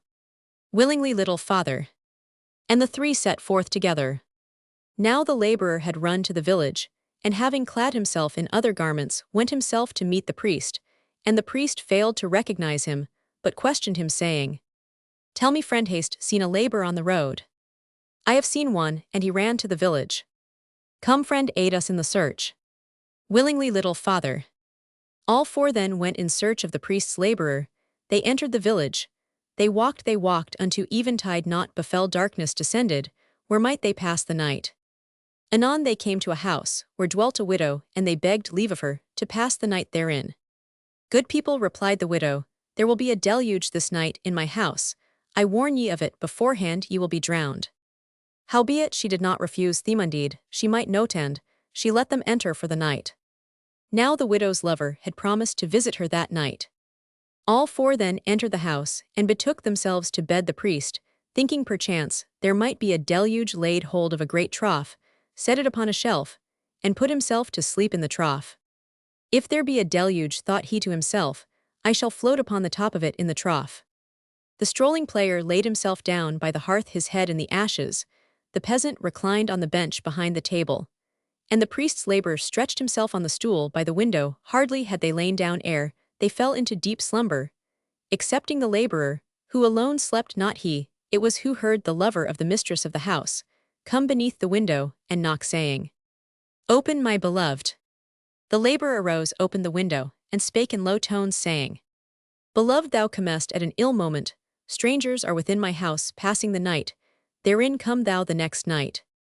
I go, beloved, answered the lover, but lean thou from the window that we may embrace. The laborer turned his posterior to the window, and thrust out his backside. The lover embraced it with rapture. I go adieu, my beloved fair, thee well I will return tomorrow night. Go, loved one, I will await thee, but as a parting gift give me thy yard, which I will hold for several moments in my hand. 'Twill console me somewhat. The lover drew forth his yard from his drawers, and thrust it towards the window. Take it, beloved, quoth he, amuse thyself. The laborer took the yard in his hand, caressed it once or twice, drew his knife from his pocket, and with one blow cut off the member and testicles of the lover. The latter uttered a great cry and sped amain to his home. The laborer shut the window, sat down on the bench, and made a noise with his mouth, as though eating. The peasant heard the noise and awoke, saying, What eatest thou, comrade? I have found a morsel of sausage on the table, but I cannot eat it all, for 'tis uncooked. No matter, if it be uncooked, comrade, give me a portion to sample.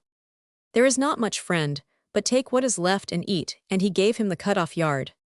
The peasant fell to chewing the sausage with fine appetite. He chewed and chewed, but could not swallow the morsel. What is wrong with it, comrade? He asked. 'Tis impossible to eat it, 'tis so tough. Put it in the frying pan, roast it, and then thou wilt be able to eat it. The peasant arose, went towards the frying pan, and crammed the sausage right twixt the teeth of the strolling player. He held it there for a long while, making experiment with it. Nay, said he at length, the sausage hath not grown tender, the fire hath done naught. Cease to wrestle with the thing, said the laborer, the mistress of the house will hear, and will scold us. Thou hast scattered the fire over the frying pan. Look, sprinkle it with water, that the woman may perceive not. But where may I get the water? Piss o'er it, better extinguish the fire than have to go forth into the courtyard. The peasant had great desire to piss, and he pissed forthwith upon the face of the strolling player, and when the strolling player felt the water coming whence he knew not fall right in his mouth, he said, The deluge hath arrived. And he fell to crying with all the strength of his lungs, Little father, the deluge, the deluge. The priest heard the voice of the strolling player, and half asleep, sought to cast himself together with the trough straight into the water, but instead he fell heavily on the ground, bruising himself all over. Ah, my God, he cried, when a child falleth, the good Lord placeth a cushion under it, but when an old man tumbleth, the devil putteth a hair beneath him. Behold me all sore and bruised of a certainty, I shall ne'er find that brigand of a laborer. Quoth the laborer to the priest, Seek him no more, I counsel thee, go home, and may the Lord go with thee, it were better for thy health. Excursus to the priest and the laborer. The foregoing story reminds one of the device employed by the youth who would futter his father's wives, the 1,000 Nights, and a Night Supplemental Nights Vol 6, translated by Sir Richard F. Burton. In the latter case, the father sets out on a journey, but having forgotten his shoes, instructs his son, who is accompanying him for a short way, to return and fetch them. The youth goes back, informs his father's wives that they are to sleep with him in his parents' absence, and when they are incredulous, shouts to his father in the distance, Oh, my papa, one of them, or the two of them. The father, referring of course to his shoes, shouts back, The two, the two. The wives are convinced by this remark, as were the virgin daughters of the priest in our story from Cryptadia. We shall reserve further extracts from this Oriental narrative for a subsequent volume of Anthologica Rarissima, the plot and details being inappropriate to our present theme. The two lovers and the two sisters. Will tell you therefore that in those days, when Duke Rainier of Anjou, envious of the peace, and quiet as well as of the power, and the wisdom of that divine prince King Don Alfonso, was driven from Naples, and from the kingdom it pleased him to tarry for a certain season in Florence, there were amongst the other Frenchmen who were involved in the ruin and shipwreck of his fortunes, two valiant and accomplished cavaliers, the one named Filippo de Lincurdo, and the other Cirlo di Ambia. Now these two, although they were very prudent, and endowed with many virtues, were inclined, nevertheless, being young and given over to love, to leave the burden of disaster, and the cares thereof as well to him, who was especially concerned with the same, that is, to the Duke. It happened that in their daily rides through Florence, Filippo fell deeply in love with a graceful and very lovely young lady of noble parentage, and wife to a citizen of repute, and while he strove in 180 cessantly to win her, it chanced that Cirlo, as he ranged another part of the city, became enamored of a sister of Filippo's ladylove, who abode unmarried in her father's house. He, unwitting of this kinship, made up his mind, albeit he deemed her passing fair to keep his passion within sober limits, forasmuch as he was well versed in the strife of love and aware that young damsels are wont to love lightly, and without constancy. Filippo, finding that his fair lady was discreet, and of good understanding, and being also fully prepared to become her servant, resolved to give her his love entirely, on which account the lady, realizing his humor, and considering his many and praiseworthy parts, likewise determined to recompense him with all the love of her heart, and began to favor him with her kindness in such wise that he saw she was the only woman in the world who knew how to love. She certes would have let him taste at once the supreme fruit of love had she not been restrained therefrom by the continual presence of her husband. So having given Filippo assurance both by letter and by messages that she was firmly set in this purpose, the two lovers longed beyond aught else for the time when the husband would take his departure to Flanders in the galley, which was now expected at any hour to touch at Pisa. While they thus abode in pleasurable expectation, Duke Rainier was obliged to return to France, whereat both the cavaliers felt mightily aggrieved, and especially that one of the two who loved and likewise was loved in return, nevertheless being bound by necessity, they took their departure snared as they were in amorous toils. Filippo swore to his lady that no obstacle however great should debar him from returning, and that come what might he as a loyal lover would never forsake her, having consoled her with other speeches. Yet more affectionate he and his companions set forth, and after his return, it came to pass in the course of time, either through some fresh fancy, or through the cares of business, that Filippo, albeit he still remembered the lady left behind, let the ardent flames of his passion grow colder every day. He not only forgot his promise to return, but beyond this neglected to answer any of the many letters writ to him by the lady.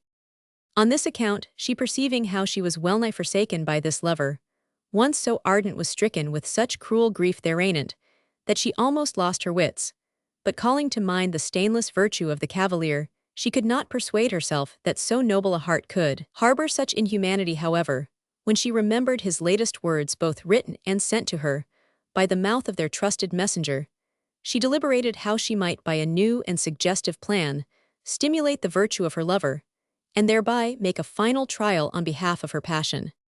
Thus she caused to be made by a skilled master a ring of gold wrought very finely, and in this she had set a counterfeit diamond most manifestly false, letting engrave round the ring itself the words Lama Zabatani. This, after she had wrapped it in fine cambric, she sent to her Filippo by a certain young man of Florence who knew how things stood with her, and who was going to France after his own affairs, charging him that he should himself deliver it to Filippo with no farther words than these: she who loves you, and you only, sends you this, and implores you to let her have a fitting answer thereto.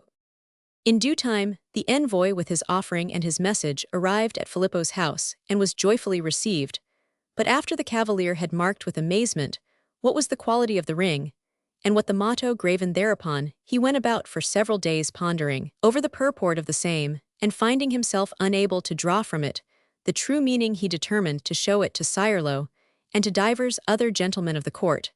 But these, taken singularly and altogether, what though they used all their wits, were unable to hit the mark. Finally its meaning was fathomed by Duke John, who was a gentleman of great discretion, albeit more fortunate in advising others than in reaping victory in the many enterprises he undertook. What it said was this: "False diamond, why hast thou forsaken me?" When Filippo heard this sentence, he saw at once how the lady had most justly and prudently reproved him for his lover's unfaith, and began to consider how he might by a device of the same sort answer so graceful a proposition, and repay so heavy a debt of love. So being minded to conclude the matter, he went to his dear friend Sirlo, beseeching him, by the friendship there was between them, that he would go with him to Florence for the reason aforesaid. And albeit Sirlo found this somewhat hard at first, he ended by consenting to oblige so dear a friend, deeming, besides, that he might peradventure thereby compass some pleasure for himself and for the damsel he loved. Thereupon they set forth, and having duly come to Florence, they began at the first chance to walk past the houses of their ladies in order to signify their presence, and Filippo soon sent word by his wonted messenger to his lady how he had sufficiently understood the message which the ring sent by her had borne, and how he knew no other method of disproving her false opinion of him, save by bearing witness for himself, wherefore it behoved her to grant him an interview meet for the occasion. The gracious lady, who with her sister had rejoiced Amen over the return of their lovers, and had deliberated what course should be taken, as soon as she heard this kindly message, so manifestly springing from love, was filled with such joy that she felt almost jealous of herself. And so as to lose no more time over the matter, she sent back a brief answer to Filippo bidding him wait with his companion before the door of her house next evening.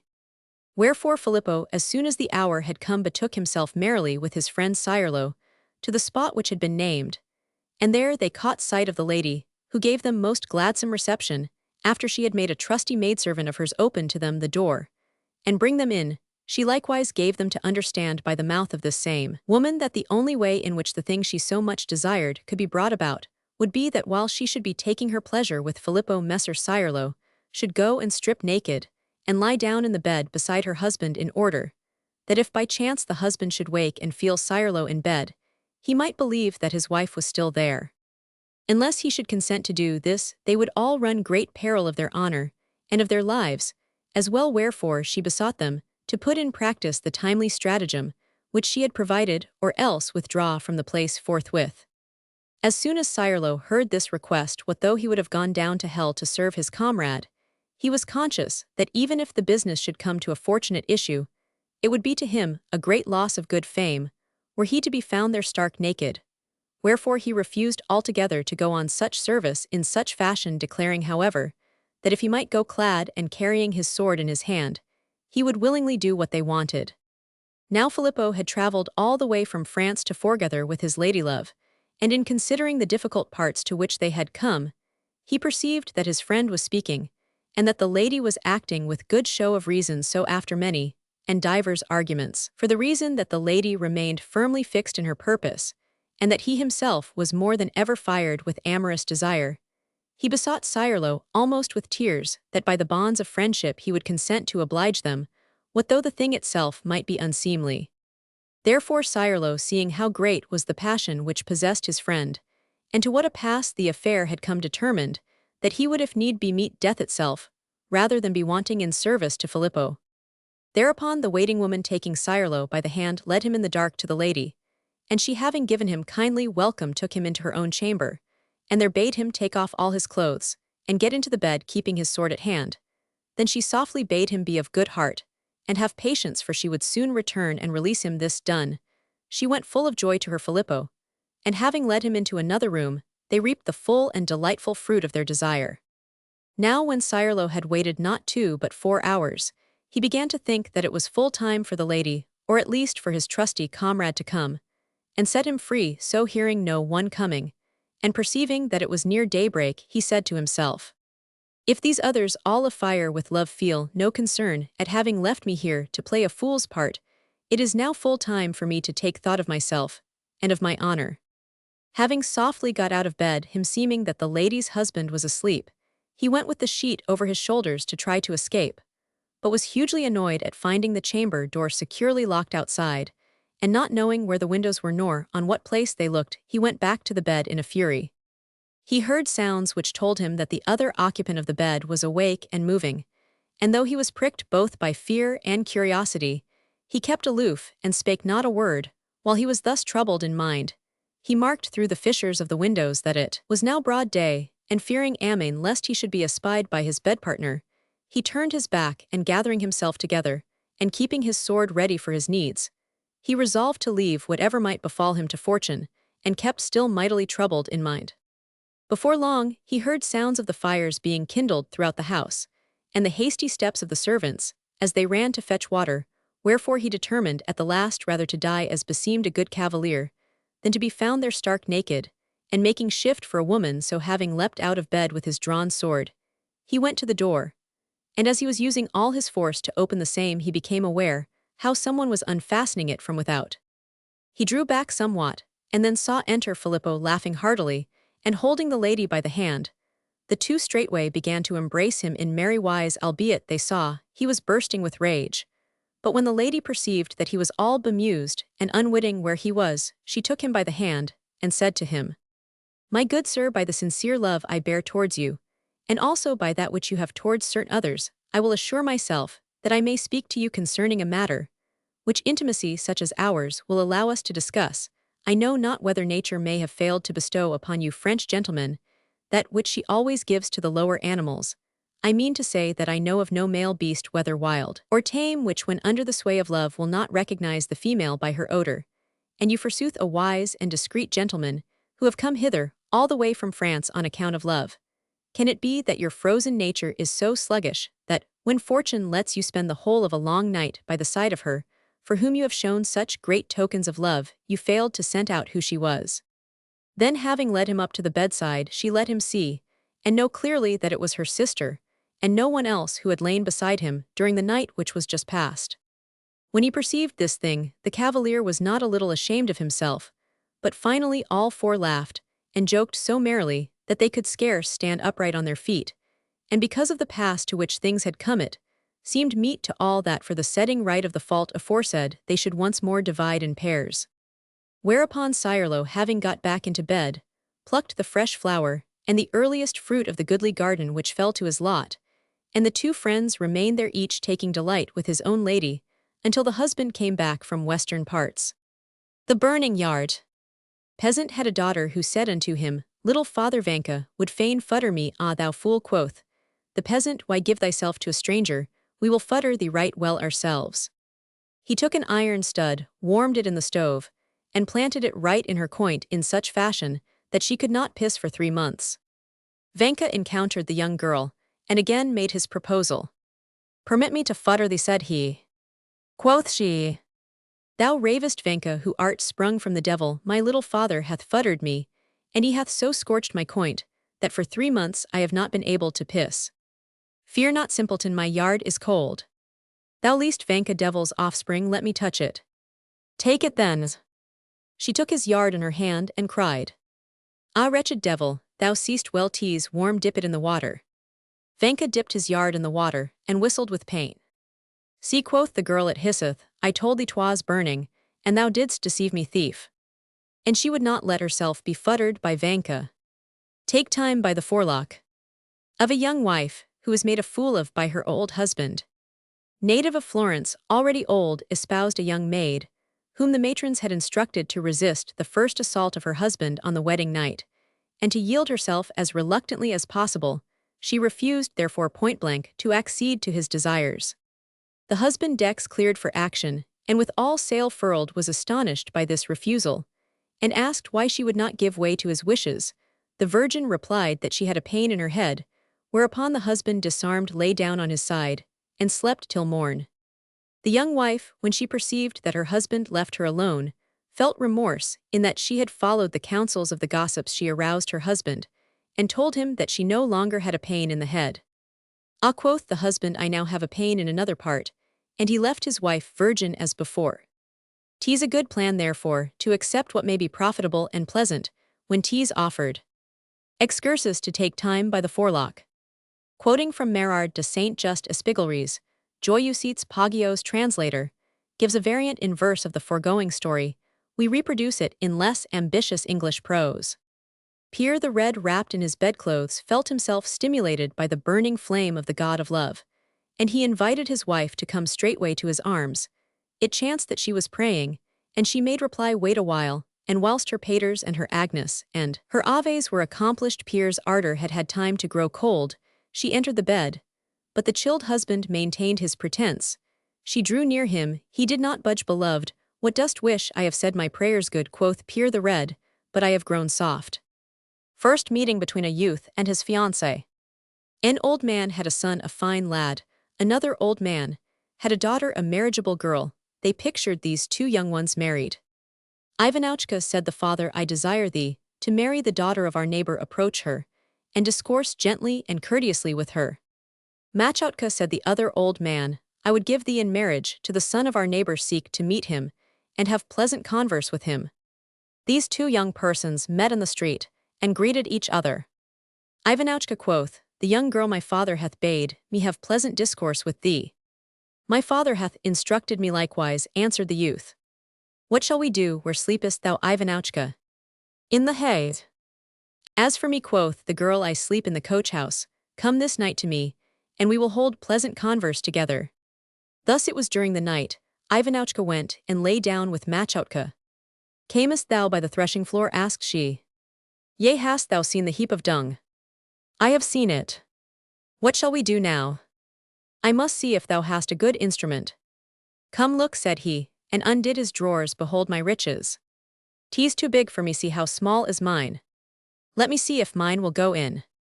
And the youth set himself to make the trial. His yard rose up erect like a stake, and when he thrust it in, the young girl cried with all her might. Ah, that hurteth me, how it biteth. Have no fear, my yard hath not sufficient room for that reason, it is so angry. I told thee that there was not sufficient space for it. Wait, it will stretch.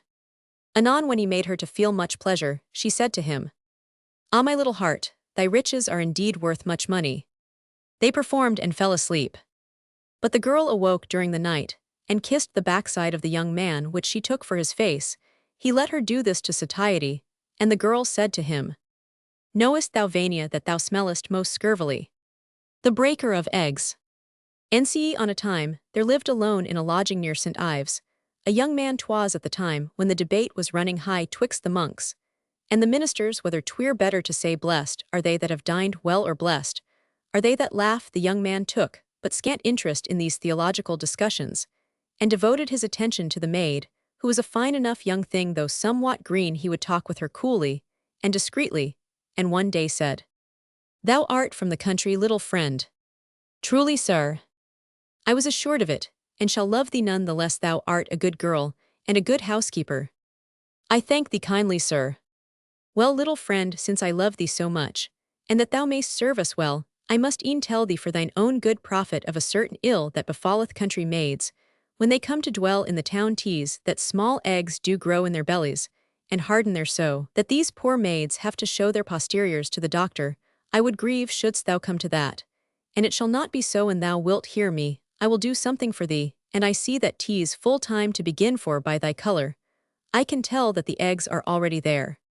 Indeed, sir, I am greatly beholden, for truly, I am not what I was. Tomorrow morning, I will give thee something for this malady. When morning came, she went to his chamber, and he gave her a spoonful of white hypocras, telling her to go about her housework, and anon to break her fast on a little dry bread. This treatment was continued for 2 or 3 days, but one morning, when her mistress was out of the way, he took hold of the maid, and laughing gently pushed her against the bed, as if to look into her mouth. Alas, sir, what wouldst do? She cried. I shall do thee no ill, I would break an egg, which is fast hardening. She let him do it, and he did it so well that he put live flesh in live flesh. So he finished as soon as he had begun, and she found the business so much to her liking, although he had cooked her somewhat, that she came back again and again to have the eggs broken. In sooth, she had wished for a belly, in which one might break eggs for 100 years, without doing aught else. One day she loitered over long at this pleasant pursuit, and her mistress fell to scolding her, when she descended, saying, Thou sly wench, thou hast been in mischief with that man above, idiot little hussy, what hast been about up there? Not, madam, be not wroth. 'Tis, as I shall tell thee. Thou hast been after no good with that man above. Nay, madam, thou dost him wrong, he is the most honest man in the world. I had eggs in my belly, and he broke them for me. Eggs, thou slut, what eggs? Behold, madam, if 'tis not so, I will lift my smock. Thou canst see my front part, which is yet all damp with the white of the eggs, which came out when he broke them. Excursus to the breaker of eggs. Le Moyen de Parvenir of Barolde de Verville, canon of St. Gatien at Tours, once a Huguenot, then a Catholic, finally neither one nor the other, is a work little known to the English reader, be he student or bibliophile. The cause is not far to seek. No complete and unexpurgated English translation of this much censured book exists. Machen's rendering, while claiming to be the first in our language, is in no sense full and literal, although free and full-flavored. The translator, as he admits in his humorous preface, has been forced, much to his sorrow, to weed out some strong-scented flowers from this canonical garden. His text, indeed, shows many notable omissions, in particular the more licentious asides and interjections, which have no actual bearing on the stories. Further, there are sundry additions, not found in the old French textod scraps from his own workshop, as Machen terms them. For the student, then, there are Machen's delightful but partial translation, limited to 500 numbered copies, and now a rare book, and numerous editions in Old French, some expurgated, and all difficult of understanding, where the average English reader is concerned. As we note in the preface to Garnier's latest issue, the work, for the greater part, is an enigma to modern readers, and contains a crowd of obscurities. It would need volume after volume to explain and comment upon everything that calls for explanation and comment. The Way to Attain, or The Right Way with Women, the title of de Verville's book, has suffered various translations, would seem to have a dual personality, one a clear-cut collection of stories, witty, realistic, free Rabelaisian, or obscene, as you choose to term them, another. The same stories enmeshed in a mass of innuendo, obscure sayings, licentious and scatological asides, and sometimes almost meaningless phraseology. The trouble is to separate the grain from the chaff, the stories from the irrelevant verbiage, not that the latter is not often. Highly entertaining Bernard de la Monnoye in his dissertation Sit, Sup, bears out our criticism. When explaining the plan of the book, the author supposes a sort of general banquet, he writes, where without regard for rank or degree, he introduces persons of every kind and scalawags for the most part, who with no object but their own amusement talk with the utmost freedom, and passing almost imperceptibly from subject to subject, cause the stories to be lost to sight. In fact, they are so jumbled up in the book that one is hard put to find them. Both extracts from The Way to Attain given in this volume, Coipo and his thread, and The Breaker of Eggs, are told without interruption in the original French text, but each is introduced in the most haphazard fashion, preceded and followed by a veritable welter of inconsequent remarks. If Machen found it necessary to weed out the most strongly scented flowers from the canonical garden, the student will find it equally necessary to dig before he finds the best. There are other good things, however, besides the stories in The Way to Attain. While many of the asides and interjections are gross, vulgar, and seemingly pointless, others show a pretty and pungent wit. The canon is forever having a thrust at his cloth, the monks and the nuns, and some of his criticisms are worth repeating. Where there are no monks, there can be no shamelessness. None sit more at their ease than monks, ministers, and consecrated folk, who, in the place of keeping the holy orders that have been given them, make them into ordure, and leaving the orders of God, take the orders of the devil, who giveth them grace to be more lewd and whorish than other men. The women that frequent the abodes of churchmen are not their wives, they are first maids, then mates, then mistresses. It is better to have in one's house a wench with whom one can disport theologically, than to go about wandering from pillar to post like a Hydobe, and run the risk of getting a nip like Cornu, who sighed as he lay a-dying of the pox. Now, I begin to appreciate the beauties of domesticity. Once on a time he was prebendary of Chartres, but he left his stall to marry a pretty lass, and the morning after the wedding, as they lay in bed, he said to her, Now, sweetheart, thou dost see how well I love thee, for I left my fair prebend that I might have thee. She replied, Then, thou wast a fool, thou shouldst have kept thy prebend, and had me also. It would appear that she knew that some canons are given to waggery. Such cloisterlings who love not women are always ready to fish up some ancient stinking heresy under the pretense of discoursing against the Reformation. Talking of vices, they impute to others the which are more tolerable than their own. It is better to keep a wench than to trouble the peace of Christendom, and to do the work is true godliness, which is the reason why bishops are called fathers in God. Fathers in God sounds better than fathers-in-law, and they are certainly godly. That is happy, for happy, thrice happy, is the father who hath not the trouble of feeding his children. He was as liberal as our bishop, who had rather give a crown to a wench than a groat to a poor man.